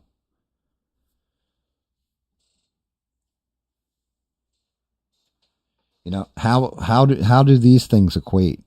Can anybody tell me that? Because why is it like all of us can sit there and look at it and just say, yeah, this is what it is? And it doesn't mean that, you know, like, even if you weren't a Trump supporter or, you know, you're a staunch Democrat, how can you not look at Joe Biden at that point and say, yeah, dude, that guy's fucking totally out to lunch.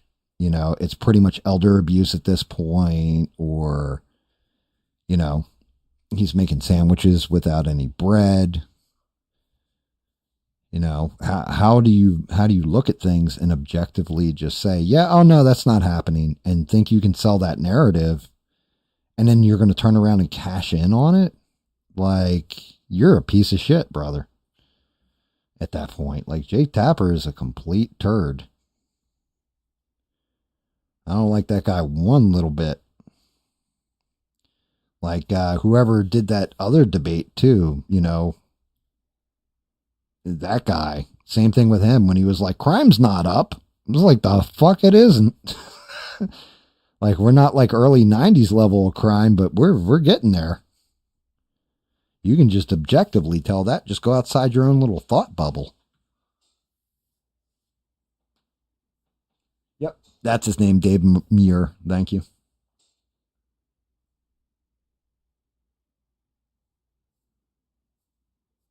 Yep. And you're not wrong. Mostly peaceful crime. You know, they only killed 4 people today, not 5. Like, what? And yeah, Bob, that's just it. So that's the rise of independent journalism is an important thing.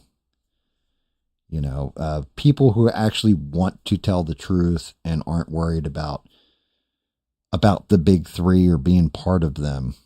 You know, MSNBC, Fox, or what you call it. Fox is a little bit more fair in their coverage, in my opinion, but not much, because it's just partisan slant the other way. I think that might be a couple of the biggest gifts that we got over the past couple of years. One was Elon Musk buying Twitter, because that shit kind of restored Everybody's Got a Voice. He brought back all the people that had been kicked off, all that kind of stuff. So to me, Elon Musk coming back and buying Twitter was a pretty goddamn good thing. I think that changed a lot. The other one was Fox News firing Tucker Carlson, because now Tucker is just unleashed. He doesn't have to answer to anybody. And I'm not going to lie, I think he's kind of a spoiled rich type dude. And kind of, you know, I get like, oh, he's an old deadhead, all this kind of stuff. And that's really cool. But I also get the feeling like he's kind of like a more elite type person. But I'd be lying if I didn't say that he actually does question everything and does throw shit out there into the lexicon that needs to be discussed.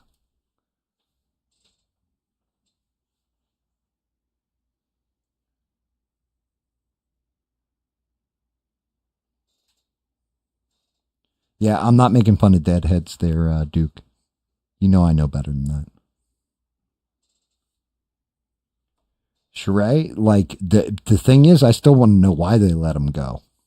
Now, I have my theories. I think it had to do with Pfizer and the shot, because he was getting close there with that shit. But the other rumor about, I don't know, whoever has that fucking company, like, that dude's girlfriend kind of was attracted to Tucker. I had heard that, and I don't know if that's true and had something to do with it, but it is some shit.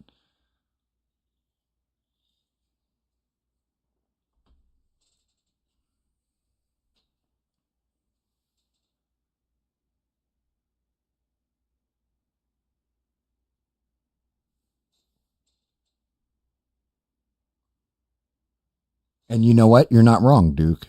The whole thing is, I still say with everything, you got to question it. It's like Steve coming in here and saying, yeah, this is what they're saying. And the guy was an illegal Muslim. And, you know, he just set a bunch of peaceful American protesters on fire and all this kind of stuff. Like I said, I don't trust anything because of that. Because the difference between a conspiracy theory and the truth over the past couple years has been about 6 months. All of a sudden, shit that was like, oh yeah, it's definitely this, turns out like, you know, the crazy people, you know, like me, who are like, I am never getting a fucking shot, were right. Or, dude, that laptop is clearly Hunter Biden's. Russian disinformation wouldn't put his dong in that many pictures. You know, like there's just some shit in this world that's obvious. And you're gonna piss on my leg, tell me it's raining out. Like, I don't think so. I'm gonna go with what my gut tells me and what sounds like that makes sense.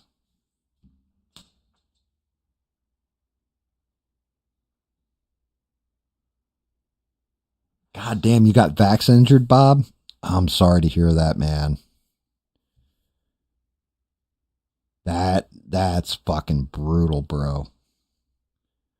Yeah, I've said this on here before. Like at first I thought the shot, I was like, I don't know about the shot and everything else. And somebody close to me had warned me like, yeah, don't get that shit. And then right around that time when I was debating it, Robert Malone went on Tucker Carlson. Went on Joe Rogan rather. And he was talking about, I've developed mRNA vaccines, and this is a leaky one. It doesn't block transmit. It doesn't do what it's advertised to do. And I was like, oh yeah, I am definitely not taking it. That was my warning. But the only thing is, somebody like my father, right? Yeah, I know he went out and got the shot, and I told him, I was like, yeah, he's like, well, do you think it's wrong for everybody? I said, no, you're in older age range. I can understand why you would take the shot. You know, it's going to guarantee that if you catch COVID, you're not going to die from it. I understand. I was like, but for me, I'm not in that age range where I have to worry about my health. I'm not going to take it until it goes through prenatal to postnatal 10 years in review studies before I even think about doing some shit like that. Because we still don't know what the side effects are.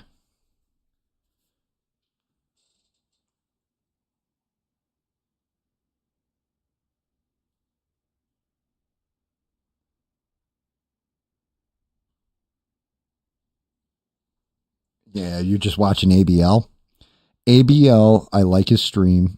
I've said this before, but it comes back to stuff like the David Hogg thing.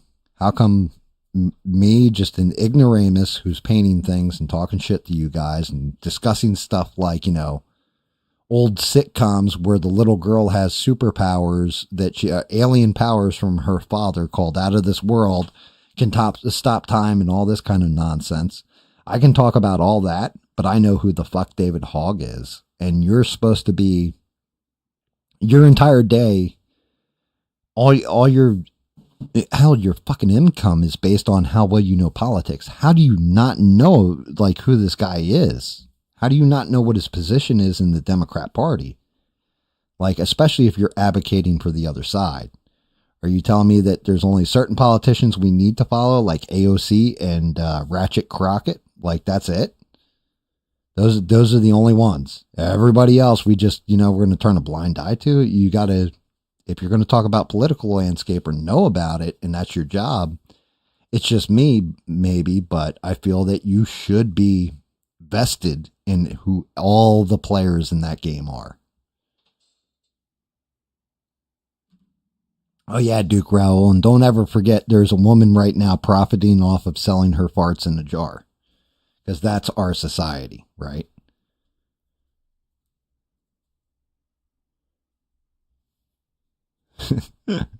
Sounds like a fucking plot line to an Alex Jones like rant. And then, you know, after the aliens landed and convinced everybody that we're going to turn the frogs gay, Democrats are going to infiltrate men's homes by selling farts in a jar. And, yeah. You know, some crazy shit.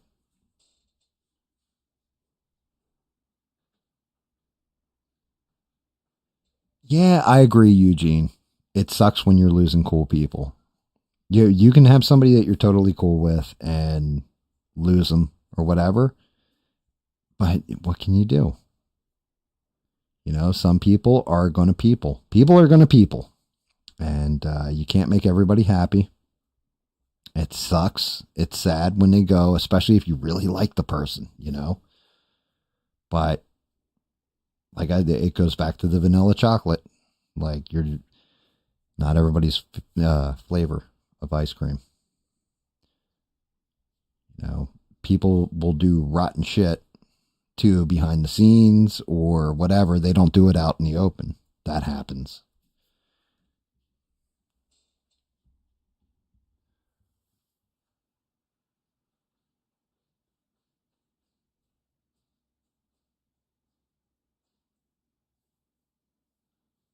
So when you get stuff like that, Steve, like you're saying, you're seeing old Matt Walsh videos where he's talking about God and the car and all that kind of stuff. It has a lot to do with your YouTube algorithm. For example, if I go real heavy on my YouTube algorithm and I start watching all political stuff, right? I'll start getting all kinds of feedback and feed into old streams that are politics because I've run out of the new stuff. And then, you know, it brings up the old stuff because the algorithm's thinking that you're into that kind of thing. Like, all right, true story. And I figured it out finally. Because I don't know how the YouTube algorithm works. I'll never figure it out. Hell, there's mathematicians that can't figure that shit out. But I was watching a lot of news on China or whatever, and all of a sudden I kept getting these notifications for, well, it wasn't notifications, it was just pop up in my feed of this one Chinese girl who dances like a robot. I'm like, what the fuck is this? And I was like freaked out about it. Like, it creeped me the fuck out because I kept getting this shit. And I'm like, I've never searched like Chinese girls or any of this stuff. And then sure enough, I realized, I was like, wait, I've been doing all kinds of research lately, watching YouTube videos on China. This is a popular one over in China. The algorithm thinks I'm into Chinese fucking, you know, videos and stuff like. I was like, oh shit. And once I stopped searching China, it went away after about a week.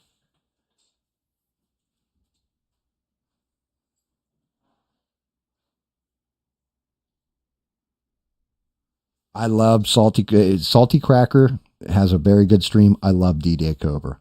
Jeremy, from Geeks and Gamers, his channel.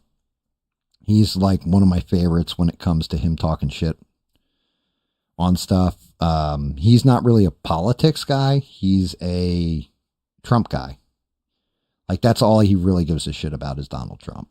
But I really do appreciate Jeremy. He's one of those guys where if I were to give a super chat and say, hey, shout out my stream, that would be one of the streams I would do it in, because a lot of the people in there are fun and talk a lot of shit and all that kind of stuff and have fun, it seems like, with this stuff.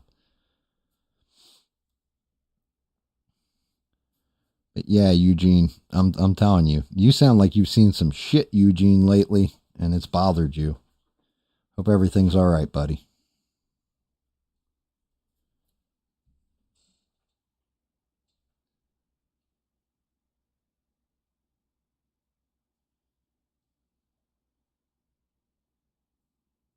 I don't know how Salty Crackers pulled it off. And Eugene, I saw your list. That's an interesting list.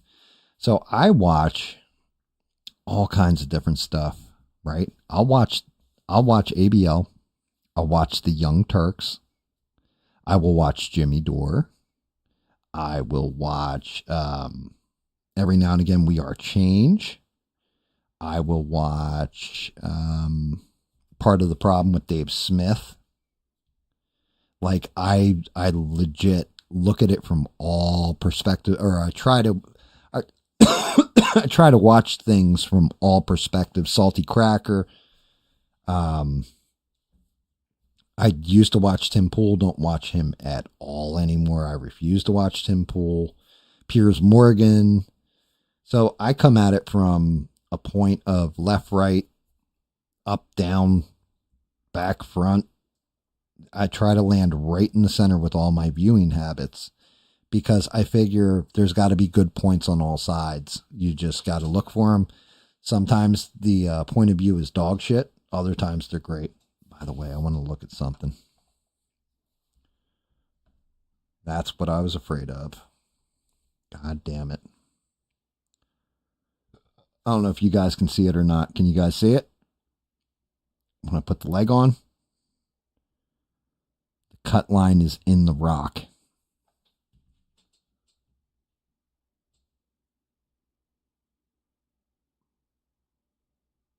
Yeah, I'm telling you, folks, it's going to be a civil war. I'm telling you, take my wife, please. Good old Rodney Poole. Rodney Danger Poole.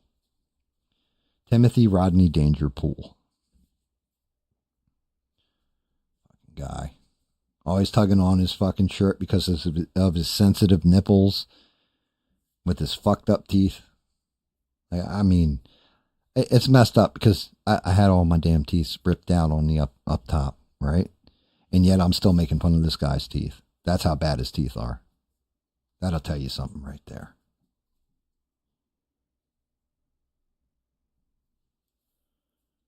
That'll tell you exactly, all you need to know.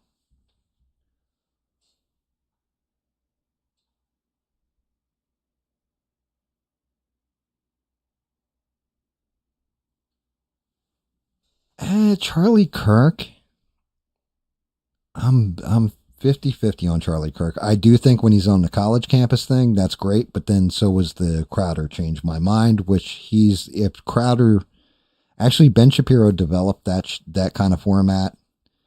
I think Crowder more or less mastered it, but then I think Charlie Kirk has just perfected that shit. Getting the crowd to interact. You got people yelling one way or the other in the crowd, but nobody's really getting violent. I thought there was just like a fight or something recently, like one that had gotten ugly, turned like a Turning Point USA. I know they fucked up Brandon Tatum's shit when he was on college campus or whatever. But then I also watched Brandon Tatum school a bunch of people too.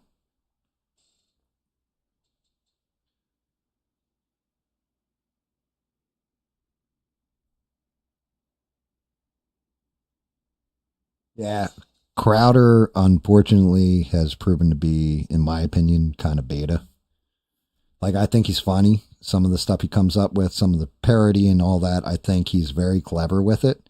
But he feels more like he's Hollywood than an actual person. You know what I mean? Um, what's going on, Six? How are you? Beat the drums for Six. Good to see you, brother. Been lurking long or just get here? Salty doing his thing.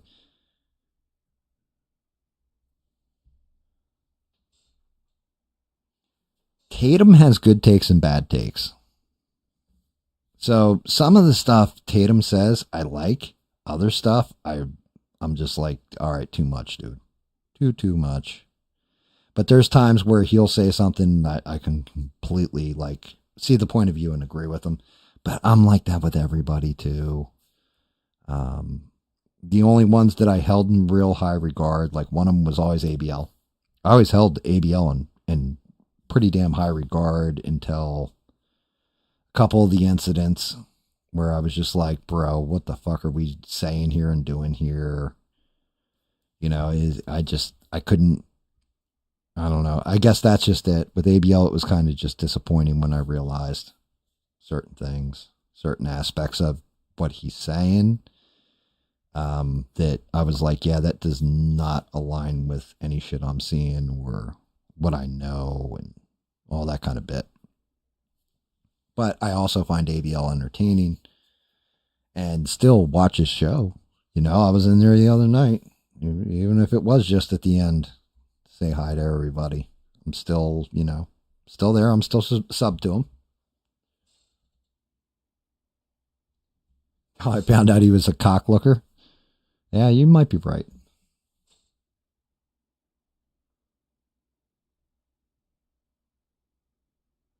Duke, that is fucking hysterical. Crowder needs to wear his shirts just a little bit tighter. Yeah, I mean, I'm not going to lie. You're not wrong. Like, so that's like, he is definitely one of those guys that claims to be alpha and then tells his wife to peg him. You know what I mean? Like, he's that dude. Like, that's who he strikes me as.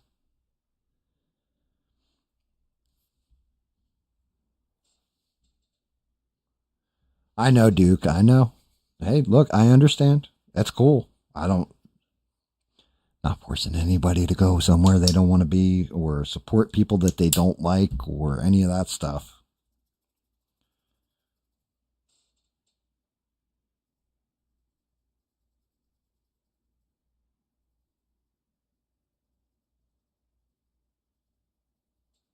Cuck like Jack Murphy type cuck. Yeah. Yeah. Kind of like that. And what would you like to switch up the conversation, Eugene? Are you talking about me with the good old movie type days? Do you want to switch the conversation to old movie talk? We can definitely do old movie talk. You know I love my old movie talk. Or are you saying just the internet in general? You wish it was how people used to talk about how good a movie was and stuff like that, and that's kind of gone the way of the dodo because movies haven't been really, really good. Every now and again, you'll get a really decent series out, like a John Wick or Godzilla Zero or something like this, but they're few and far between. Avengers Infinity War / Endgame.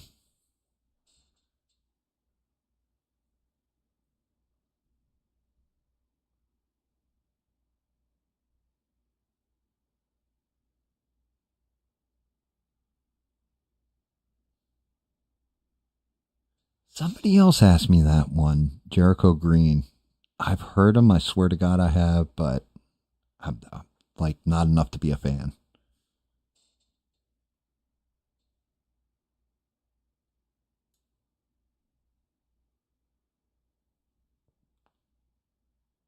Wait, BCP, Black Conservative. Wait, what is that? Black Conservative Perspective or some shit? I mean, I like Black Anomaly Rising. He's pretty good with his shit.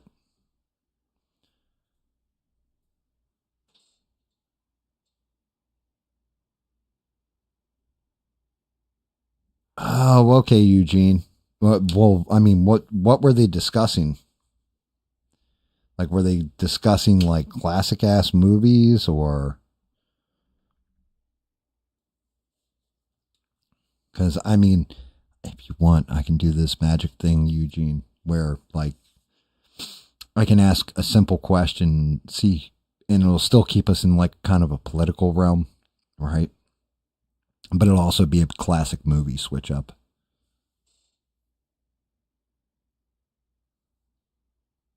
Yeah, Mystery Science Theater 3K, like, I used to like that a whole bunch, but kind of, I like my own riff track better at movies nowadays. Not that Tom Servo wasn't always on point, but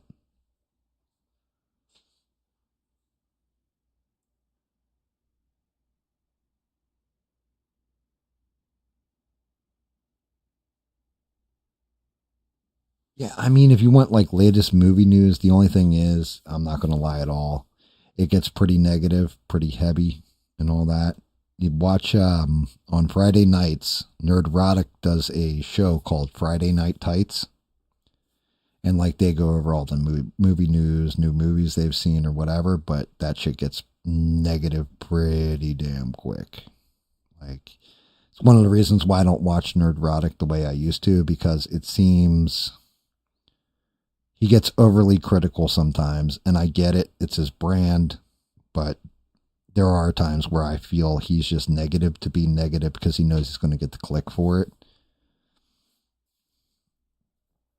But he's usually pretty good with that stuff too. Like Critical Drinker, I think is probably a better format.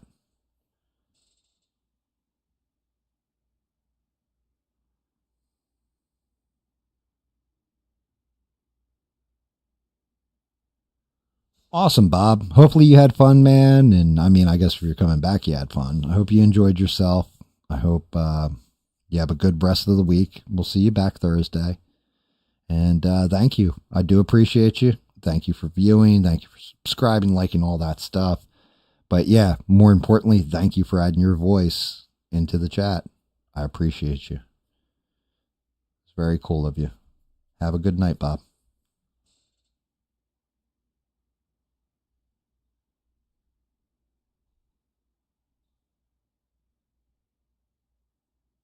Oh, come on now, Duke. You definitely find humor in comedy. I mean, granted, we haven't had like I'm going to say a side-splitting comedy in a while. But like Step Brothers, for example. Like just the scene where they're laying in the bed and they're talking shit to each other. And he's like, I'm going to get a pillowcase and fill it with soap and beat the shit out of you when you fall asleep.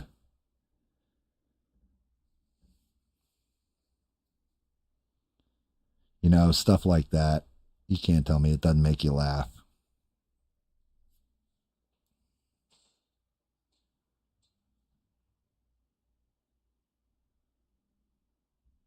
Yeah, that is the severe problem, Eugene, is that it's terrible. I've been watching more anime than anything else because the Japanese, they build great characters. Even if it feels like it's the same character over and over again, I'm not going to lie. But they seem to build great characters. They have solid storylines. Everything fits together. They don't give a shit who they offend.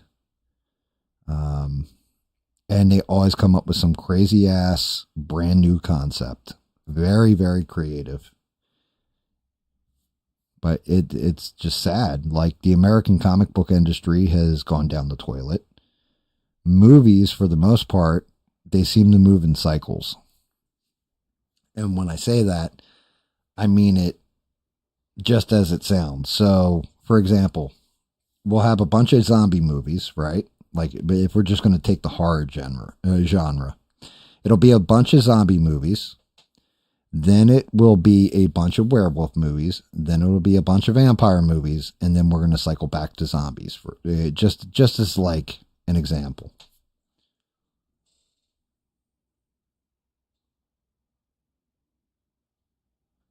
Pat Cummings is just a funny name.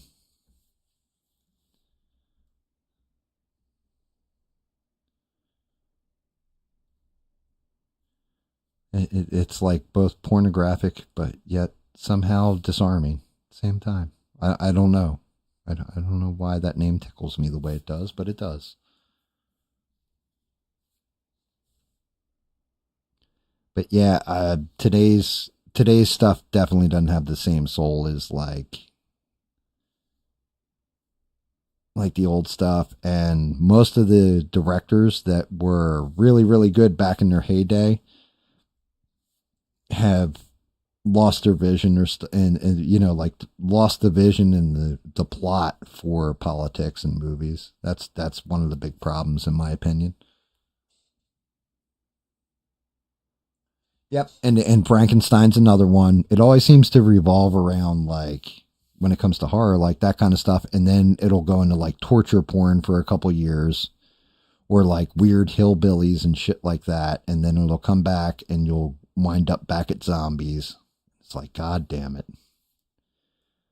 And like, nothing changed, nothing new, to the point where they've beaten the genre to death. Yeah, C6, Pat Cummings. Yeah, something with that. Something with that name. It's just what's in the name, and that one is an interesting choice of name you picked there, Mr. Duke.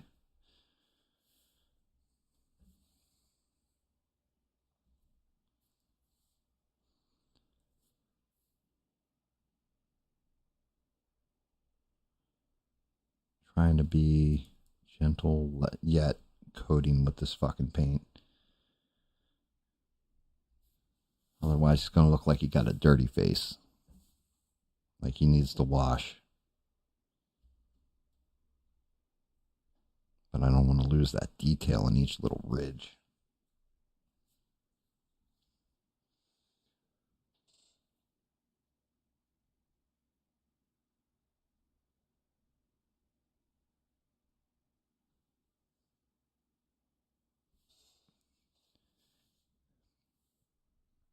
Yeah, I mean, comedy is another one that had taken a huge hit. It's starting to rebound a bit. But comedy was another one where it was like, I would watch some of these people. I guess one of the examples is, what's the one chick looks like a retarded Cabbage Patch doll? Blonde hair, real. She looks like a Cabbage Patch doll, though, like a mutant Cabbage Patch doll. Amy Schumer, is that her name? I think it's Amy Schumer. But I think she had like some special come up on Netflix, and I was like, hey, what's this? And I turned it on. I lasted approximately 6 minutes and then turned it off and was like, Jesus Christ, that passes for comedy. What the fuck is going on with this world?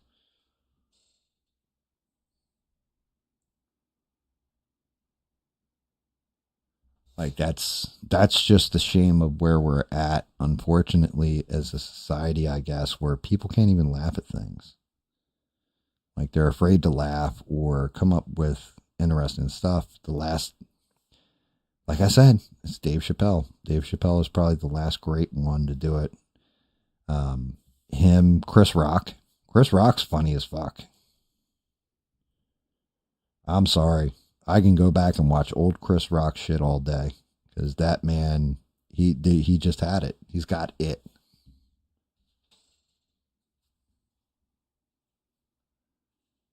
Yeah, exactly. Yeah, you right there, Six. You got it. Yeah, that's the whole thing with Amy Schumer. There was a point in time where she was kind of funny, but then it was like her humor wasn't funny and it was more just like, yeah, you're just being dirty to be dirty. Like it's not even funny. Like you're not coming up with some clever thing, you know?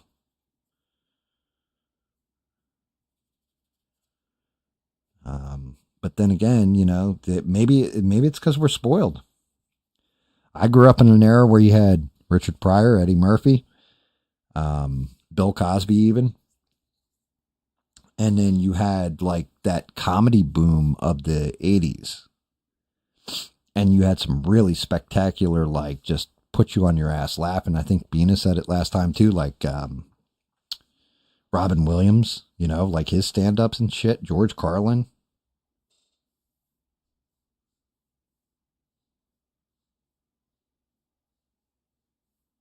Yeah, a dude wanted to work with Jim, or you work with wanted to be Jim Brewer. Jim Brewer, like, I think his funniest part is that he always looks stoned. Like, he always looks like he's fucking baked. But yeah, that's just it. Maybe that's the other problem. I lived through, and most of everybody has seen a lot of the movies we grew up with in like the 80s, 70s, 80s. Right? Maybe we lived through a golden period that can't be repeated or innovated upon because it was so good. And holding anything against that standard, it's impossible. Maybe it's just impossible to duplicate. Well, I don't even want it duplicated because I think that's all the reboots. But just that creativity, just that originality.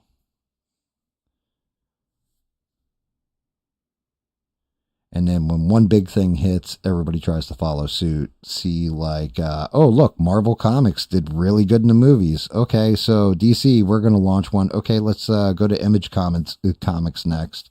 Hey, what indie franchise like Guardians of the Galaxy can we fucking do? Because that landed big in the box office.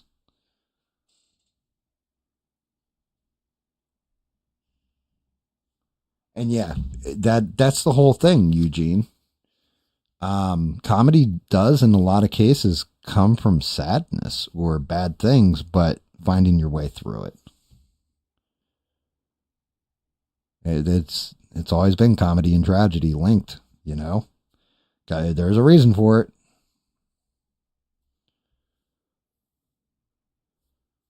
I mean, if you can laugh at the awful things that happen to you and put a spin on them and make them funny, because, you know, everybody's been through shit that somebody else can relate to.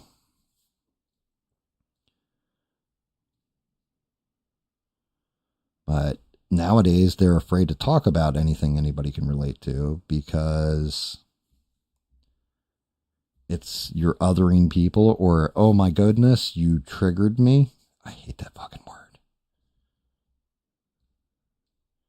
That's some shit like a 16-year-old girl says. But I hear it bandied about all the fucking time. Triggered. One of the things I've been laughing about, though, is, have you guys ever noticed when there's a new word in a lexicon and you hear everybody fucking use it?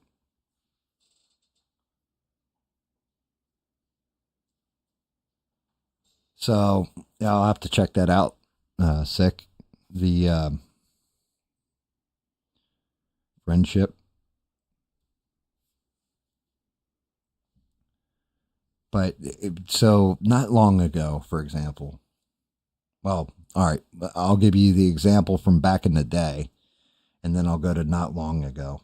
But back in the day, if something was really cool or it was radical, right? Like that was a big bodacious, radical, right? All of a sudden everybody starts saying that fucking word.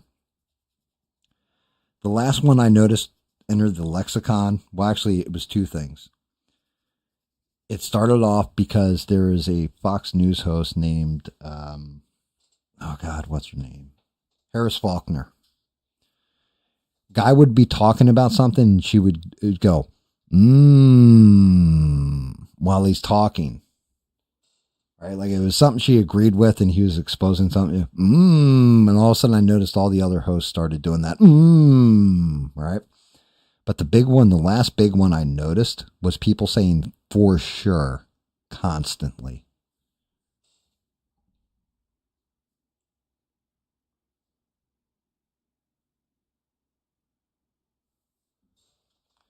Like, and I'm not going to lie, where I really noticed that shit, like, saw it taken off, I'd be in an Xbox party, and all of a sudden a guy would come in, he'd be talking, and you'd be like, yeah, we're going to go raid this base over here, and he'd be like, for sure, yeah, I'm there with you guys, for sure. And I was like, what the fuck is it with this for sure? And then I'm watching Ben Shapiro, and all of a sudden Ben Shapiro is saying like for sure constantly. And I'm like, what the fuck is it with this? Like, how does this shit get mind virused into our society where all of a sudden people start talking the same?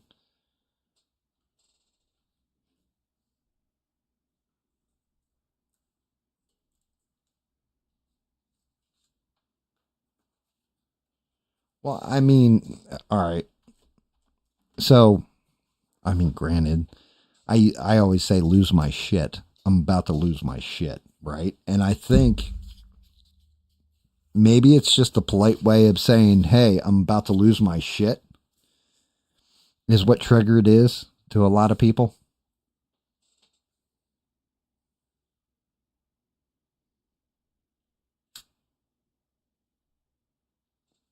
What the fuck is aura farming?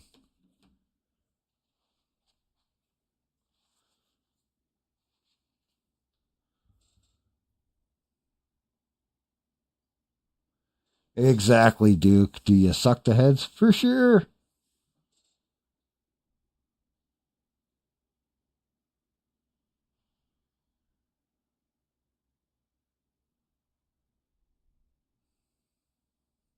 Skibidi? What the fuck is skibidi? God damn, I must really be out of rotation. I don't know what either of those things are, Sheree.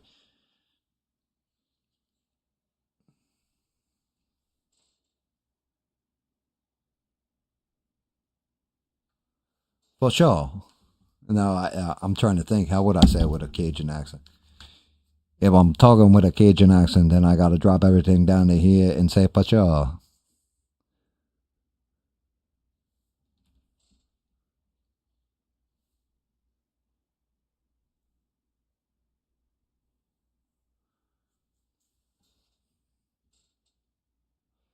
Yeah, that's the problem, David.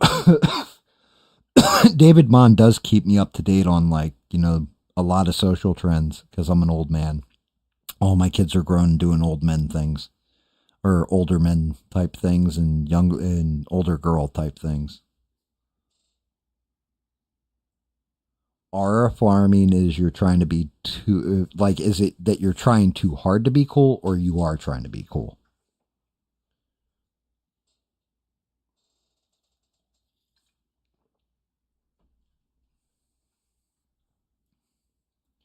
Back in my day and probably your day, Sheree, we'd just call you a poser.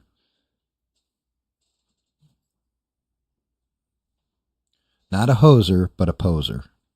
You're a poser, man. But thank you, Sheree, because, yeah. Yes, yes, yes. It's a good call out.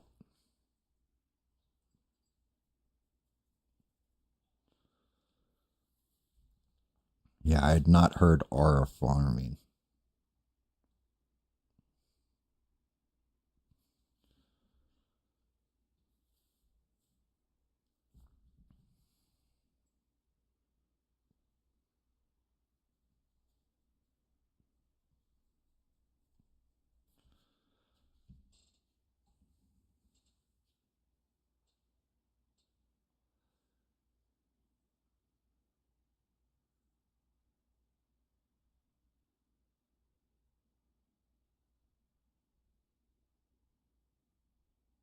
Yeah, herb.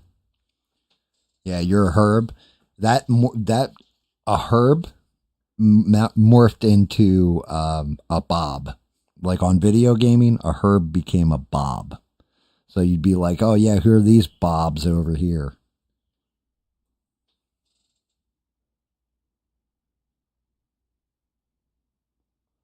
Does it begin with an F and end with a G? Is that what you're saying, Eugene? Because, yeah, that was definitely one that was bandied around all my friends. Definitely you. And just like say it. Nowadays, YouTube comes for channels for that word. I'm not trying to get scalped. Like, that's the whole thing with freedom of speech and all that. It's crazy what words enter the lexicon and then become naughty, too.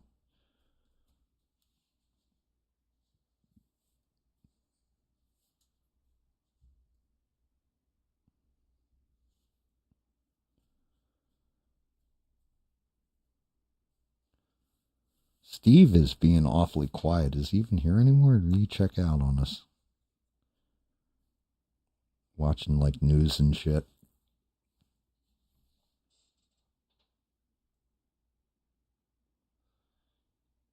Dude, you're 100% right, Six. The words do change, but that song always does remain the same. Just imagine back in caveman days, right? Oh, you hang out with Thug. Thug is such a grok. Haha, I call him a grok. You're a grok.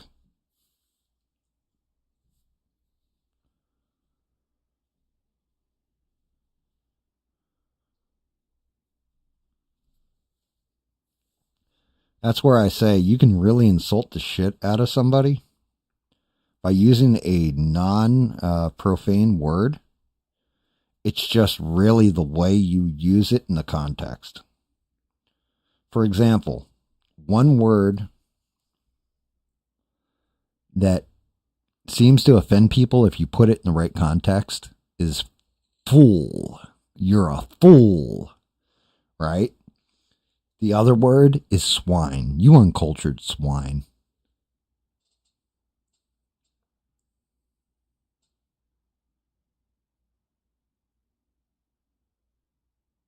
Yep, you're lame. You're bogus. You know, lame is, yeah, uncool. Yeah, lame, bogus. Calling somebody a freak. One of my favorites to call people when I'm not allowed to cuss. Like, you're not allowed to, like you can't use naughty words. That I really like to insult somebody with is simpleton. You're a simpleton.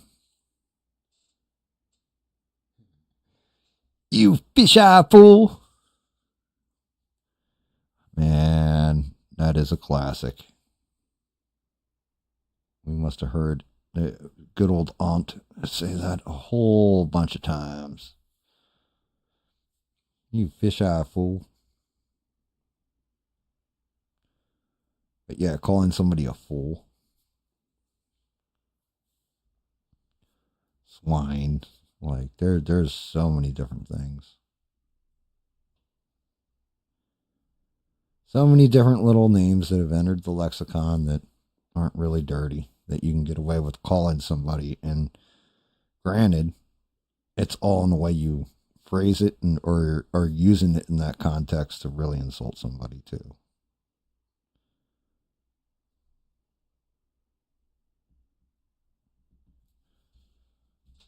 We got your orange coating on the top half, although it's a little spotty in places, like here on his chest.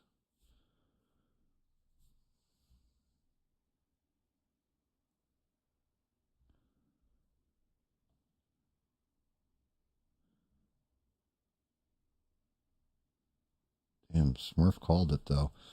I told Smurf I need to shut the fuck up and paint. Talk and paint. That's why he kept going off about paint, GAM. God damn it.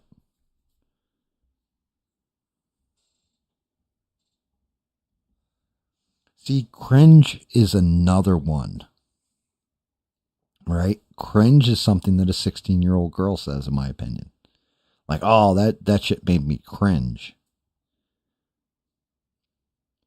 Now, if you say that shit made me flinch for how bad, like that, a boxer throws a punch, splits the guy's eye open and knocks him out, right? All in one shot. That shit made me cringe. Yeah. That shit made me flinch when I saw that shit. I can go with flinch.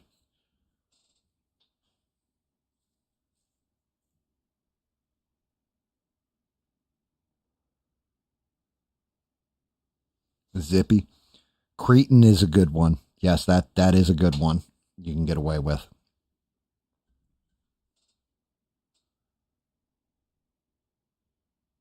Bruh. Let me tell you something, bruh.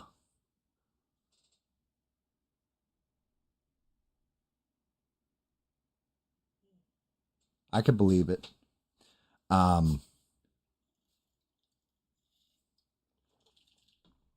Shit, I just realized I didn't move my ads over.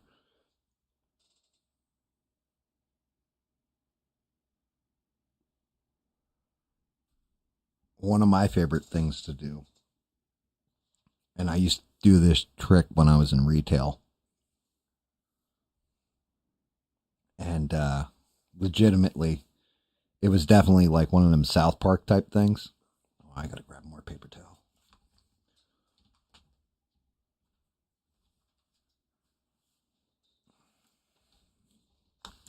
But if I was in an argument with a customer, because you can't cuss out your customers, you get written up and all kinds of shit for that.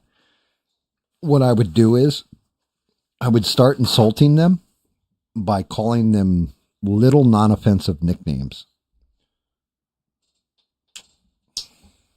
So, for example, I would turn around and I would be like, well, look, sport, we can't do that for you. You know what I mean, buddy?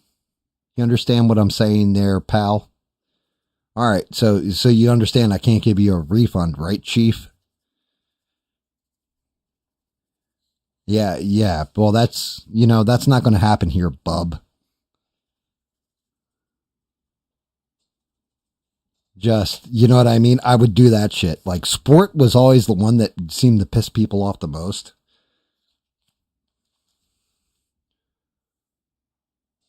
Right, exactly. Yeah, okay, guy. You can calm down with that. Because it's like something with saying stuff like that, like Chief Sport. It almost feels like you're calling the person a jerk off without calling them a jerk off. And it's something like, your dad would say. It's going to be okay, sport, but you can really insult the shit out of somebody just using those type of words.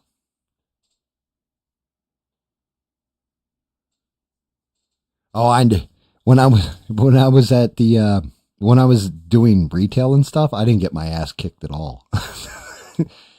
I think I've told the story about I had two friends. Well, actually, I had just gotten to know them a bit, and God bless both of them.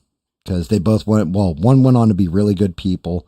The other one was always good people. Unfortunately, he lost his life a little early. But he actually, they lived in Camden. And Like, I mean, in the deep heart of Camden. So it was like they woke up to gunfire every morning, went to school under gunfire, got home under gunfire, you know, like just their whole lives. And the only way out of the hood was kind of dealing stuff like this, doing shady shit. But ended up escaping the hood, one guy raised a family. Matter of fact, I still talk to him right around Christmas time every year, and usually around my birthday too. And him and his wife are amazing people. Their children are amazing, adjusted people. They escaped the hood and got to the suburbs, basically. The other guy, like I said, he passed away some time ago. I love that man. He was great people. But when I first became friends with them, their big joke with me, because, you know, I'm working in a hood store, like on the edge of the hood. So most of my clientele are drug dealers, stuff like this. And not saying there weren't good people too, but I definitely had some bad elements come in my store. And this guy must have been about 6'4", came into my store, and my friends, friends that were in Camden used to call me the white man. Yo, white man, you got my games? Yeah, I got you, brah. I didn't say brah, but, you know, I got you, brother. Here you go. Blah, blah, blah, blah. Anyway, this dude came in. He was like 6'4", and he was leaning over the counter screaming in my face, "You will give me a refund for this brand new game, white, or, you know, you cracker, blah, blah, blah, blah," like just going off on me. And I'm not budging. I'm just like, no, I'm not. Nope. Sorry. No.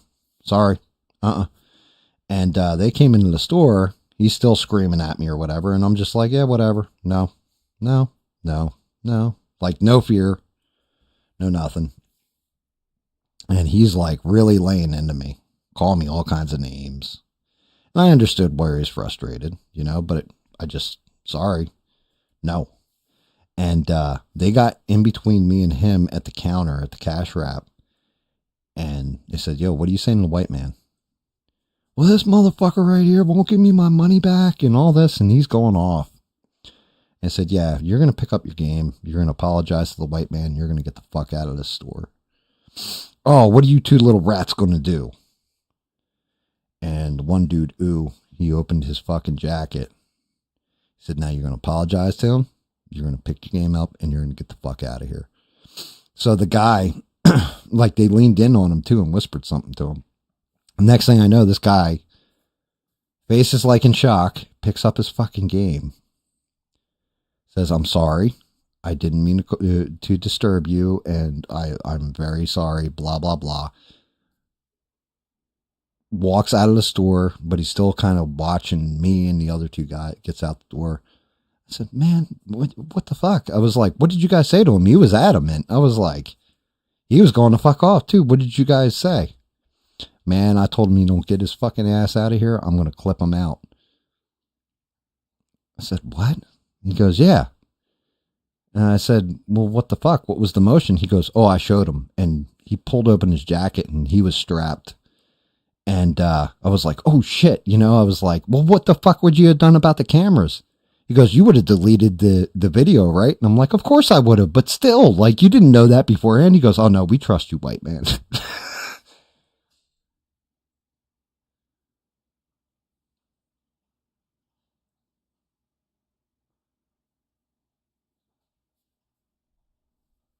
Yeah, that actually, Edge of the Hood would be a cool thing. And Haas is another one that I would use to shine people onto, like sport or whatever. But yeah, to this day, like those two guys, they're just great people. Both of them work for me too. I hired them a couple months later because I needed to staff up for Christmas. And all they wanted was to check out the free games, because that was one of your GameStop perks, was checking out the free games. So I hired them on. They could check out free games. They work for me, I think, a day each every week. And they were good people. One went on to work with underprivileged youth. And like I said, the other one, unfortunately, he was doing custom Xbox controllers and stuff like that, like his own art designs on them, or any design you wanted on your Xbox controller. But he had just launched his business. It was doing okay, and then he passed away. You'd put in aftermarket parts basically on your controller to soup it up, all that kind of shit. But he passed away, unfortunately. I still miss that guy.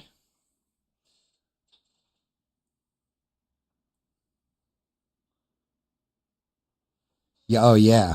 The other one they used to call me, right? Here you go, Sheree. This will crack you up. They used to call me the Wizard. Now, when I was in high school, there was this one dude who used to call me Wizard, but he was a white guy, and the reason he called me Wizard was like the movie with Fred Savage, The Wizard, right? Do you know why those guys called me the Wizard? Just asking. That was like one of those running jokes with them, those two in particular. Actually, all three, because Hazim, who worked for him, he used to call me Wizard too. And I had to ask him because I was like, why the fuck do you guys keep calling me Wizard? I was like the video game movie with Fred Savage. And they're like, no, motherfucker. And then they laid it out to me and I was like, oh, that's correct, Sheree. That's exactly what they were called. I was like, you motherfuckers. And they laughed when they told me. I was like, do you guys really see me like that? They're like, no, man, we wouldn't joke with you about that if we really thought that way about you. I was like, all right, we're good. But yeah, they've come in. What's up, Wizard? Like, oh shit.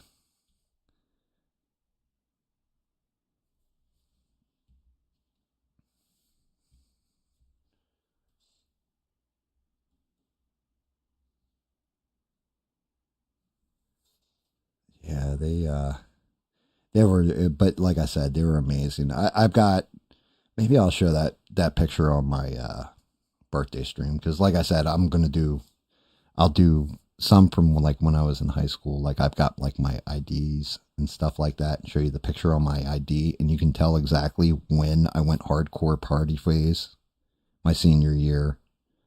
From my freshman to my senior year, it's like freshman year okay, junior year okay, and I think it just goes to senior year. And senior year, you're like, oh yeah, you were definitely hardcore party.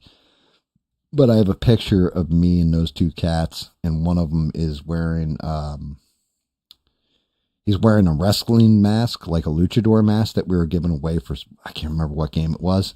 Then the other guy's wearing a Sonic the Hedgehog head thing that you were getting free when you pre-ordered Sonic the Hedgehog. And then there's me standing in the middle of it with my arms crossed and my eyebrow raised. Like, what the fuck?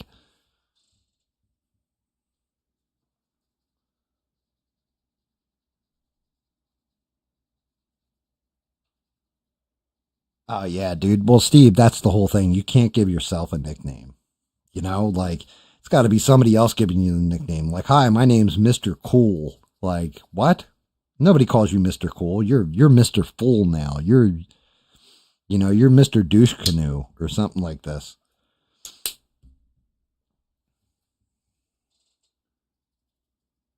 Yeah, nicknames have to be assigned by somebody other than yourself.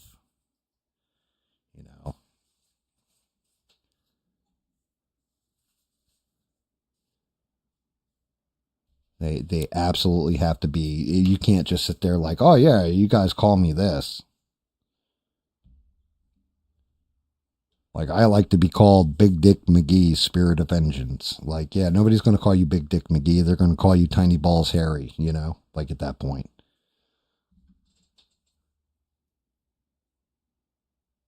David Sonic the Hedgehog. That's fucking great. Yeah, exactly how that works. Yeah, whatever, Mr. Fool.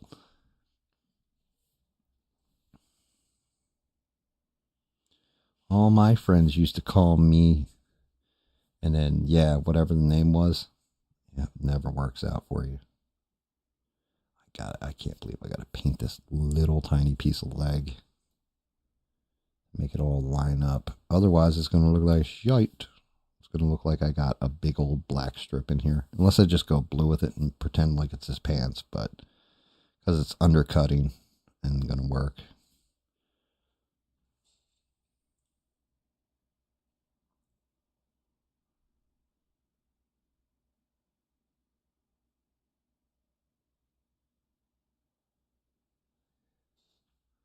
Get called fucker. I worked with this one waitress, and she was 17, 18 years old. Her mom worked with us, got her the job and all that. And like, it was the funniest thing because she'd be like, these fuckers. Like, anytime she said the word fucker, that's how she said it. These fuckers don't understand. Fuckers. What the fuck? What is that? Like, can you pretend you're not like a 17-year-old girl while working here? What do we got going on? Fuckers. We would all laugh about that one.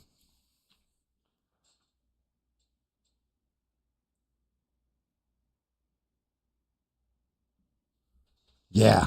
Just people that don't, it's not their normal speech. That's like, it always begs my curiosity because I've never heard ABL cuss at all. Like what he would sound like when he cusses. Like, would it be all exaggerated, like fuckers or something like that? Or would it be like, his normal robotic rhythmic tone?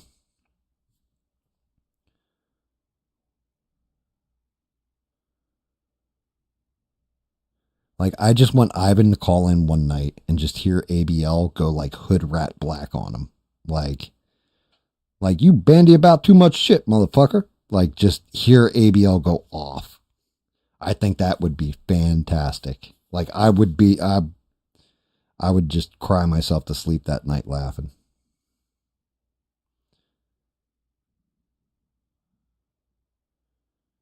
Like, I just want, because anytime he gets to that point, he always goes, I'm triggered. And I'm like, oh, now you sound like a 16-year-old.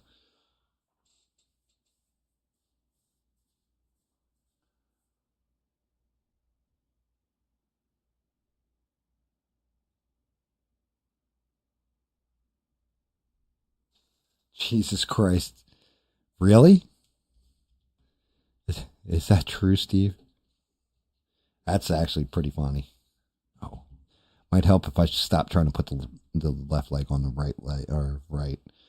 Okay, so I've got the same issue here. See the break in the leg? Right where they join. And from an angle, you can't see it. If I stand them up, it kind of blends. But I can still see that shit. God damn it. I knew if I cut this anymore, though, that the leg cuff wouldn't have printed. Touch that shit out of him.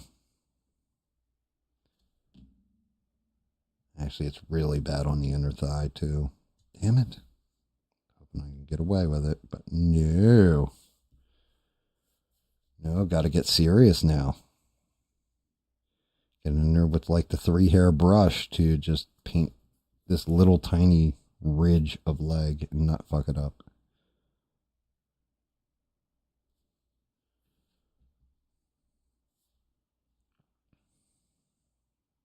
Oh, and of course I hit the blue. You bastard. You busted out the blue, you bastard. Did it again. God damn it. Looks like I'll be touching up the blue.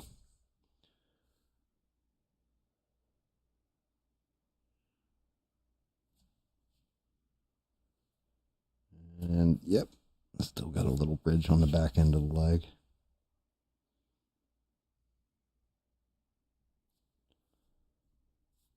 Fun, fun, fun.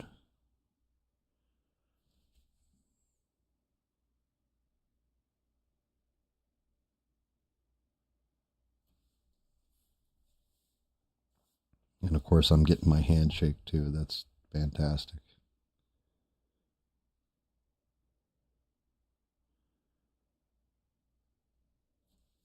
There we go. Let's see.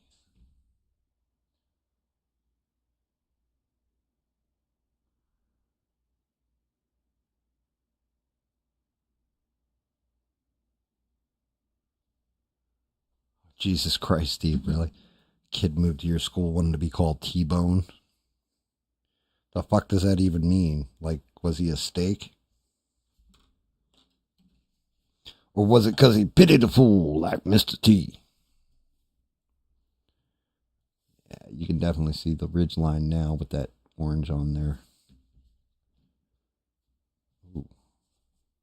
I didn't realize his head was still wet. Must have thumped him too hard. Fix that real quick.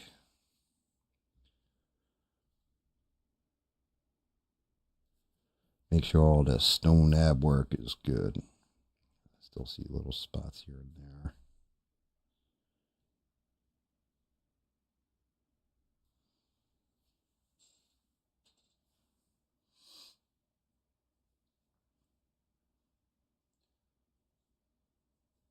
Oh, somebody busted his ass that bad he needed reconstructive? That's brutal. That is an ass whooping, my friend.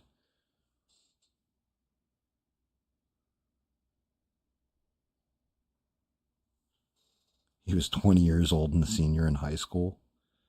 Oh, yeah. Yeah. Yeah. Yeah, I think we all know that type.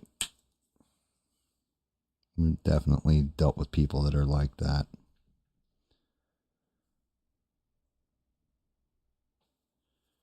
Like, they remind me of Dazed and Confused. I keep getting older. They just stay the same age. All right, all right, all right.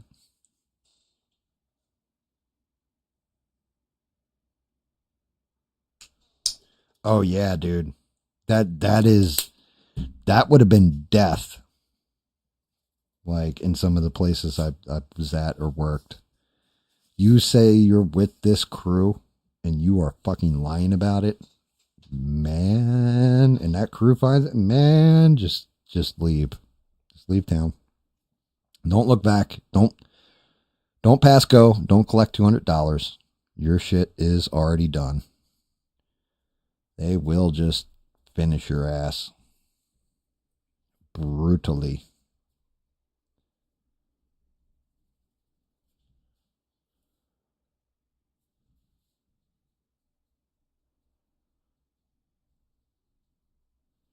Not even nice way.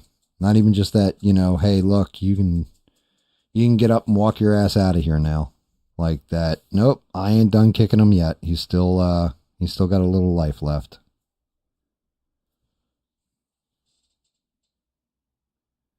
Oh yeah, everybody's had that guy. Everybody knows that dude. They come in, they think they're tough.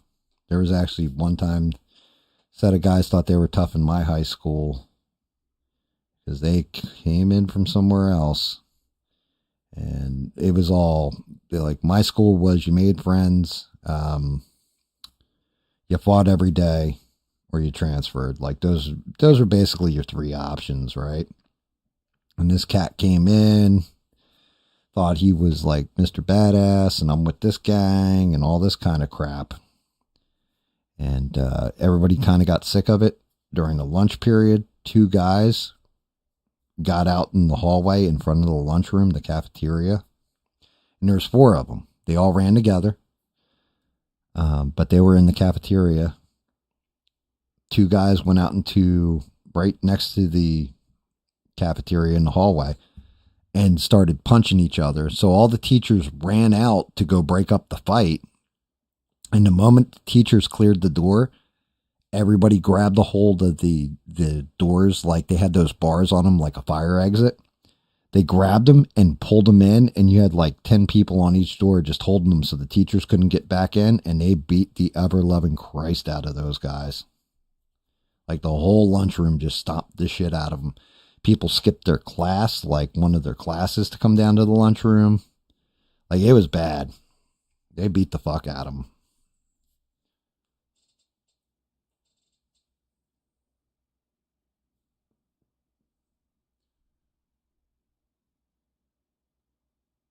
Yeah, I don't know who GD is. Like, dude, that name came up the other night, too. And I was just like, I'm not sure who that is. But then again, I've never lived in Chicago.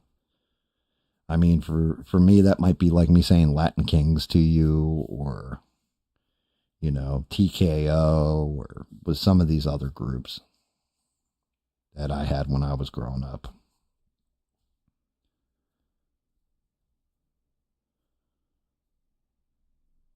Like 6th Street Centers, you know, there was all kinds of groups. Everybody had a group. But I'm sure, like, you know, if we're talking Chicago gangs, well, they used to be real bad at. I don't know why they're not kicking the crap out of like Trinidad and stuff like that out there, but I'm sure there's a reason.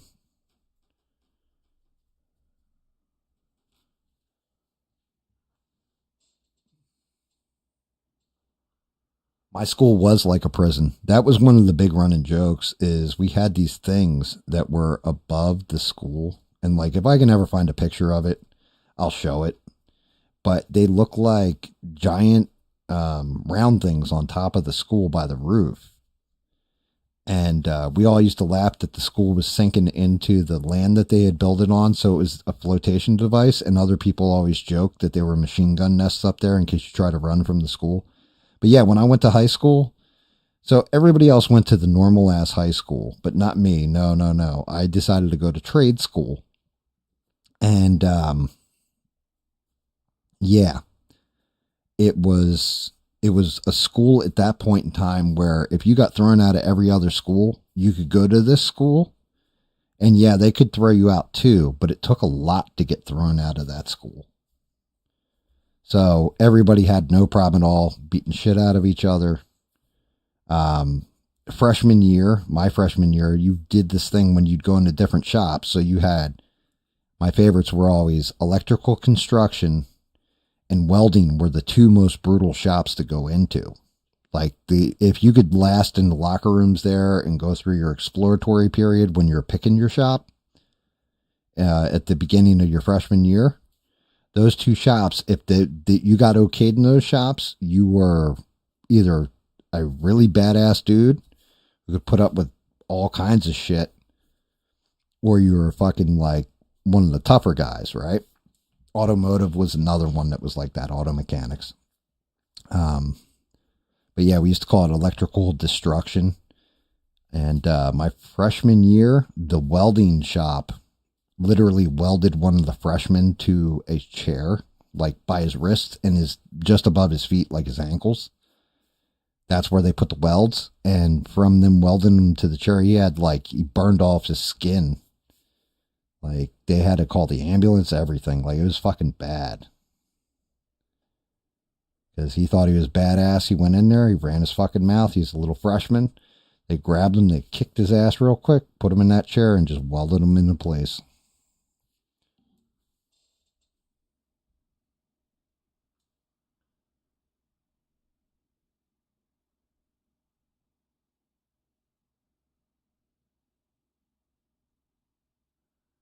Like Smurf knows too, because he's out that neck of the woods.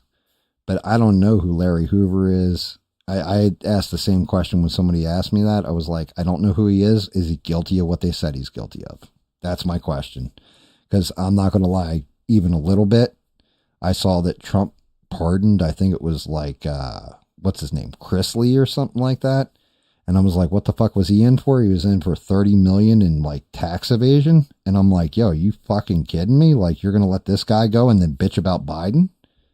Like, fuck that. Because what? He's a celebrity and somebody had your phone number that knows him or some shit? Like, that one didn't sit well with me. It was kind of pissed me off. Not going to lie. Not going to lie. I thought that was kind of bullshit that dude got let go. Because if that had been everybody else, we all would have been fucking still, never would have gotten a pardon, never even looked at for something like this.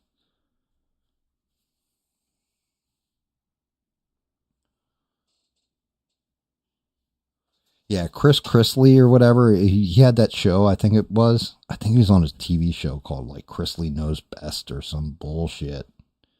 It was bullshit. But yeah, that's what he was in for, like 30 million in like either embezzling or tax evasion or something. I think it was embezzling.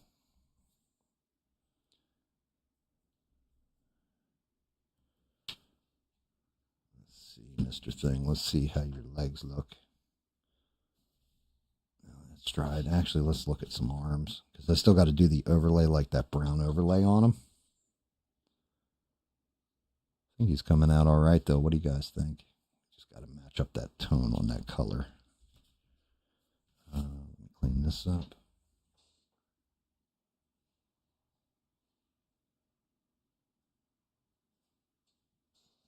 I don't know who Tori is either. I mean, I always thought pardoning somebody was more of a political thing. I didn't realize it was like civil cases and this kind of bullshit too. I don't know. For example, I think one person who probably, what he did was treasonous, but I think he should be, for the most part, pardoned to an extent, because he put such a highlight on the government being fucking corrupt, is Edward Snowden. Like, I think maybe Julian Assange, Edward Snowden. Like, Julian Assange, definitely. Edward Snowden, I think you might want to give him a bit of forgiveness, because he did actually highlight that our government was spying on every American and not outside the country.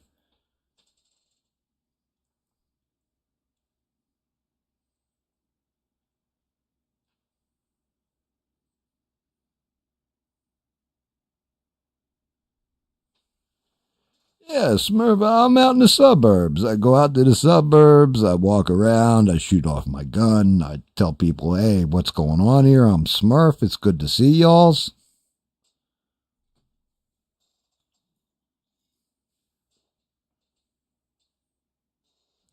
I got no problem whipping out my junk and helicoptering people either. Hey, it's a Smurf dong, but it flops around just right when you helicopter.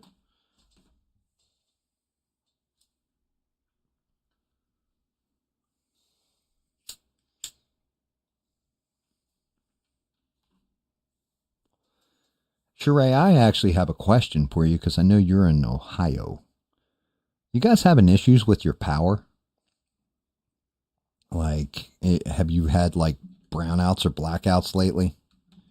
And I'm asking because Vivek Ramaswamy put out a video earlier that had come up in my feed, and he was talking about issues with blackouts in Ohio.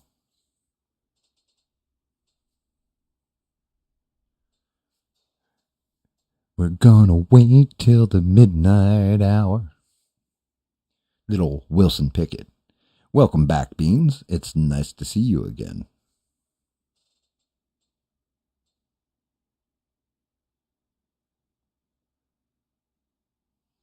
Beans, what'd you do? Go on a scouting mission? Like, I'm going out and I'm going to find other people.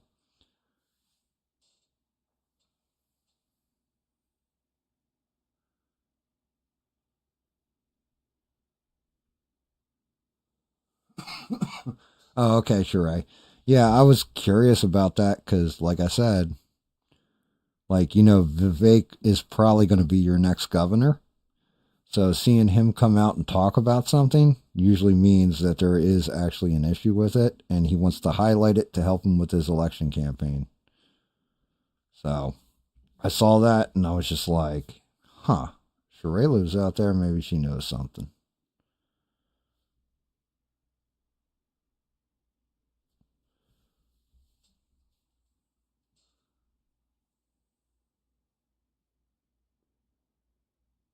Aw, Beans, you don't have to be back on the stream if they're still up, and spend time with them. Holy shit, did I just sound like, all of a sudden GAM's feminine side came out or some shit? Like when I said that, I kind of feel weird about the way I just said that. I'm sorry, guys.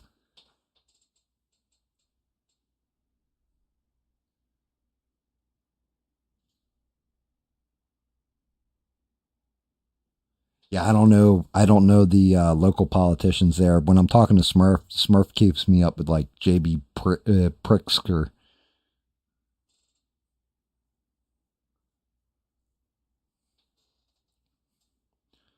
Yeah, I knew when you said you had to bail, I kind of figured you were doing something with your guest. and I didn't. I was like, okay, cool.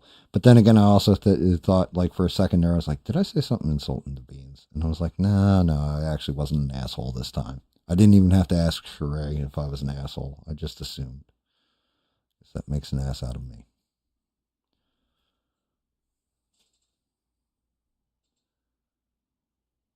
Yeah, Fat Boy Pritzker. That fucking asshole. Like, all the shit that Smurfs told me about that guy, like, fuck that guy all the way, especially if he ever tries to run for president. It's the same way I can't picture them running Gavin Newsom because there's just too much ammo to take him the fuck off, like, out in the next election.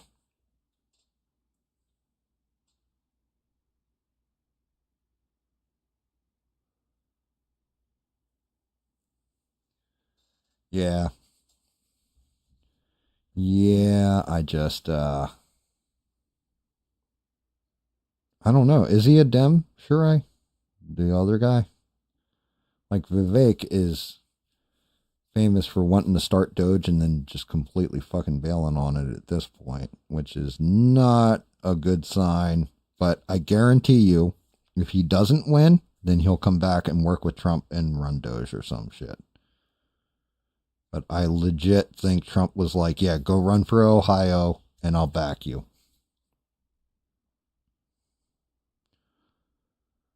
I think that's how that one went down, personally.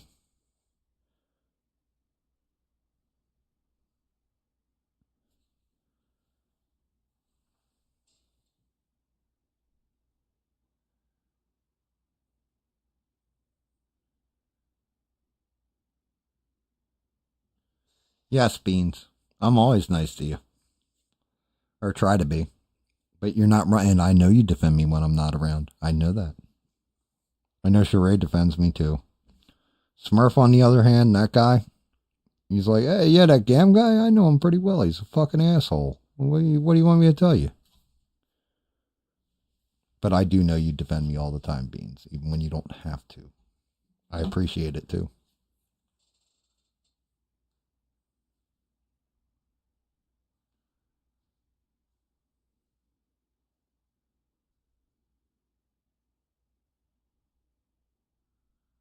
What state are you in, Eugene?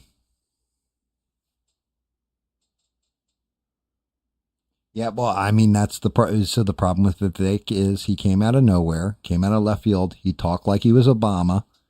And then he, like I said, he started Doge and bailed. Like, it seems like for somebody who said he wasn't in the game for personal gain, definitely he's playing the political game like he's in it for personal gain. So I don't know.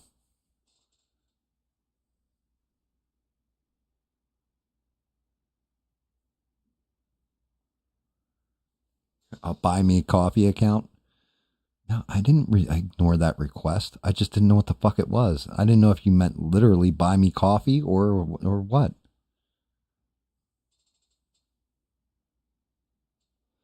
Yeah, to me, it's not even the fact he's a CEO, Sheree. Like I said, you can come out and tell me fluffy shit. You can tell me on day one, we're going to do this. I'm going to do that. I'm going to clean up this. Well, actions speak a lot louder than your words, because all liars are lawyers and all lawyers are politicians. And we've seen so many people come out say, we're going to fundamentally change this for the better, and it gets worse. So I don't trust not a motherfucker when it comes to politics. I have a hard enough just trusting people in my normal life, let alone a politician that's trying to sell me something that honestly I'm not buying. And yeah, I mean, you're not wrong with that one either. CEOs are psychopaths because their whole thing is to drive profits into the market. It's like, I watched the PBD podcast, but one of the things that, and I don't blame the guy, like I don't fault him. He's trying to make money too. And I'm not going to lie at all. God bless PBD for wanting to enrich himself and do better in his life. You can't fault a man for that. But when I'm watching his shit and then he's like, hey, look, we got this new shirt. Hey, look, we got this new cup every 5 minutes. And then everybody all of a sudden that's a guest on the show is magically on my neck that he owns. It's like, bro, I get the self-promotion and I get you're an entrepreneur, but there's also a limit to it. Like, at what point is it going to be, well, that would hurt my business if I told the truth on it, so I'm not going to tell the truth, is how my mind goes.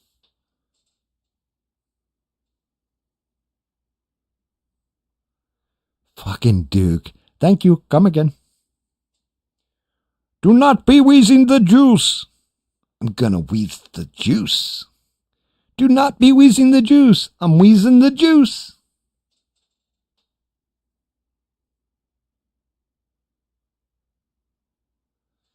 And the other thing, Beans, when you were asking me about comic books and you said old Superman, I don't have any old Superman, believe it or not.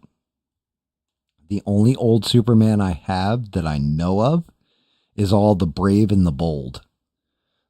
Like, I got a bunch of them where it's World's Finest is what it is, with Batman and Superman. I don't have any Superman straight by himself. I honestly didn't really read Superman comics until the New 52, and the run on New 52 Superman was god awful. Like, it was terrible. It got a little bit better at a point, but then it was just bad.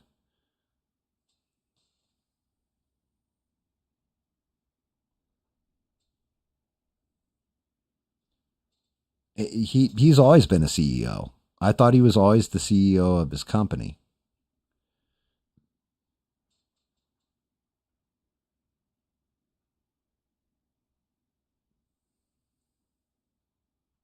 Yeah, I think we all are coffee junkies.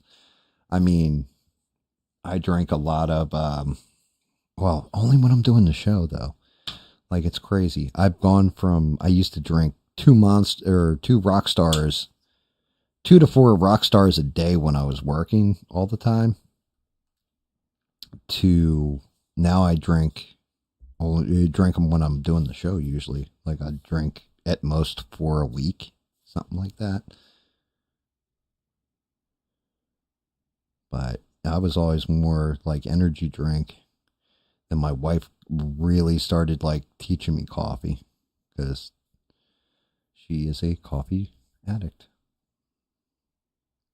But she definitely makes it a lot stronger. Drinking my wife's coffee, I'm in the bathroom 20 minutes later. I'm like, oh God, why did I drink this every time? But it's because it's so potent and strong.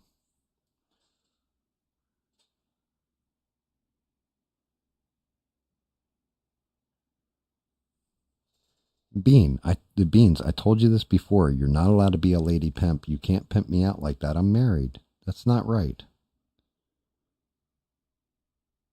And that's a joke, Beans, so don't get offended. I'm completely joking. I know you know, that can be misconstrued wrong or something like that. That was a joke. But you're like, if you offer your services, GAM, like, what services should I offer? You know, I don't even know.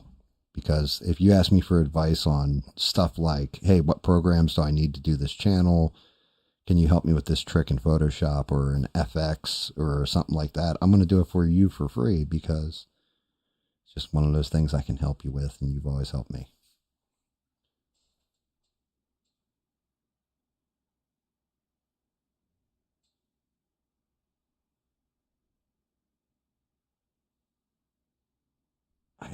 I mean, I think I have my channel listed as entertainment. I think, am I really that entertaining though? I mean, I just figured legitimately 90% of my show, well, no, I can't say that. I'm going to say like 20% of the show is me painting, 10% is probably my commentary, and the other 70% is you guys. Like, that's kind of how I look at my shit. Now, maybe I'm wrong or I'm not accurate in that assessment, but that's just how I've always seen it, is that you guys, you know, cut jokes, or if I say, hey, remember this? And you guys are like, yeah. And then everybody starts talking about it. Well, it just means I had the microphone.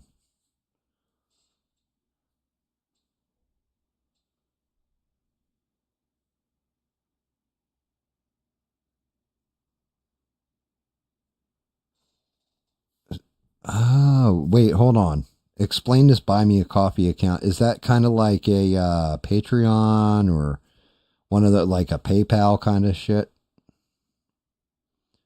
Like, I don't want to call it that. Can I call it Toss a Coin to Your Witcher? Can I do that one? Because I have a feeling that more people would toss a coin to the Witcher. Toss a coin to your Witcher.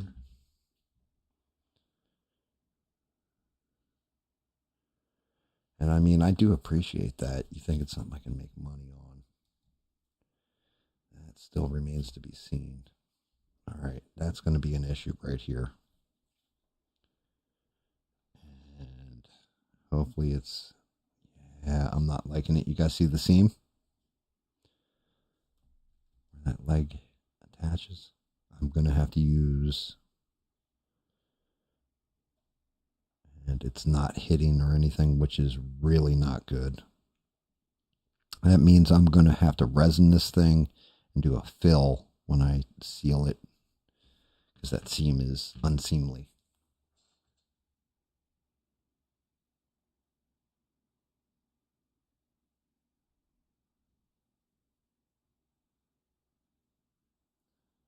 Hey, Matt, you're not wrong. Smurf, you are not wrong. It is very hard to talk for 7 hours straight without anybody watching you. However, and I can't even say that because honestly, even on my worst stream, Sheree's always been there. Beans has always been there. Somebody's always been there for me to bounce stuff off of. Which, you know, one of the people that's normally here that I have not seen in a while, and maybe they're upset with me about something that, you know, has been an open secret, but I have not seen Stranded. I hope she's all right, and I hope she's just busy, and you know, but we may have lost Stranded, guys. Just gonna let you know.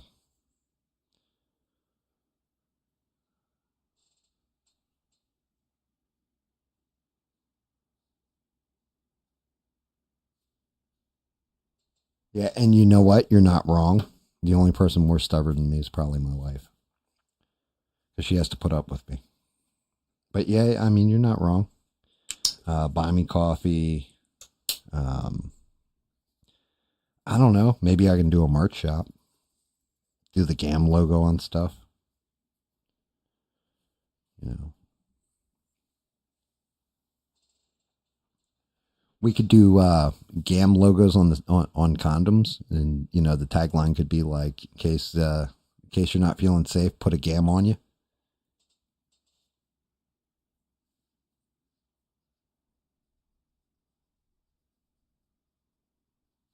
Put a GAM on you. God damn it.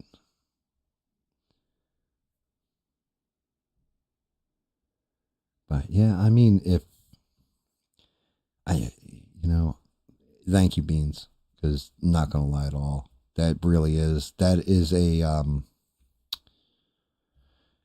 is a boost in faith in me that I don't even think I have in myself. But thank you. That's actually, now that I know what that shit is, I'm actually thank you. Thank you, Beans. That's actually super fucking nice. That you would even think about that stuff. Super sweet, super polite.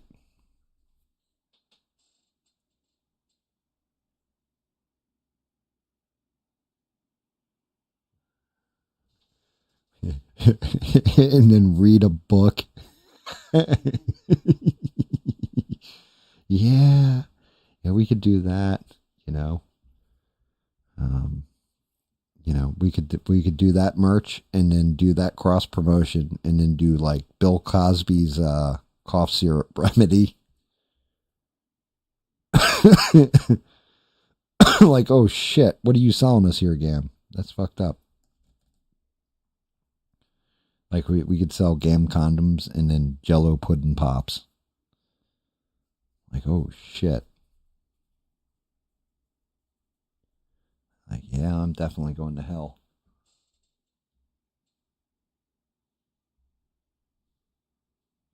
Holy shit. When the hell did you get here, Stranded?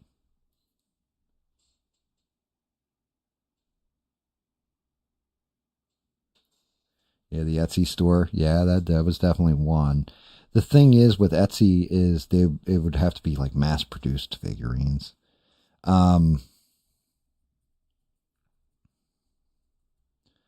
I said, I also don't want to be that guy who's all about that money.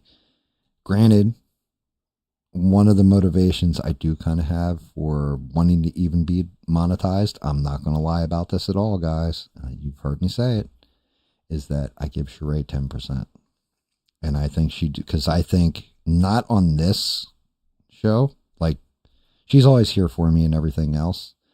And it's not like, because she has to bounce people out or all that's kind of a night off. It's because the other shows that she mods for, I hate that she doesn't get paid because she deals with a lot of bullshit. I've watched it at times where she's dealing with so much shit. I see lines come out constantly, and that would be one of my motivations. I'm not going to lie. Isn't even doing it for myself. It's doing it just to show appreciation to somebody else. And trust me when I say I'm not that God damn it, I can't speak. You know what I mean? I'm not that nice of a fucking guy, right?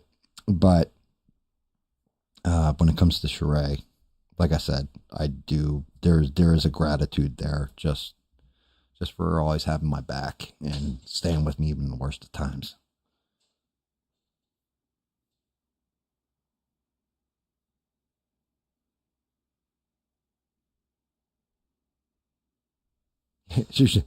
Yeah, I was just saying Stranded. I was like, guys, I think we lost Stranded, and then Sheree was like, gave that shout out to you or whatever in the chat, and next thing you know, you just like popped in. I'm like, thank God. I really thought we lost you for a minute there. I was like, I hope she's okay. I hope everything's going well.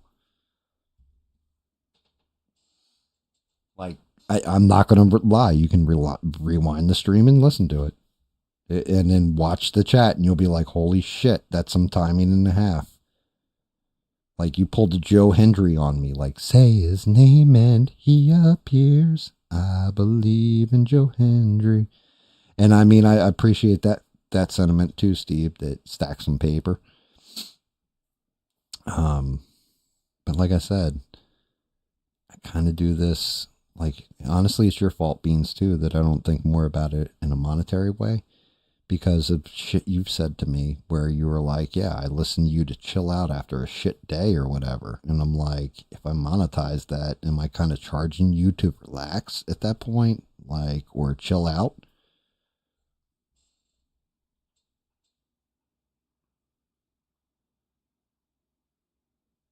And yeah, I mean, that's true, Beans. If I wanted new equipment, though, I can just go out and buy it. And if I got a better camera than the one my wife uses for photography, she'd murder me. That's that part of it too. But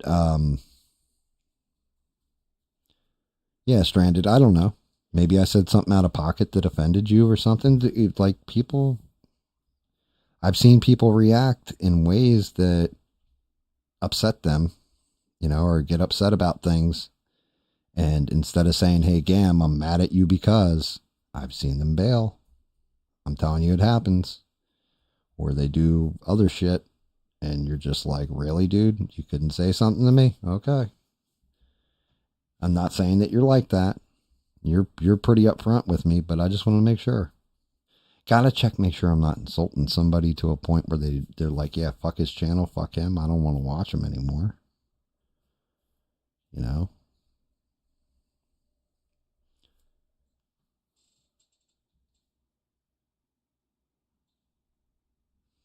Well, see, Beans, like right there, that's just it. You're not wrong. I mean, you're not wrong, and it's something I'll chew that one over, okay? Like, I'm not going to say no. But I got to mull that one over. And I mean, there's other parts to that too I want to figure out as well. I'm not going to lie at all. If I did an account like that, 10% would go to Sheree.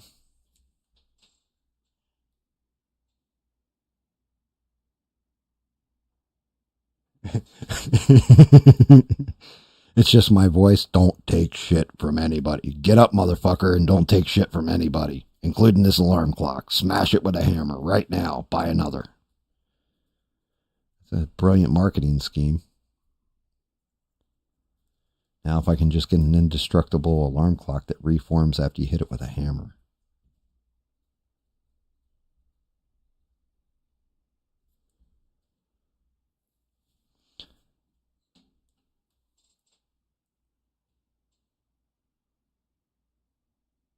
Oh, that's fine, Stranded. Perfectly fine. You don't ever have to apologize. Like I said, it's like when Steve went away, right? Steve had some stuff going on in his personal life. He was legit talking about it on like the one stream and then disappeared for like 2 months. And I was like, fuck, has anybody heard from Steve? Because he's been with me like almost every goddamn show, and all of a sudden he just disappeared. And I was like, damn, maybe I fucking pissed him off some way, shape, or form. Like, do you guys think it's the dick pic I sent him? Like, what's going on here? And then it just turned out he had shit go wrong in his life. He checked back in and all that. And that's fine. But don't think we said this because, and this is where this kind of comes from. We have learned this specifically with one guy that used to close the show every week on ABL. He was an older gentleman. Now, granted, you're not old like this, but you never know what can happen in life. And he was an older gentleman, retired Chicago PD officer, rest in peace. And he disappeared and didn't call in. And then the next show, he didn't call in. And next thing you know, he hadn't called in like almost a month. And I legit was telling people, like, I think he's gone. I think he passed away. And sure enough, he did. People fall into a pattern sometimes.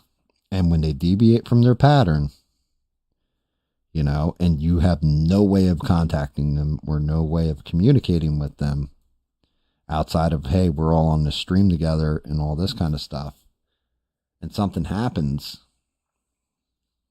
you know, it's just one of those things where, let me put it this way. I noticed you were missing. That's a good thing. That means that you actually have some kind of impact on the show. You are important, all that kind of thing. If I didn't notice you were fucking missing for like 2 months or 2 shows a week or whatever, and just never brought you up like, hey, you know, it's really weird, and everything was fine, you might just feel some kind of way about that one. I'm not going to lie. I would be like, oh yeah, I haven't seen, you know, so-and-so here in a while. Is everything all right with them?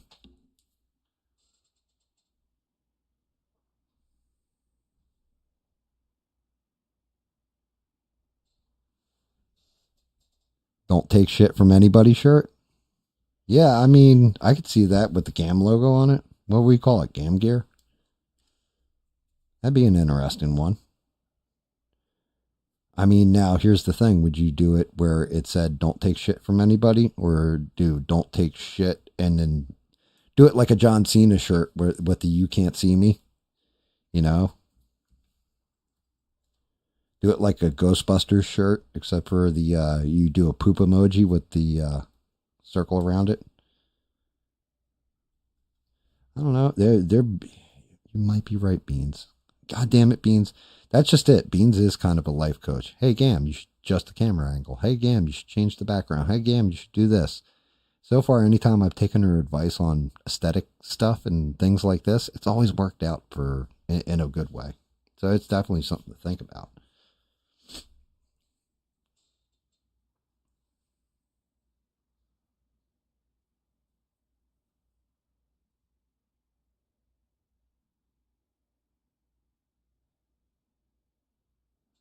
Nah, we don't want you to be missing, Duke.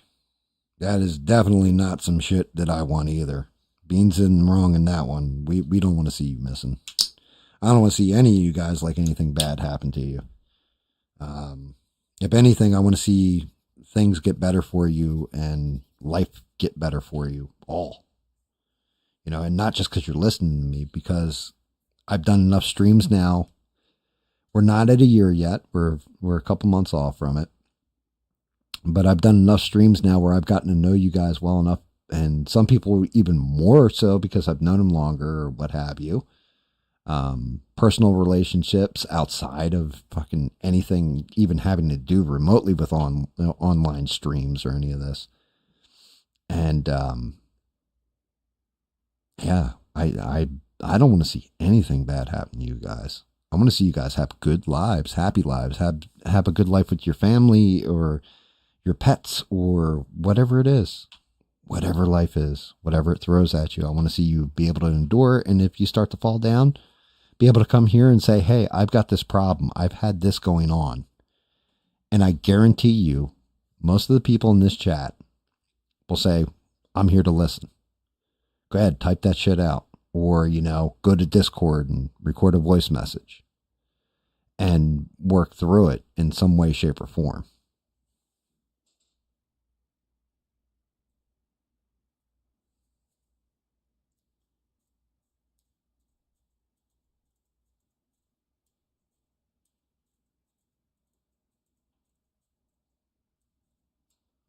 Eugene, you've been here since you subscribed to my channel. You've been here every stream, and I guarantee you, if you didn't show up, I would know you're missing. I would definitely probably call you out at one point in the stream or another. But you've been here pretty damn religious ever since you subbed. You've been here religiously.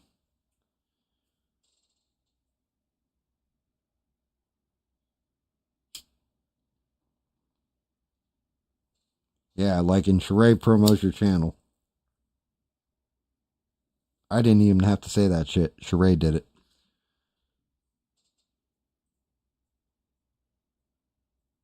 God damn it, Duke.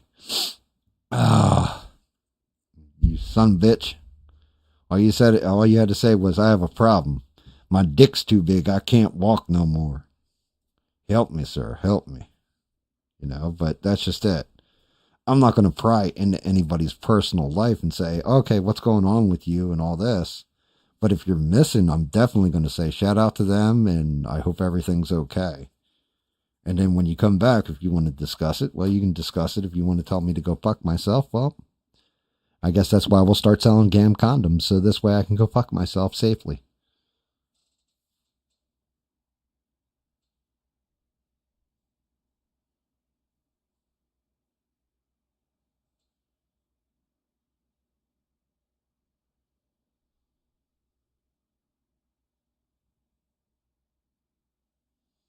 Okay, that is a good time, Steve. That's actually a very fucking good time, man. Because like I said, when you're here and you got time or whatever, you're in every fucking stream. Shit comes up or whatever, shit comes up. And we can't change each other's lives like that. It's not like I'm a billionaire and I can just, here you go, all your problems are solved or some kind of magic motherfucker.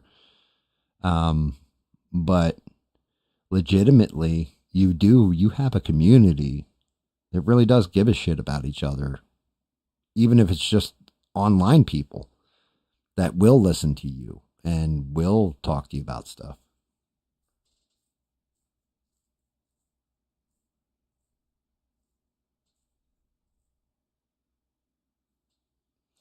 Man, I'll tell you what, I don't trust myself with myself. You don't know where I've been. I do.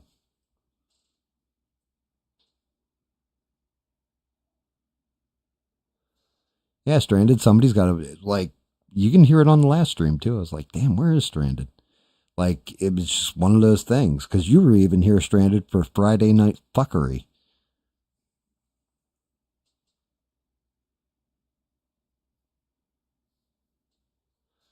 Duke, we always notice when you dip the fuck out too.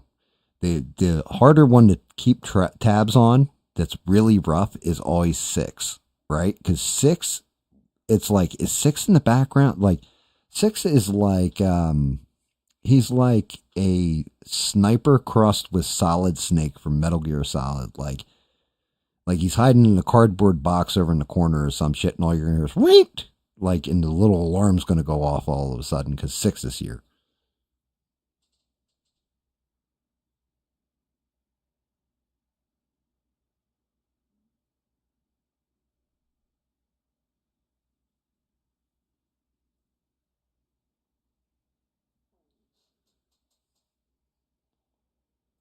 yeah, I mean,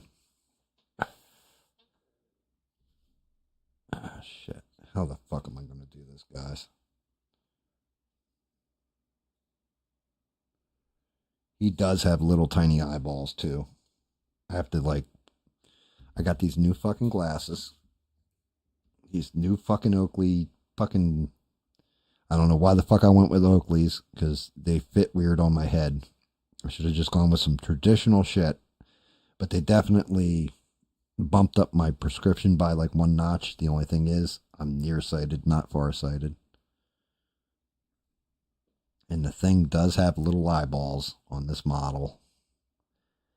And hitting them is going to fucking suck my ass. Whoa. Why did he have to have such tiny eyeballs?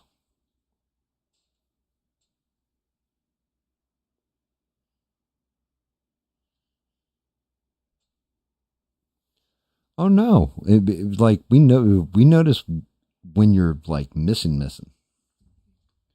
But if you did go out and rob the 7-Eleven, I hope you brought me back a Slurpee and a pack of smokes. You cocklooker.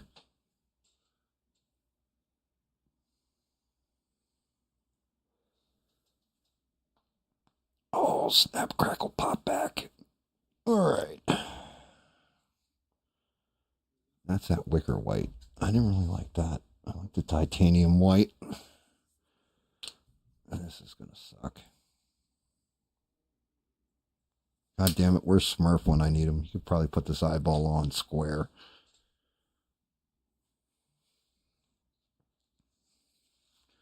All right. I may or may not be able to read chat without these glasses.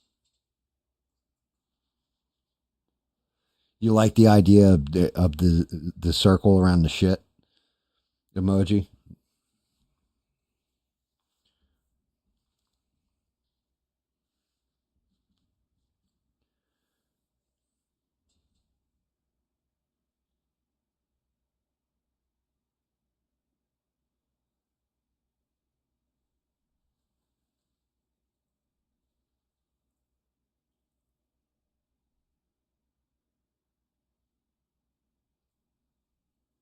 Jesus Christ. Man, you guys is too much. You guys crack me up sometimes.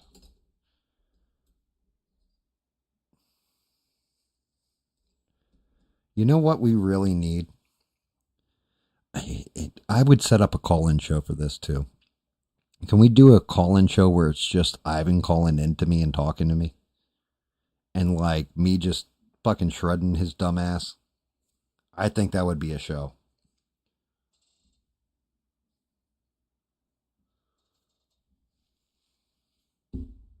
I think that could be funnier than hell.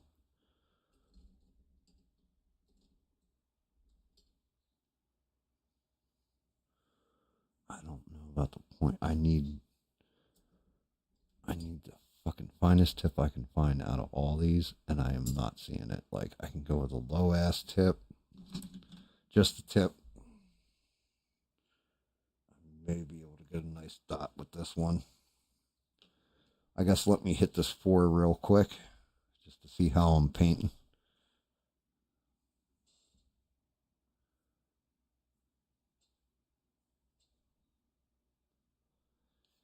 I thought, oh no, you checked out at that point, I think, Beans. I was talking about that earlier. Like, Beans, did you see the flight video that I made? I'll replay it. Like, I don't have a problem replaying it. But I was talking about that shit earlier. The reason why I didn't do, like, I thought about doing a call-in show, asked what software I'd need, all that. And then I realized that's kind of ABL's thing. And I would just be doing a knockoff of it. If I do it, I got to do it in a different way. You know what I mean? But I don't, did you, because I went through the whole history of the VFX and all this, and when I was going to do a return, and I got it where I can play here. I'll show you the video again. I can do that flight video. I still have it on deck. So this is that a video David was helping me with when I was first going to get the channel back up and running before I started doing live streams and shit. But yeah, here you go, Beans. Awesome.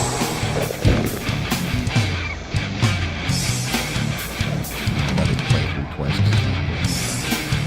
Right. Now, get to it. Awesome.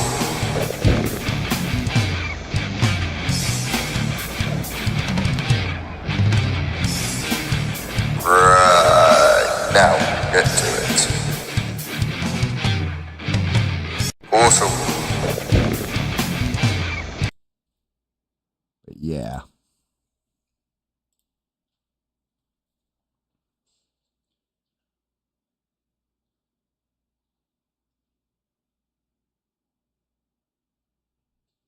Oh yeah, Hitchhiker's Guide to the Galaxy is one of the best books ever written, in my opinion. The whole series, because it's just tongue in cheek. Douglas Adams is a brilliant author, and it's funny as hell.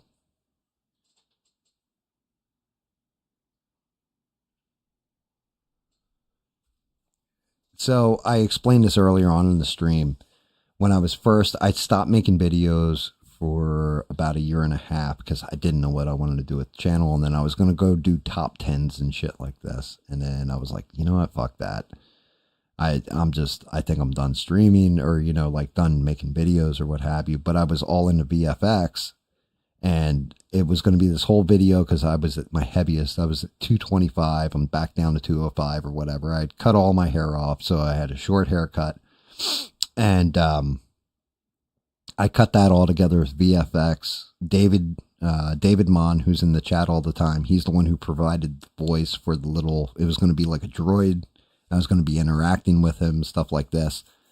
And it was going to be like, like David was going to basically break my balls for being lazy, not making videos. And then it was going to go, okay, David, then give me a portal. Let's get this shit on the road. And then it was going to cut to that, me jumping through into my GAM outfit and then flying off. And then it would go into the logo, all that. The music would intensify. And then I'd go into the video.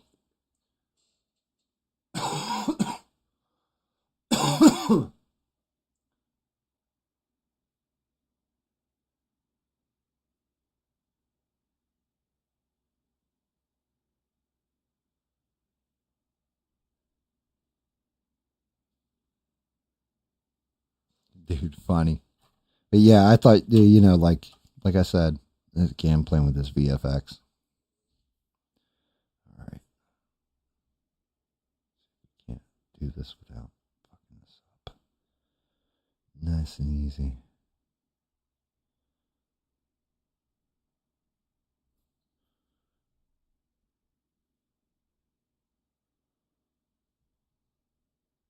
Start with the 4 and see how the paint's gliding.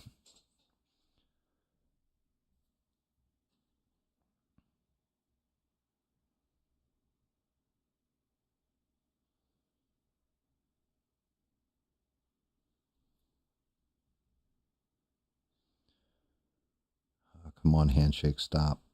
God damn it. That involuntary handshake, guys. Gonna kill me one of these days.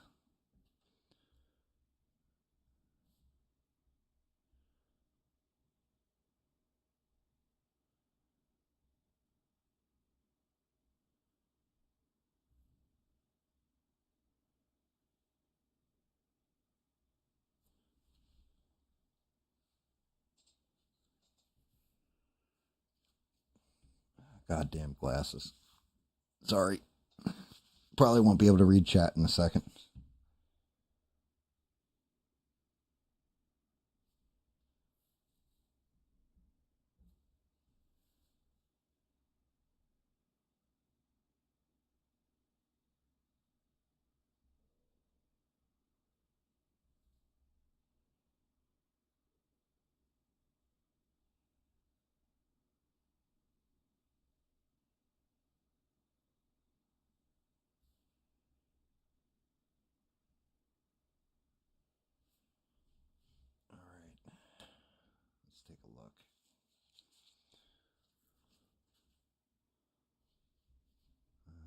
Yeah, I think we got the 4.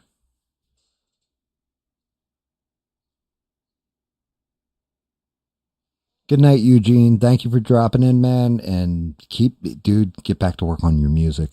Not gonna lie, get back to work on the music. Start and take Bean's advice, monetize it. Start selling it to YouTubers for their backgrounds for shit. You might be able to make some loot. Do something you love for the rest of your life. Not saying it'd be a lot, but it might be a little bit of supplemental.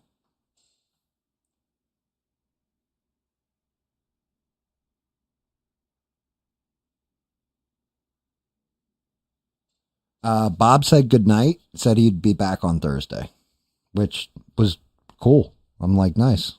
So it looks like we picked up Bob. That one's 100% Sheree too, because Sheree said, yeah, there was another stream I was following. I no longer watch it, but I now, I'm on GAM stream. And then Bob was just like, GAM's got a stream? And Sheree's like, yeah. And he was like, okay, I'll check it out. And then he subscribed, and now we got Bob. Which, it's fucking awesome.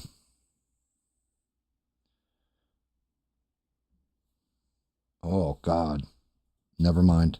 I almost royally fucked up his entire eyeballs. Yeah, this is definitely not the brush for a little tiny eyeball. I almost fucked that completely up. Poor dog's got the itchies. He just got his flea medicine earlier today. All right, let's try and do this without fucking shit in the bed.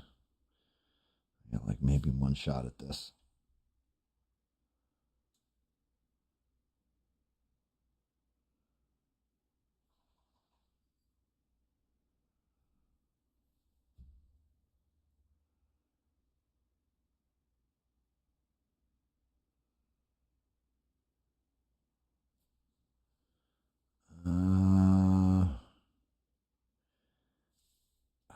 God damn it.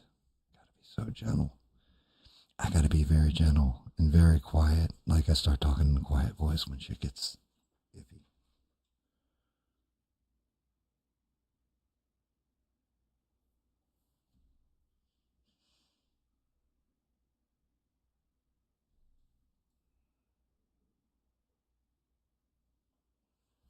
Actually, I think I nailed the whites of the eyes.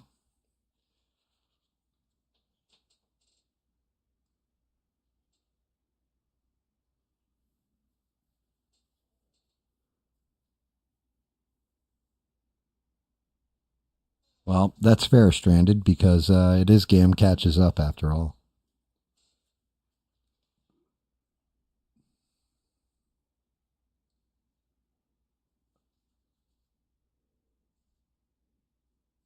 Yeah, well, of course, Beans is definitely one of those, like, I'm not going to lie.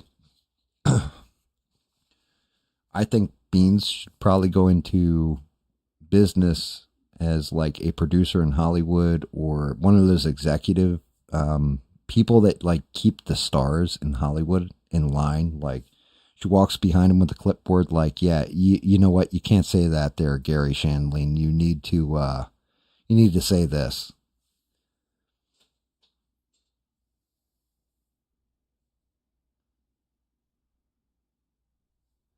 Yeah, Smurf has been on me like you've been on me for years, Beans. Like, hey, you know something, Gam? We should put together a show, you and me, and we could talk shit to each other as two old fucking guys, and then, yeah, we can do the show, and then we can make some money. We can sit on our fat asses and play video games and just talk shit to one another. What do you think, Gam? Monetize it, get it going. This way we don't have to go work so hard.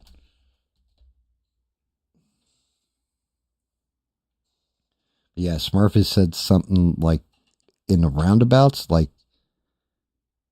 kind of the same extent. All right, here's where this shit's gonna get fun. That's just that too fucking heavy.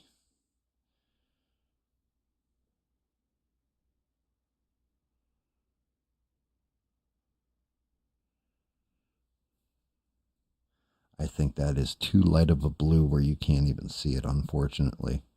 It'll be good for doing the pupil in the eye.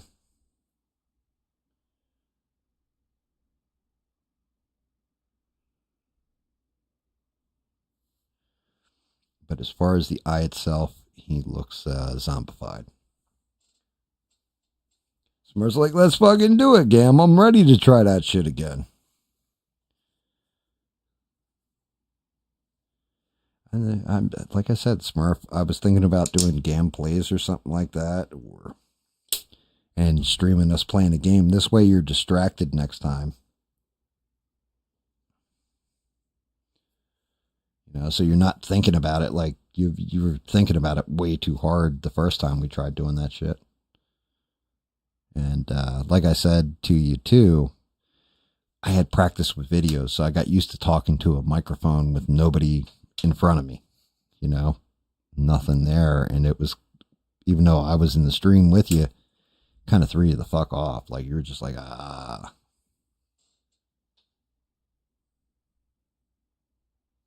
I can believe that, Beans. That's awesome too, Beans.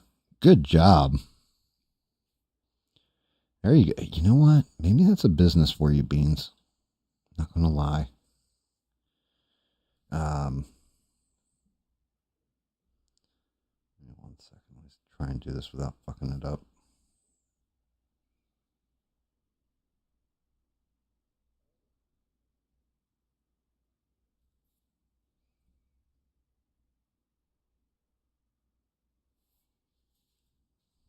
Center them out right.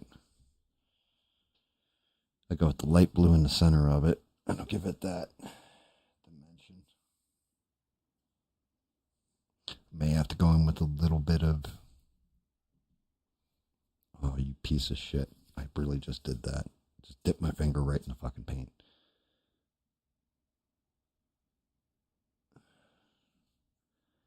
Let me tighten this up a little.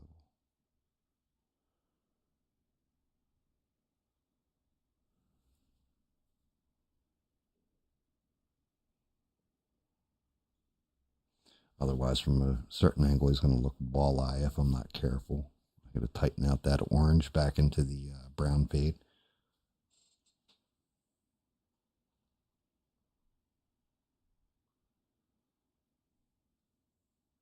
Yeah, you really are. Like, oh, you kids with your 4 jobs. But no, you know, that might actually be a thought. Not going to lie, now that you've mentioned that. Getting Eugene to sell the background music, and then you do like logos designs for people. Something like that. Might be like little side money for you guys.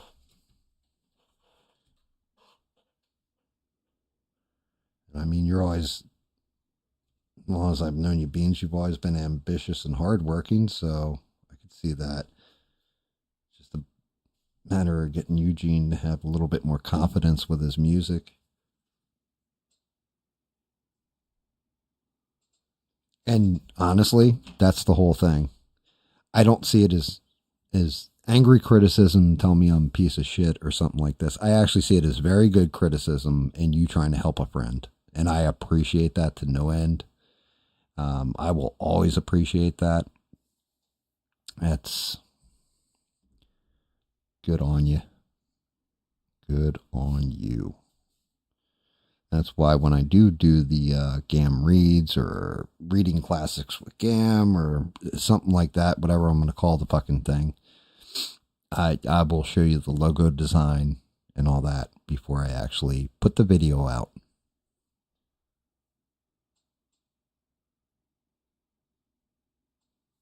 Don't worry, Stranded. It's always like that. Even when you're at top of the food chain, unless you own everything, it's always that.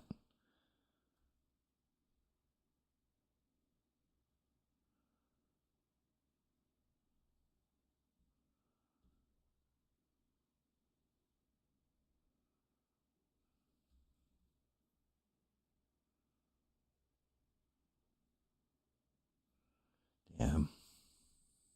Enough paint on the fucking brush, but can't have too much. What a paint. What a kerfuffle.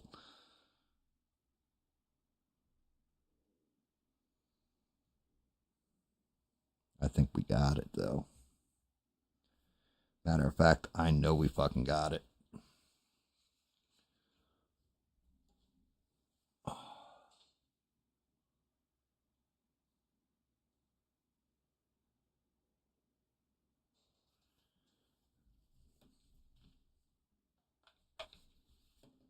Let's take a look at the thing right now before I go gluing them.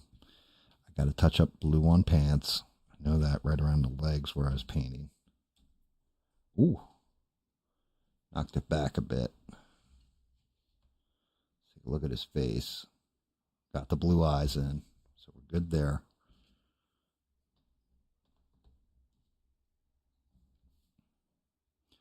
I think I might go over this again with a little bit of the very, very light orange and hit it again with less of the brown because it looks off shaded. But I think he came together pretty decent at this point. Now, granted, I'm not liking these little gaps, but once I hold him in there when he's gluing, he should be better.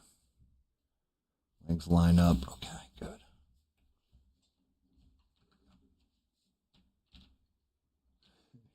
Duke, what makes you think I bathe? Oh, bub. May not one you went out there.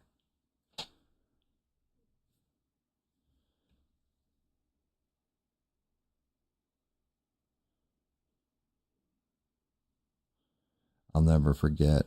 There was this old, actually it was Ving Rhames who played him too. But they did, HBO had done one of those movies that they do on Don King. And Ving Rhames played Don King, and he's in the bathroom, and he's talking to this other boxing promoter or whatever, and he's trying to get a deal. And he goes to shake the guy's hand, right? And they were both just pissing at the urinal. And the guy looks at him like, what the fuck? Like, you know, because he offers him his hand to shake it. And he's like, aren't you going to wash your hands? He goes, man, I wash my hands before I touch my dick.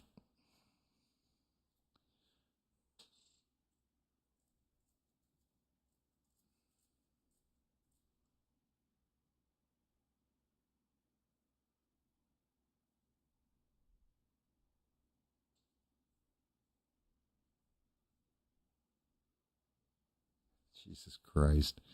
You guys are crazy. I still got to send Smurf out. Dude, I still got to send David's fucking whatchamacallit to him. I still got to finish the model I was working on for Beans. Still got to, now I got to redo a goddamn pyramid head. I got to cut down Starscream. Actually, I really need to get to printing. I got to do Starscream. Then I got to start looking for cryptids and shit for the wife for Christmas times. I got to mail Smurf out fucking Conan. That's still sitting here on a shelf. It's like, Conan, have you heard of Elf on the Shelf? I got Conan on the shelf. He's just like, I hear the lamentation of the women. I want to see my enemies driven and crushed before me.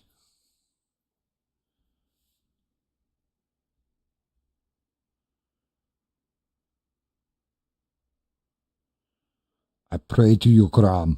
I say, give me the power to overcome this moment. And if you do not help, if you do not hear my cries, I say, the hell with you. I will not fire on innocent people.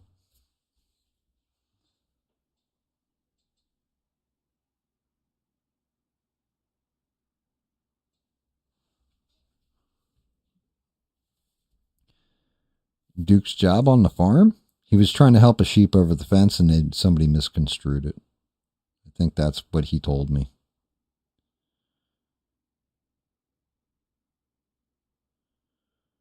Or is he actually being serious? I can never tell with Duke. Duke will switch from funny to serious in like a matter of seconds. And you're like, God damn it.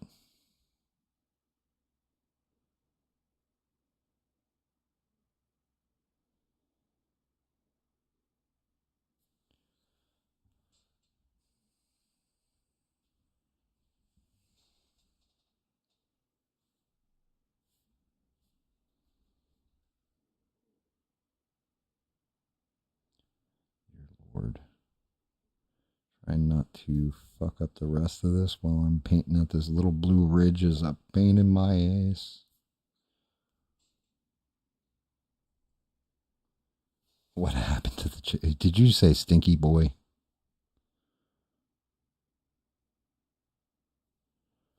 Oh, like we all smell like roses. If you lean a little closer, the roses smell like poo-poo.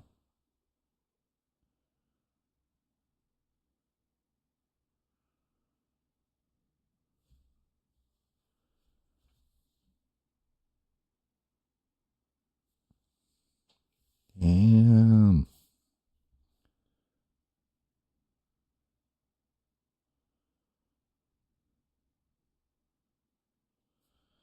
Yeah, by the way, that was one of the things that is interesting to me. Apparently, Marvel was developing a Black Panther game and it got canceled.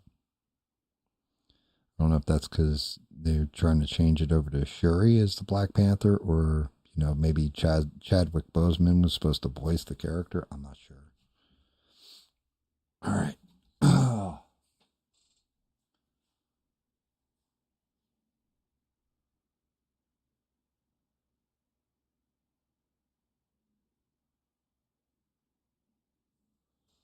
Life's always good. We're all breathing. Could be a lot worse. Anytime I say that, it always gets a lot worse. Life is actually pretty good for everybody, I think. I would think. I mean, I feel bad for Stranded having to work 10 hours. I do not miss those fucking days. 10 hours. Be like, oh, your salary now. Oh, yay, me. Now I can work overtime and you guys can fuck me right in the ass on it. Oh, I didn't mean to say it that way. Now I sound like I'm a Democrat.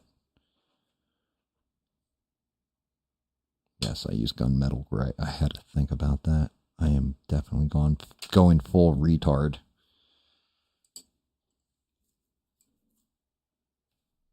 It must be getting close to 2. Oh, it is 2. Yeah, that explains it. Happens every damn time.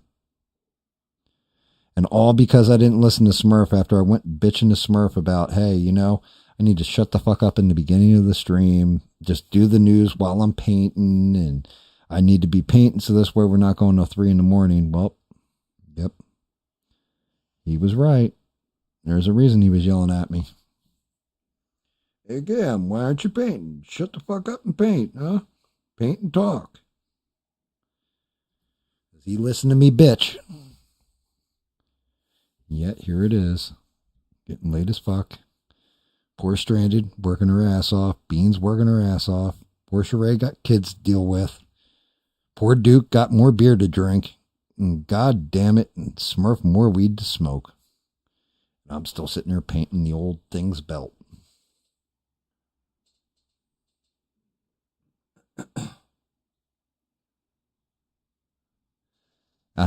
Wait, didn't you lose? Wait, hold on. You're one-legged. Then what's that other thing? Oh my goodness, that's not a leg. Duke, you naughty boy.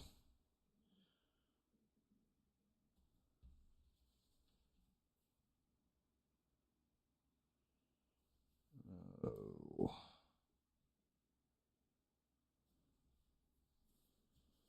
Yeah, that's what I was afraid of. I did blow out the blue here.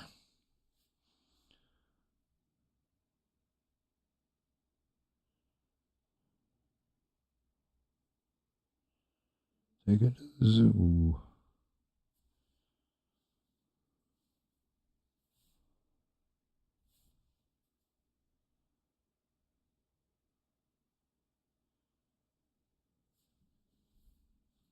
I can hear my stomach growling. I'm hungry. God damn it. Oh.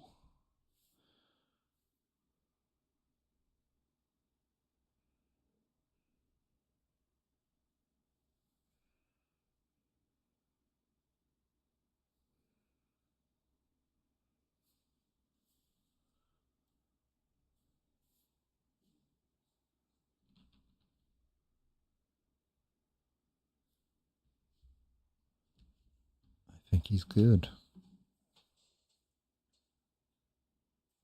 Sorry, Duke. focusing on that shit. I stopped talking for a minute like an asshole. Although you asking who muted your stream was like the time that I got really, really drunk and woke up the next day and was like, hey, who shit my pants? I mean, that happens. I think I was going to go back over that one shoulder with light into dark, right? Yeah, 'cause that one lines up perfect. Color. I don't think this one did. Let's see. What do we got? Oh, yeah. That's definitely a shade darker.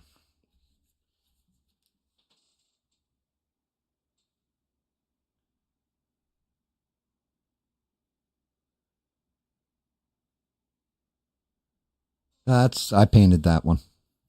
Oh, you must be on a back play. But Stranded, that is fucking hilarious. There are 2 types of Dems. I'm going to have to keep that one in the back of my head now. Thank you. There are 2 types of Dems. Those. Oh. That's just kind of awful. I'm not going to lie, but hysterical at the same time. I need a little wet on this brush. And no, Smurf, I'm not putting the goddamn brush in my mouth and twirling it so it gets moist. Fucker.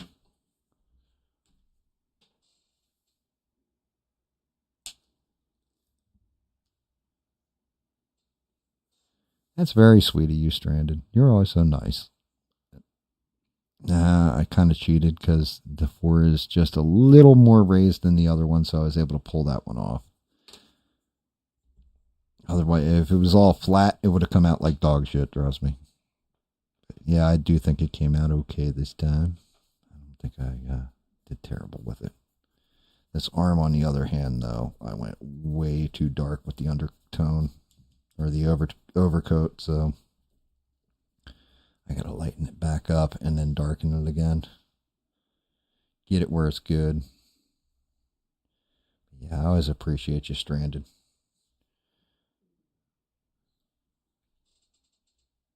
Wait, hold on. I saw a comment come up and then I just saw it disappear. What the fuck did I miss?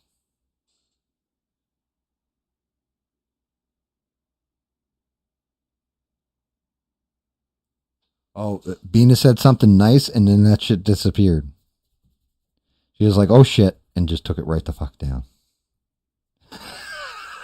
Like, Gam, don't be looking at the screen right now. All I saw was like a comment disappear and everybody's talking about, oh, how sweet beans, and it's just gone. It's gone like a fart in a windstorm. It's just out of here. It's 86th.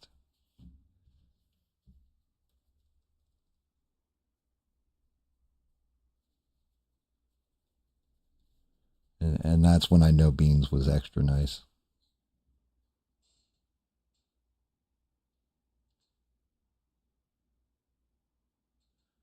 I mean, it's easy to, I guess that's, it's one of those things where I just got lucky practice from having shaky hands. Like when I was drawing the bottom of it, or painting the bottom of it, I thought I was screwed. I'm not going to lie. I thought I really screwed the pooch on it. All right, let me see. I'll lighten up that color a bit. I might not even have to go to an overtone because I put it on there so thin. Let's see what we got. Oh, fit in. Yeah, we're a color match. It could be a little bit lighter, I'm thinking. Not much. And then I'm going to lose that tone. Let's see. Let me look at the other arm compared to it. Oh yeah, that's got to get lightened more.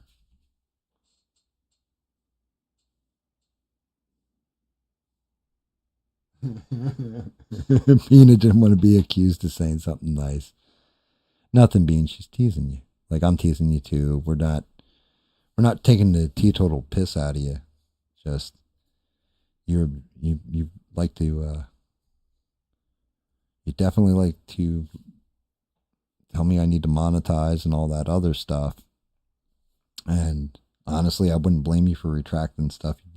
I always say this one, guys. There's a reason why you, Bina, and Sheree are my valve check to make sure that I don't overinflate my head, my ego, or any of that other stuff, where all of a sudden people start unsubscribing en masse to my channel because, you know, I got into myself too much. You guys make sure I can contain a narcissistic pattern that a lot of YouTubers seem to get into for some fucking reason I'll never understand.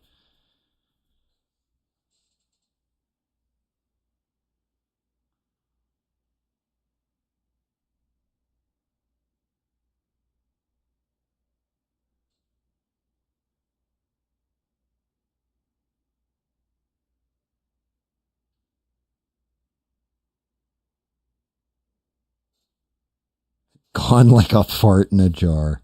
Man, that fart in a jar thing, that didn't ever get old, is it, Duke? Like, I can't believe, I don't even know how long we talked about that one. I'm guessing for an appallingly shocking amount of time we discussed farts in jars and who would buy them and stuff.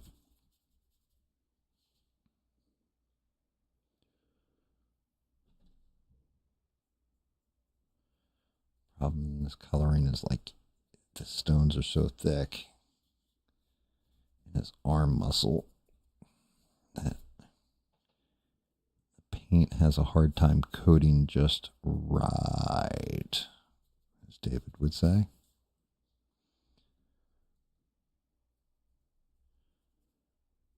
When I'm having miscolored arms.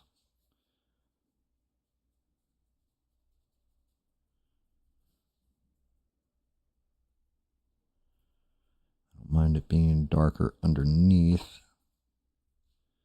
That outer coat's got to match. God damn it, get in the hole. That's what she said. And yeah, I think that's got it.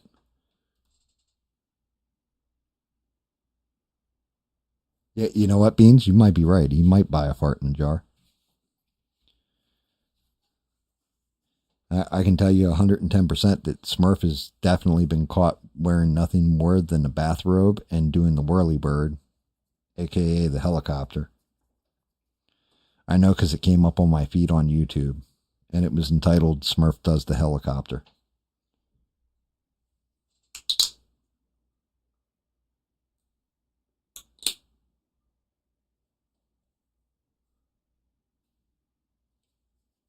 Oh shit, Bean is on fire.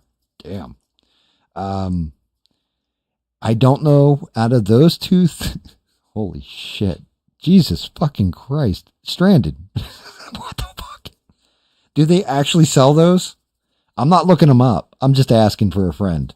Do they actually sell those though? Like, people thought I was joking about the fart in a jar. And I'm like, no, they actually sell them, right? And like, how many they sell. And then like, poor Steve decided to go investigate it and was blown away, pun intended, by how many they actually sell and all that kind of stuff. Do they actually sell those type of candles?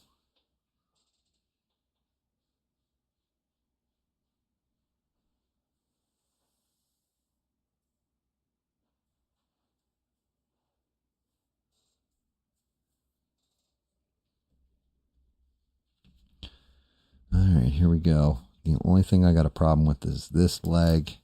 I will do a fill on it. Maybe next stream I'll show the fill and how that came out.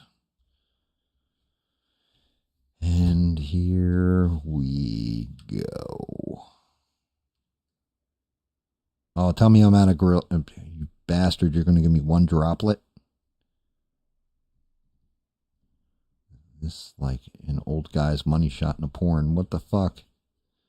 Give me more than that.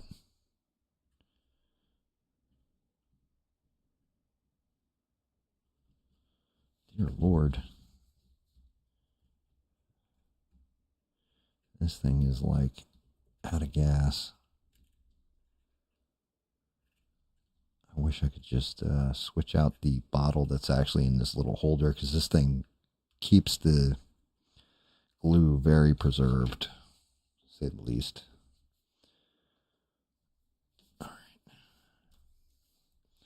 Here we go with holding for a minute.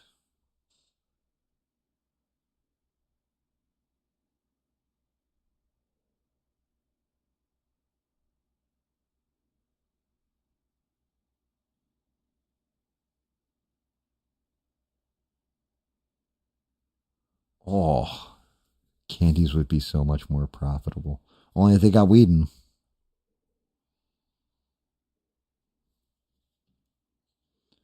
That's one arm on.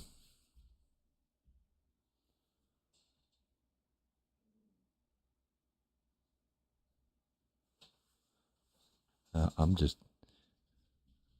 Stranded's got me jacked up with that. Do they actually make those type of candles? I mean, I would not be shocked. Not gonna lie. I'm just curious. I mean, they definitely have done toys where they have the adult star come in and they use, I guess it's plaster of Paris. I don't know, maybe something else. But they put it on their nether regions and make actual molds of them. So it's like, I need my sex toy to feel just like Jessica James. Just James. Can you give me one of them?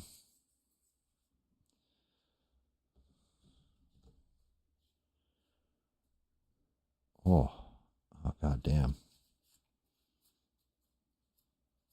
Clean that glue up. I had so much glue on the one side, it started to leak.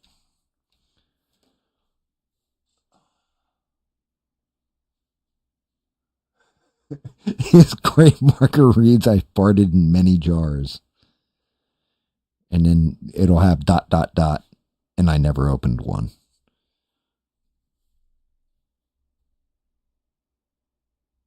Alright, so that one actually went in pretty well. Alright, leg time. It's leg day.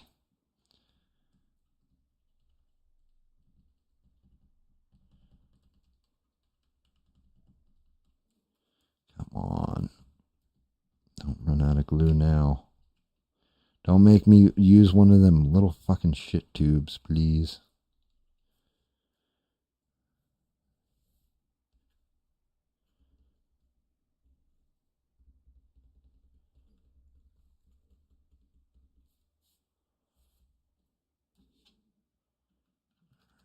There we go.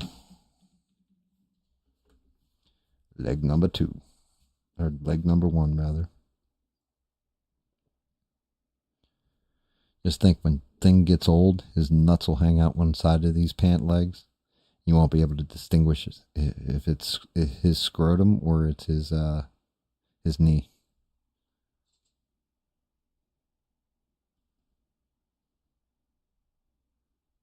Helicopter.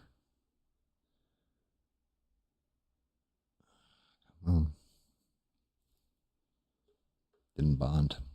Damn it. Knew that was going to happen. Oh, you bastard. I don't know that there's enough glue on there. And set them down like this. I don't want to break the leg off or some crap.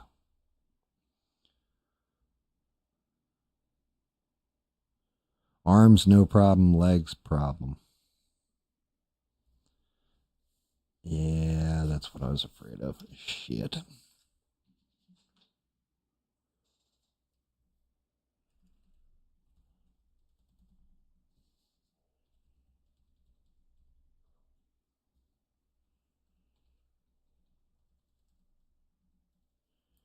That's crazy. So that handshake you're seeing, the glue, I don't know if you are seeing it, you're probably seeing my handshake, right? That is my normal natural handshake for putting pressure between my thumb and one of my fingers. Hey, yeah.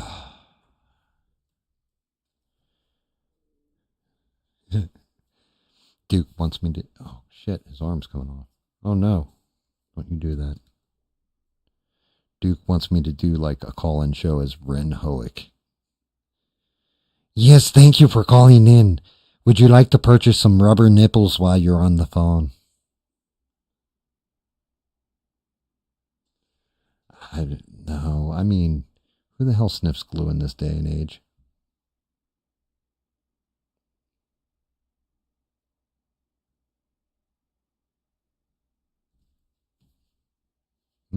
Actually, we got the leg to stick. Last leg left. Only issue is that this one is going to have that fucking gap. It's gappier than some people's teeth. So it's going to be interesting.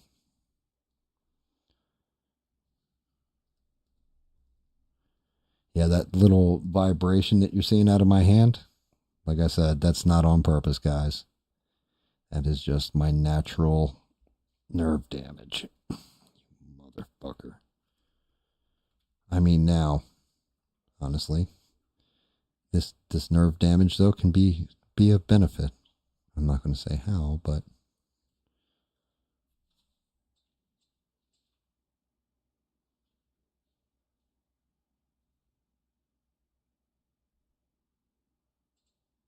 oh, Gwyneth Paltrow sells those cans. You're right. That's a good call. I forgot about that, Stranded. I remember hearing something about that. Now, I don't know why I would want to smell Gwyneth Paltrow's parts like that, but I'm sure she probably sold 1 million of them. Guaranteed.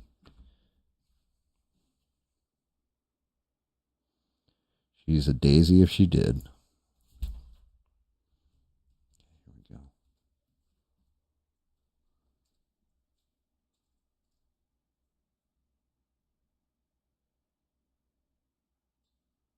Yeah, if you said like a specific product name, sometimes they will. Like YouTube is funky. YouTube is a pain in the ass like that too. Oh, legs in place. All right, guys, let's see what we got. Oh, this sucks. I wish I could get this little arm on my damn camera where you could actually see from the sidelines what he looks like. So I will just hold him up like this. And yeah, there we go.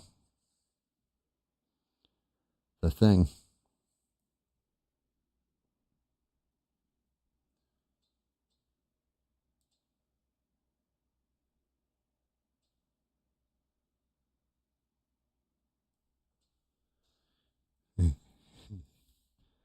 I don't know. Is that Dusty, Rusty, or Lusty? I'm not sure, Beans.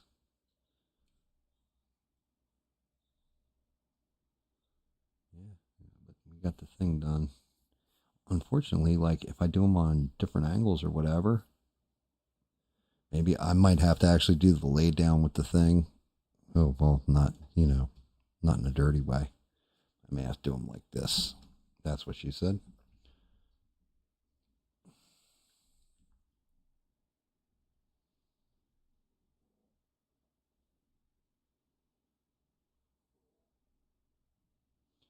Back them out just a little bit. There we go. I think he's a done.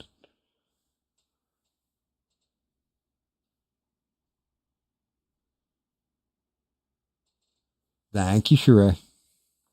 Yeah, I'm actually not displeased with this one. I'm actually kind of happy with her. Well, with him. You know what I meant.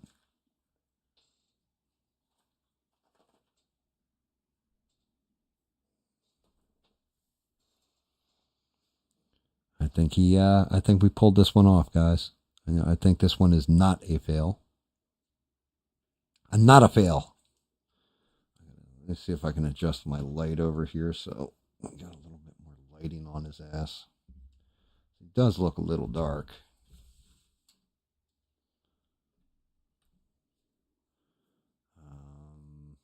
Shit. Let me see. I got to be careful because I am not on my normal PC. So, well, and this one will be the normal PC, but I don't think G-Hub's going to open up right. Oh, no, it did. Did I lose, I didn't lose the camera, right? Okay, good. Let's see. We can do, is it under exposure? Low light comment, auto exposure. There we go. Turn that off a little bit.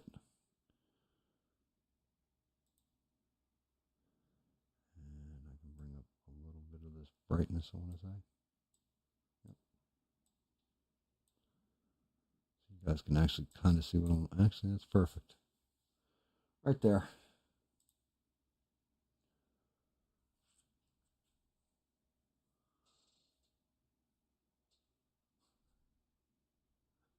Now sell them. Jesus Christ. Make it sound like I just went to the fertility clinic. All right, now sell it.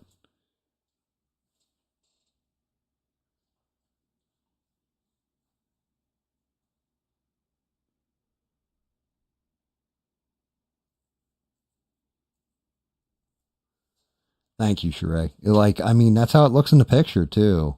I just used the, and like, you know, Stranded, thank you, too, because you pointed out that for, I am actually kind of happy with the way now I'm looking at the finished thing. I am actually very happy with that for. So that was a good call, Stranded. Shout out to Bob earlier, too. He's like, that thing's going to need a couple more coats. You're not wrong.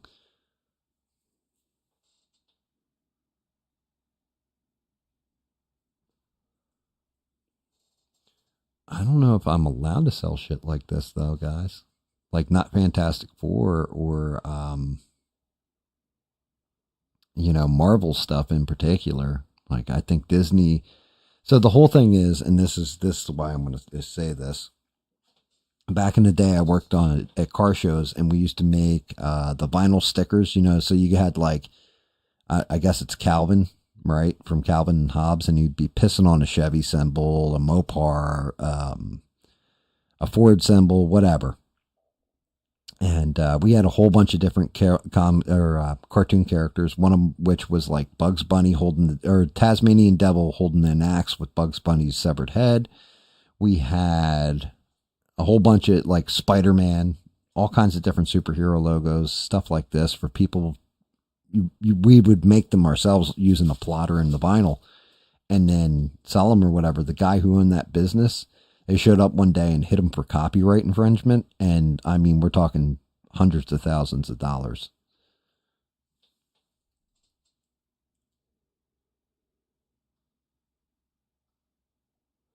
So I'm not entirely sure if you're even allowed to sell like using it for non-commercial use or whatever, like I'm doing, you know, just making the figure or whatever. I think I can gift it to somebody, but I don't know if I'm allowed to sell it.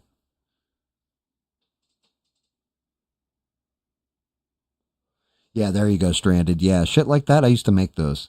As a matter of fact, I made if I have one laying around, and I don't think I do, but if I can find it, I had from the Death of Superman, I had done the Superman S in red vinyl with the blood dripping, like it was written in blood. If I have one of those, then there might be a certain someone I'd just mail that shit, throw that right in the mail to them. But I have to see if I have it or if it even still exists, because that was, Jesus, 25, 30 years ago I did that. I don't know. When did Superman die in the comics? I can't remember.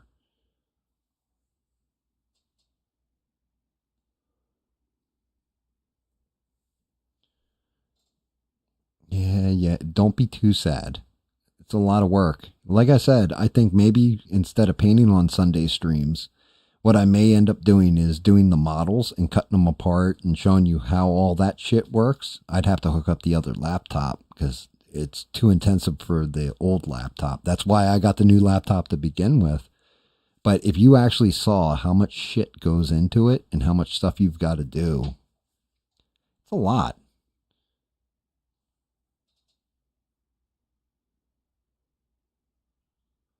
Yeah, it was the Death of Superman Rise. What was it? It was Death of Superman, the Rise of the Superman, and then I think Superman Returns. Right? I think that was the comic book series where Doomsday kills Superman, mulleted Superman too at that point, and then you had like Steel, Cyborg Superman, Superboy. And I can't remember what the fourth one was. Eradicator. Show up on Earth. Yeah, I must have gotten 6 hours on this tablet here because it just kicked me the fuck right out of the stream for my chats. Oh, yeah. Unless the whole thing went down. No, my hand's still there.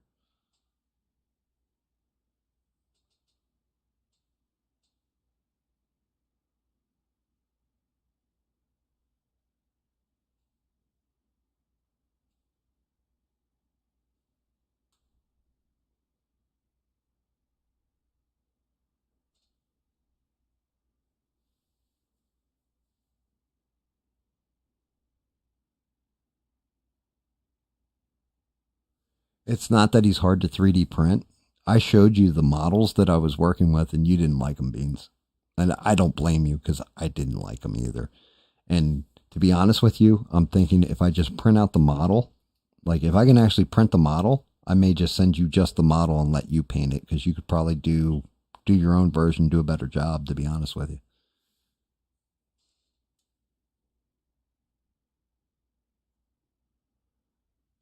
You had the book?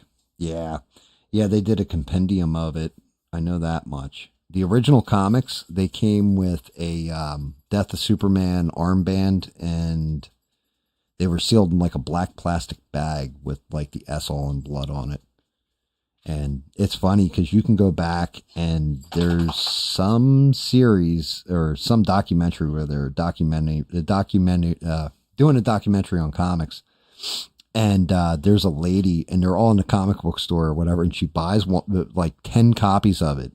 And she said, yeah, in the future, I'll put my kids through college with this. And that book isn't worth that much, like at all. Like it really is not worth much because they sold so many copies of them.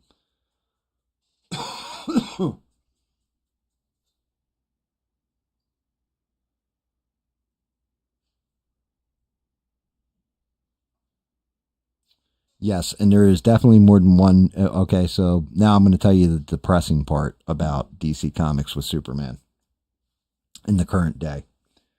Clark Kent is no longer Superman. He went missing. And then his son, Jonathan, was Superboy, becomes Superman, and then comes out of the closet and is gay. And that lasted for a little while, and then Clark Kent magically reappeared as Superman because their book sales took a nosedive. But they had like an actual picture of him kissing another guy, like in the comic.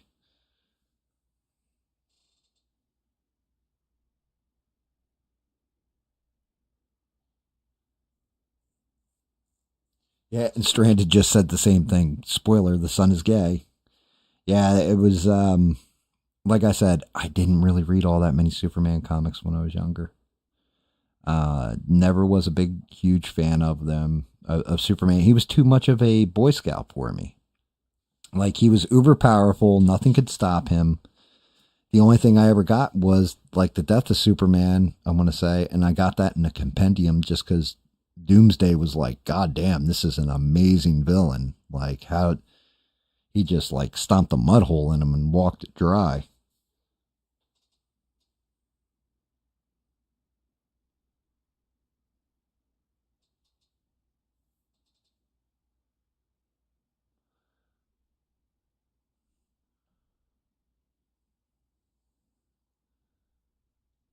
Duke, yeah, you're not wrong there.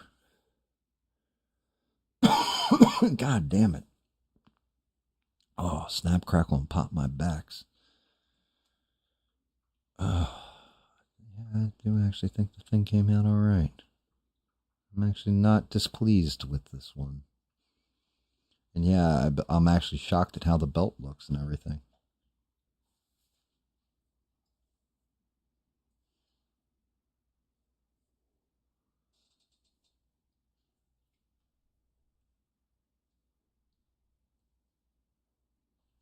Yeah, and then you're right. There's Red Sun Superman too, where the thing went off. All right, so hold on. Here's one for you guys. And I just want everybody's opinion on this. So in the new Superman, they show him in the trailer, they have Ultraman. And what Ultraman is in the comics, he comes from Earth 3, and he's basically like an evil version of Superman that crushes and snorts like kryptonite. and that powers him up. He's like opposite of Superman, but he's got all Superman's powers. He's just an evil version, right? And they have him coming in the new movie. They're going to have Ultraman. The only thing is he's wearing a mask every time you see him. Like he's all in black or whatever. He's got the U on his belt and on his chest rather. How awesome would it be if like him and Superman are throwing down, beating the hell out of each other, and all of a sudden Ultraman rips off his hood that's over his face and it's Henry Cavill.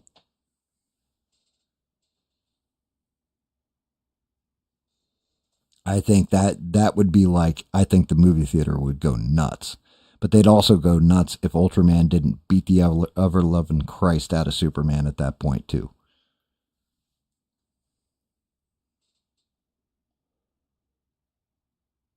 Oh.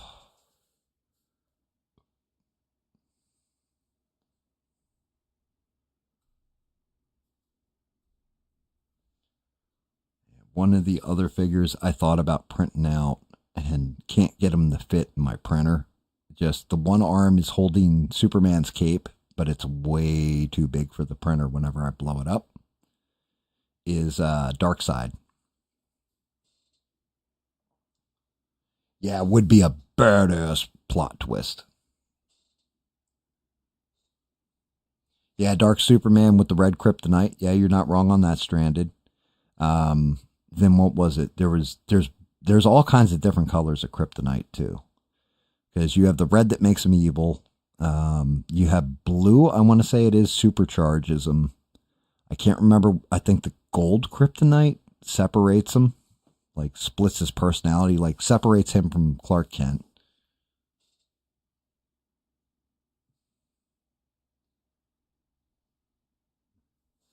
What if it's a room full of drawers, though? That could be interesting. Okay. Superman. Not just Superman, though. A Henry Cavill Superman. Couldn't be a Christopher Reeve, right? There's plenty of them, and they look fucking brilliant the way they did the sculpt. It's gotta be Henry Cavill, which nobody gets fucking right for some reason.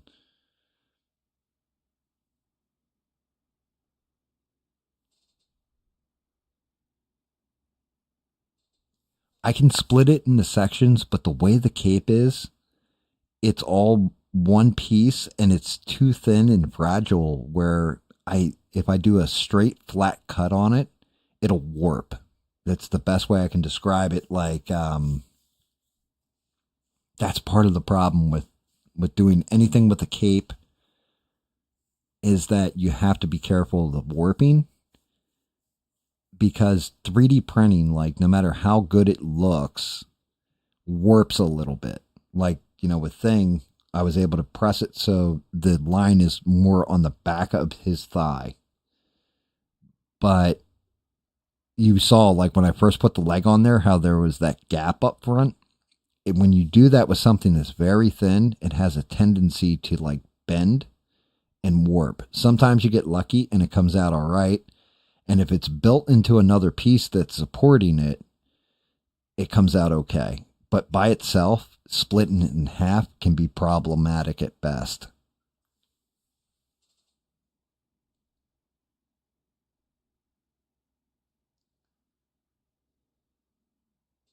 That Batman cape is thick as shit.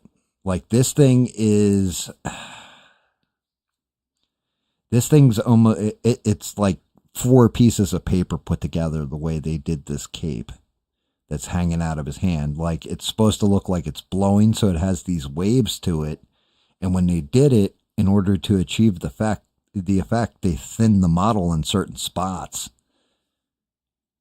So, the rest of the Darkseid, like if I can pull the cape out of Darkseid's hand or cut it off or something, that one would be an awesome model to do. Most of the Superman ones, like I did that Batman Who Laughs, I have to do the surfacer on him and get it where he's primed or whatever for painting.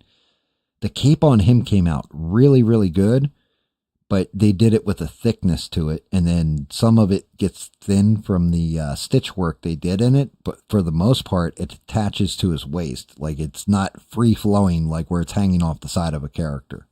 So it's not just like attached to his neck and hanging down, it's actually covering his waistline.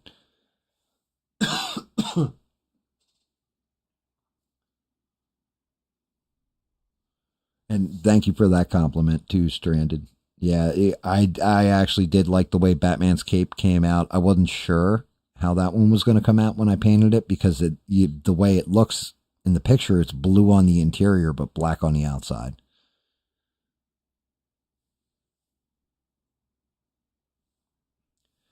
Now, doing, like, Beans wants the Cavill Superman, which I'm definitely not opposed to. I just really want a good sculpt of it. Like, I want Henry Cavill to look like Henry Cavill. And the ones I've seen don't look like Henry. Like, the body will look perfect, and then you get to the face, and they do this doofiness with the fucking face. I don't know what it is. Like, people can't model him where he comes out correct. He looks like, if you guys ever saw, I can't remember which one of the movies it was, but remember Henry Cavill did the reshoots and he had that mustache and they had to digitally erase the mustache and his face was like puffy, goofy looking. A lot of the 3D models look like that. I actually went and found a Henry Cavill head that's just natural Henry Cavill with, he's got like his normal long curly hair and all that. And I've been trying to incorporate either the face and then I tried doing the head. The only problem is the thickness on the neck doesn't line up, so the head doesn't quite line up with the body. Like, it's too big for the body, and even shrinking it down, it doesn't look right. And then I tried cutting out just the face and sticking it over top, but there's always like fragments in the face that fuck up when I'm doing it.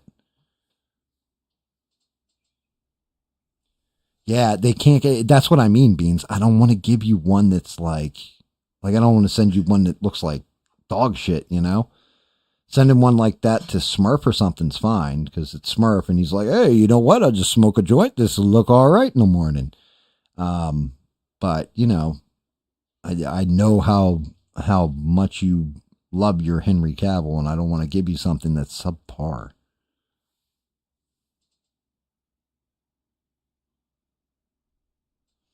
So this is something I've been looking into, Stranded. There are, and as a matter of fact, when Retro AI was in, he suggested a program. I looked into it, and then I looked into it. There are AI programs now where you can take a picture, you can upload the picture, the AI will, quote unquote, 3D it for you. The proportions aren't right, really, unless it's a 360-degree picture, like you went to a park, saw a statue, and then took pictures from each side. It'll seam them together, like sew them together, and then kind of 3D it, but the texture gets lost when you go to print it. There are other people that have been uploading, and I've actually put out feelers to a couple of them, to a couple different people, and said, like, hey, man, what AI are you using? Because they've done Dungeons and Dragons characters, like stuff out of the books and stuff that they had pictures of, that they used the AI to basically draw out the model and make it look right. But nobody's gotten back to me on it yet.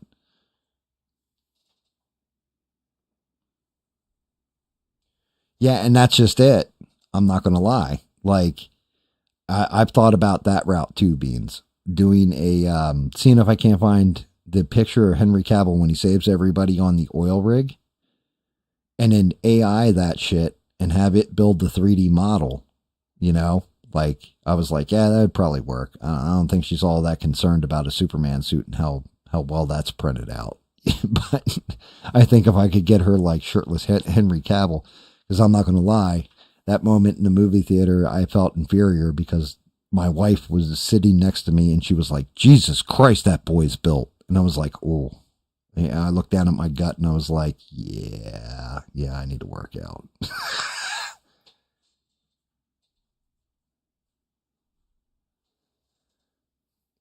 Like, yeah, that's not good.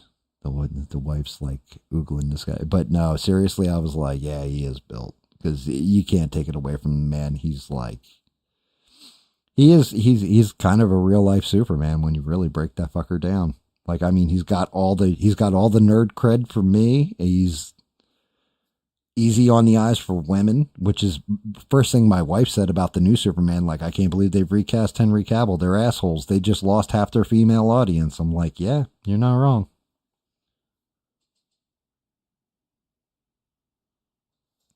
I was like, every woman, you know, like watching that scene probably had the same reaction as my wife. Like, God damn. I was like, and once again, you know, like goes back to when Holly Berry was laying there in Operation Swordfish or Password Swordfish, as I think they retitled it, or, you know, Phoebe Cates came out of the pool in Fast Times at Richmond High, or, Jamie Lee Curtis when she was in Trading Places and getting changed and turned around real fast. Like, there's just some shit you got to appreciate the beauty of it. Like, damn, that is a beautiful person right there. No homo. No, and that's the other thing. He really didn't, but that's the same shit with Christopher Reeve Superman too. They didn't, like, you know, do any CG because it didn't exist back then, but they didn't do any of the, like, they didn't have to pad out a suit or anything else. That man was that big and that, like, he's impressive, even back in that day. Like, everybody went nuts for it. He was Superman. Like, some dudes can pull that shit off. I'm not one of those dudes. But, yeah, some dudes can just got it like that and can pull it off. And, hey, God bless them. You know what? And then being a genuinely good person in real life too, you know, that's one of those holy shits. Like, goddamn, you guys, DC, you actually found fucking Superman. And then you fucked it all up. But, you know, it happens. It happens that way in Hollywood. But, yeah, what do you think, guys? We got the thing done. I think it's been a pretty fun stream. Although I did run my mouth a lot without painting at first. And you're right, Smurf. Keep on my ass. I'll get better at that. I'm happy to know Stranded's still with us and good. Happy all you guys are here. Glad that, you know, Duke is still over there calling people cocksuckers and stuff.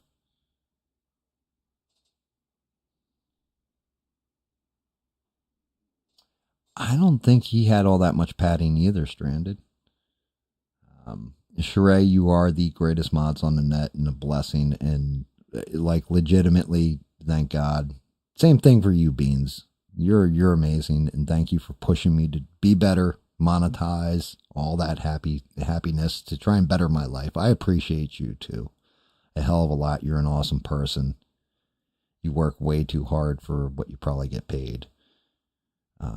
But I do appreciate you always, all you guys always having my back, always being here for the streams, having fun in the chat and laughing and enjoying life for a minute.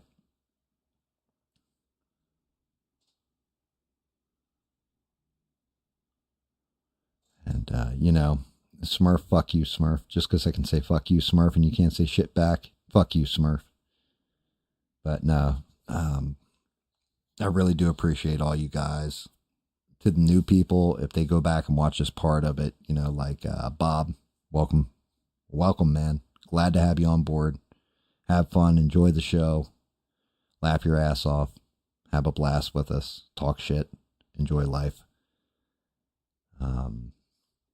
But everybody who still remains and tunes in and takes that time out of the day, I appreciate the fuck out of you. Thank you very much.